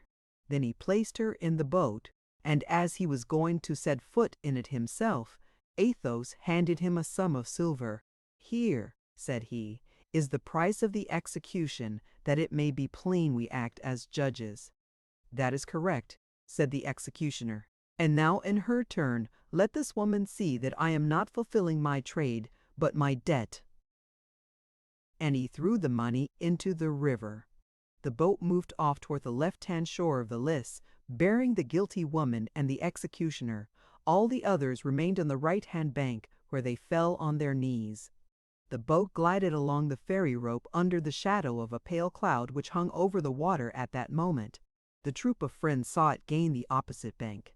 The figures were defined like black shadows on the red-tinted horizon. Milady, during the passage, had contrived to untie the cord which fastened her feet. On coming near the bank, she jumped lightly on shore and took to flight, but the soil was moist. On reaching the top of the bank, she slipped and fell upon her knees. She was struck, no doubt, with a superstitious idea. She conceived that heaven denied its aid, and she remained in the attitude in which she had fallen, her head drooping and her hands clasped. Then they saw from the other bank the executioner raise both his arms slowly. A moonbeam fell upon the blade of the large sword. The two arms fell with a sudden force. They heard the hissing of the scimitar and the cry of the victim. Then a truncated mass sank beneath the blow.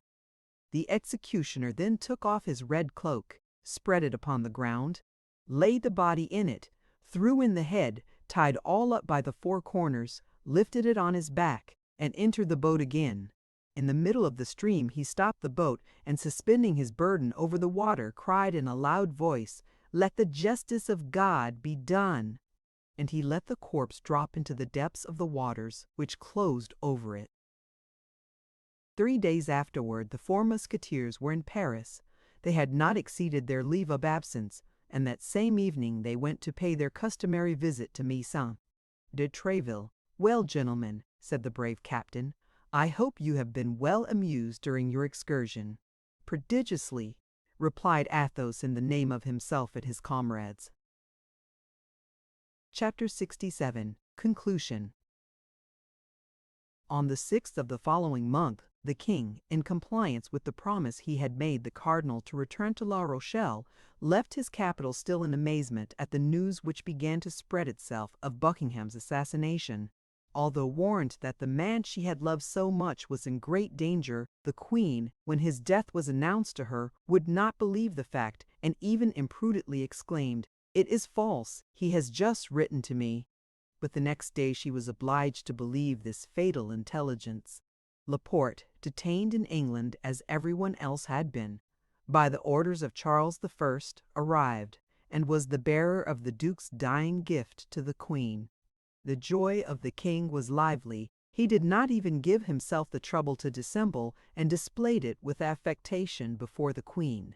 Louis XIII, like every weak mind, was wanting in generosity.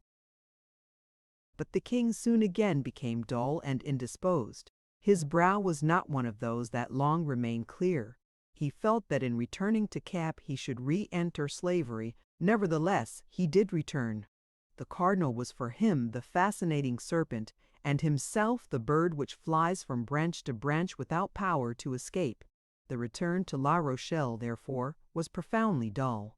Our four friends, in particular, astonished their comrades. They traveled together, side by side, with sad eyes and heads lowered. Athos alone from time to time raised his expansive brow. A flash kindled in his eyes, and a bitter smile passed over his lips. Then, like his comrades, he sank again into reverie. As soon as the escort arrived in a city, when they had conducted the king to his quarters, the four friends either retired to their own or to some secluded cabaret, where they neither drank nor played. They only conversed in a low voice, looking around attentively to see that no one overheard them.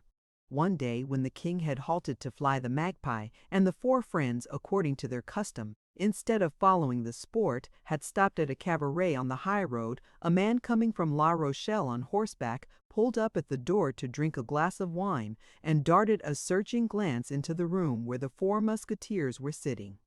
"Halloa, Monsieur d'Artagnan," said he, "is not that you whom I see yonder?" D'Artagnan raised his head and uttered a cry of joy. It was the man he called his phantom. It was his stranger of Meal, of the Rue des Faucheurs, and of Arras. D'Artagnan drew his sword and sprang toward the door. But this time, instead of avoiding him, the stranger jumped from his horse and advanced to meet D'Artagnan. "Ah, monsieur," said the young man, "I meet you then, at last. This time you shall not escape me." "Neither is it my intention, monsieur, for this time I was seeking you. In the name of the king, I arrest you." "How? What do you say?" cried D'Artagnan. "I say that you must surrender your sword to me, monsieur, and that without resistance. This concerns your head, I warn you." "Who are you, then?" demanded D'Artagnan, lowering the point of his sword, but without yet surrendering it. "I am the Chevalier de Rochefort," answered the other, "the equerry of Monsieur le Cardinal Richelieu, and I have orders to conduct you to his Eminence." "We are returning to his Eminence, Monsieur the Chevalier," said Athos, advancing, "and you will please to accept the word of Monsieur d'Artagnan that he will go straight to La Rochelle. I must place him in the hands of guards who will take him into camp. We will be his guards, monsieur, upon our word as gentlemen." "But likewise upon our word as gentlemen," added Athos, knitting his brow. "Monsieur d'Artagnan shall not leave us." The Chevalier de Rochefort cast a glance backward, and saw that Porthos and Aramis had placed themselves between him and the gate. He understood that he was completely at the mercy of these four men. "Gentlemen," said he, "if Monsieur d'Artagnan will surrender his sword to me and join his word to yours, I shall be satisfied with your promise to convey Monsieur d'Artagnan to the quarters of Monseigneur the Cardinal. You have my word, monsieur, and here is my sword." "This suits me the better," said Rochefort, "as I wish to continue my journey." "If it is for the purpose of rejoining Milady," said Athos coolly, "it is useless, you will not find her." "What has become of her, then?" asked Rochefort eagerly. "Return to camp, and you shall know." Rochefort remained for a moment in thought. Then, as they were only a day's journey from Surgères, whither the cardinal was to come to meet the king, He resolved to follow the advice of Athos and go with them. Besides, this return offered him the advantage of watching his prisoner. They resumed their route. On the morrow, at 3 o'clock in the afternoon, they arrived at Serguires. The cardinal there awaited Louis XIII. The minister and the king exchanged numerous caresses, felicitating each other upon the fortunate chance which had freed France from the inveterate enemy who set all Europe against her. After which, the cardinal, who had been informed that D'Artagnan was arrested and who was anxious to see him, took leave of the king, inviting him to come the next day to view the work already done upon the dike. On returning in the evening to his quarters at the bridge of La Pierre, the cardinal found, standing before the house he occupied, D'Artagnan without his sword and the Three Musketeers armed. This time, as he was well attended, he looked at them sternly and made a sign with his eye and hand for D'Artagnan to follow him. D'Artagnan obeyed. "We shall wait for you, D'Artagnan," said Athos, loud enough for the cardinal to hear him. His Eminence bent his brow, stopped for an instant, and then kept on his way without uttering a single word. D'Artagnan entered after the cardinal, and behind D'Artagnan the door was guarded. His Eminence entered the chamber which served him as a study, and made a sign to Rochefort to bring in the young musketeer. Rochefort obeyed and retired. De Rochignan remained alone in front of the cardinal. This was his second interview with Richelieu, and he afterward confessed that he felt well assured it would be his last. Richelieu remained standing, leaning against the mantelpiece. A table was between him and D'Artagnan. "Monsieur," said the cardinal, "you have been arrested by my orders." "So they tell me, Monseigneur." "Do you know why?" "No, Monseigneur, for the only thing for which I could be arrested is still unknown to your Eminence." Richelieu looked steadfastly at the young man. "Holloa," said he, "what does that mean?" "If Monseigneur will have the goodness to tell me, in the first place, what crimes are imputed to me, I will then tell him the deeds I have really done." "Crimes are imputed to you which had brought down far loftier heads than yours, monsieur," said the cardinal. "What, Monseigneur?" said D'Artagnan, with a calmness which astonished the cardinal himself. "You are charged with having corresponded with the enemies of the kingdom. You are charged with having surprised state secrets. You are charged with having tried to thwart the plans of your general." "And who charges me with this, Monseigneur?" said D'Artagnan, who had no doubt the accusation came from Milady, a woman branded by the justice of the country, a woman who has espoused one man in France and another in England, a woman who poisoned her second husband, and who attempted both to poison and assassinate me. "What do you say, monsieur?" cried the cardinal, astonished. "And of what woman are you speaking thus?" "Of Milady de Winter," replied D'Artagnan. "Yes, of Milady de Winter, of whose crimes your Eminence is doubtless ignorant, since you have honored her with your confidence." "Monsieur," said the cardinal, "if Milady de Winter has committed the crimes you lay to her charge, she shall be punished." "She has been punished, Monseigneur." "And who has punished her?" "We. She is in prison. She is dead." "Dead!" repeated the cardinal, who could not believe what he heard. "Dead! Did you not say she was dead?" "3 times she attempted to kill me, and I pardoned her, but she murdered the woman I loved. Then my friends and I took her, tried her, and condemned her." D'Artagnan then related the poisoning of Meux, Bonacieux in the convent of the Carmelites at Béthune, the trial in the isolated house, and the execution on the banks of the Lys. A shudder crept through the body of the cardinal, who did not shudder readily. But all at once, as if undergoing the influence of an unspoken thought, the countenance of the cardinal, till then gloomy, cleared up by degrees and recovered perfect serenity. "So," said the cardinal in a tone that contrasted strongly with the severity of his words, "you have constituted yourselves judges, without remembering that they who punish without license to punish are assassins? Monseigneur, I swear to you that I never for an instant had the intention of defending my head against you. I willingly submit to any punishment your Eminence may please to inflict upon me. I do not hold life dear enough to be afraid of death." "Yes, I know you are a man of a stout heart, monsieur," said the cardinal with a voice almost affectionate. "I can therefore tell you beforehand you shall be tried and even condemned." Another might reply to your eminence that he had his pardon in his pocket. I content myself with saying, "Command, monseigneur, I am ready." "Your pardon?" said Richelieu, surprised. "Yes, monseigneur," said D'Artagnan. "And signed by whom?" "By the king." And the cardinal pronounced these words with a singular expression of contempt. "No, by your eminence. By me? You are insane, monsieur. Monseigneur will doubtless recognize his own handwriting." And D'Artagnan presented to the cardinal the precious piece of paper which Athos had forced from Milady, and which he had given to D'Artagnan to serve him as a safeguard. His eminence took the paper and read in a slow voice, dwelling upon every syllable. "Dec. 3, 1627. It is by my order and for the good of the state that the bearer of this has done what he has done." Richelieu, the cardinal, after having read these 2 lines, sank into a profound reverie. But he did not return the paper to D'Artagnan. "He is meditating by what sort of punishment he shall cause me to die," said the Gascon to himself. "Well, my faith, he shall see how a gentleman can die." The young musketeer was in excellent disposition to die heroically. Richelieu still continued thinking, rolling and unrolling the paper in his hands. At length he raised his head, fixed his eagle look upon that loyal, open, and intelligent countenance, read upon that face, furrowed with tears, all the sufferings its possessor had endured in the course of a month, and reflected for the 3rd or 4th time how much there was in that youth of 21 years before him, and what resources his activity, his courage, and his shrewdness might offer to a good master.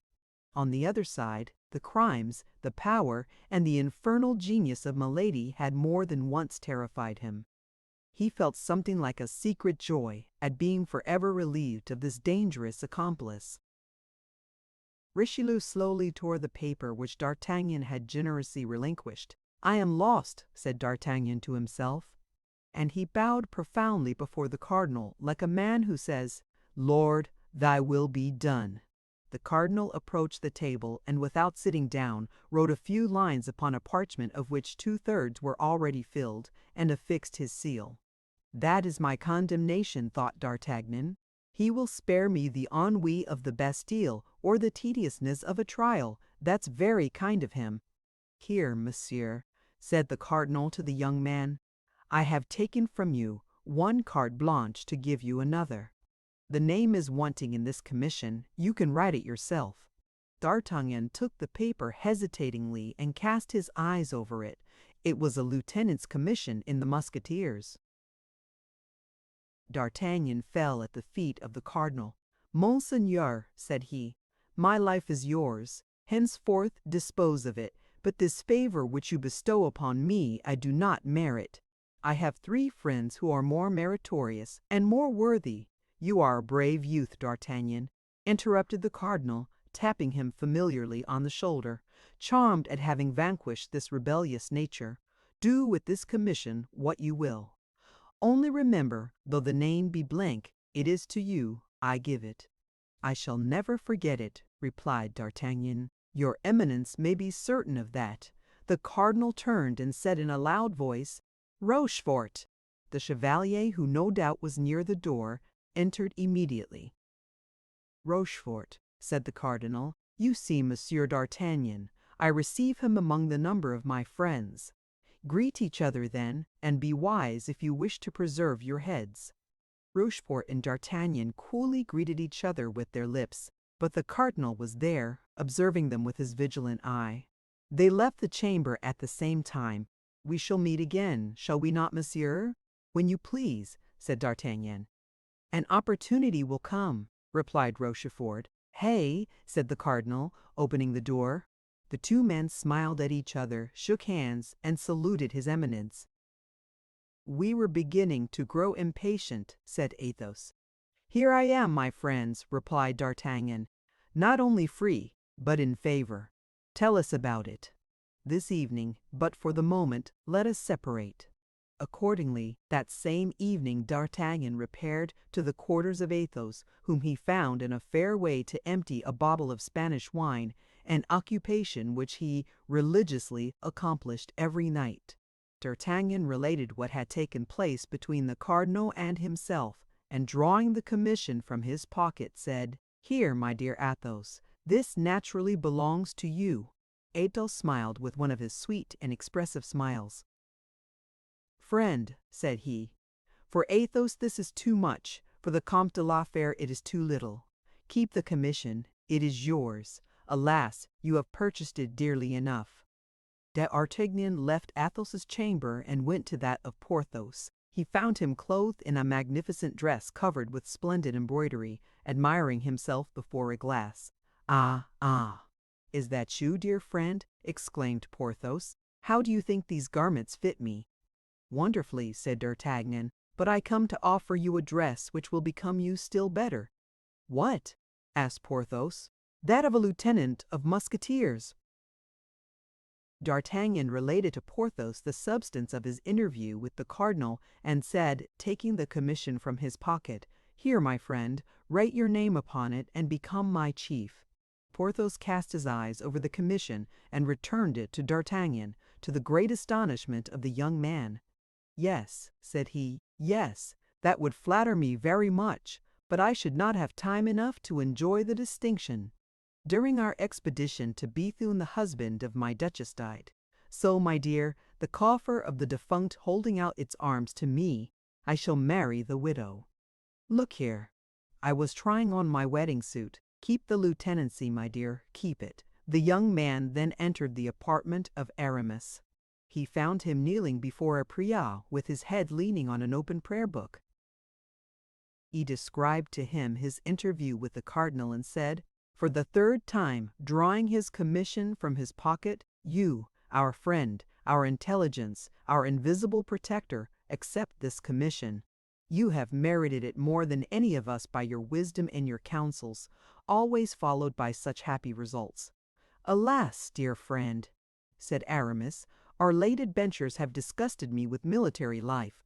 This time my determination is irrevocably taken. After the siege I shall enter the house of the Lazarus."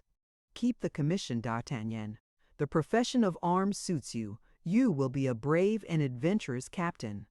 D'Artagnan, his eye moist with gratitude though beaming with joy, went back to Athos, whom he found still at table, contemplating the charms of his last glass of Malaga by the light of his lamp. "Well," said he, "they likewise have refused me." "That, dear friend, is because nobody is more worthy than yourself." He took a quill, wrote the name of D'Artagnan in the commission, and returned it to him. "I shall then have no more friends," said the young man. "Alas, nothing but bitter recollections." And he let his head sink upon his hands, while 2 large tears rolled down his cheeks. "You are young," replied Athos, "and your bitter recollections have time to change themselves into sweet remembrances." Chapter 68. Epilogue. La Rochelle, deprived of the assistance of the English fleet and of the diversion promised by Buckingham, surrendered after a siege of a year. On the 28th of October, 1628, the capitulation was signed. The king made his entrance into Paris on the 23rd of December of the same year. He was received in triumph as if he came from conquering an enemy and not Frenchmen. He entered by the Faubourg Saint-Jacques under verdant arches. D'Artagnan took possession of his command. Porthos left the service, and in the course of the following year married Manap, Coquignard. The coffer so much coveted contained 800,000 livres. Mousqueton had a magnificent livery, and enjoyed the satisfaction of which he had been ambitious all his life, that of standing behind a gilded carriage.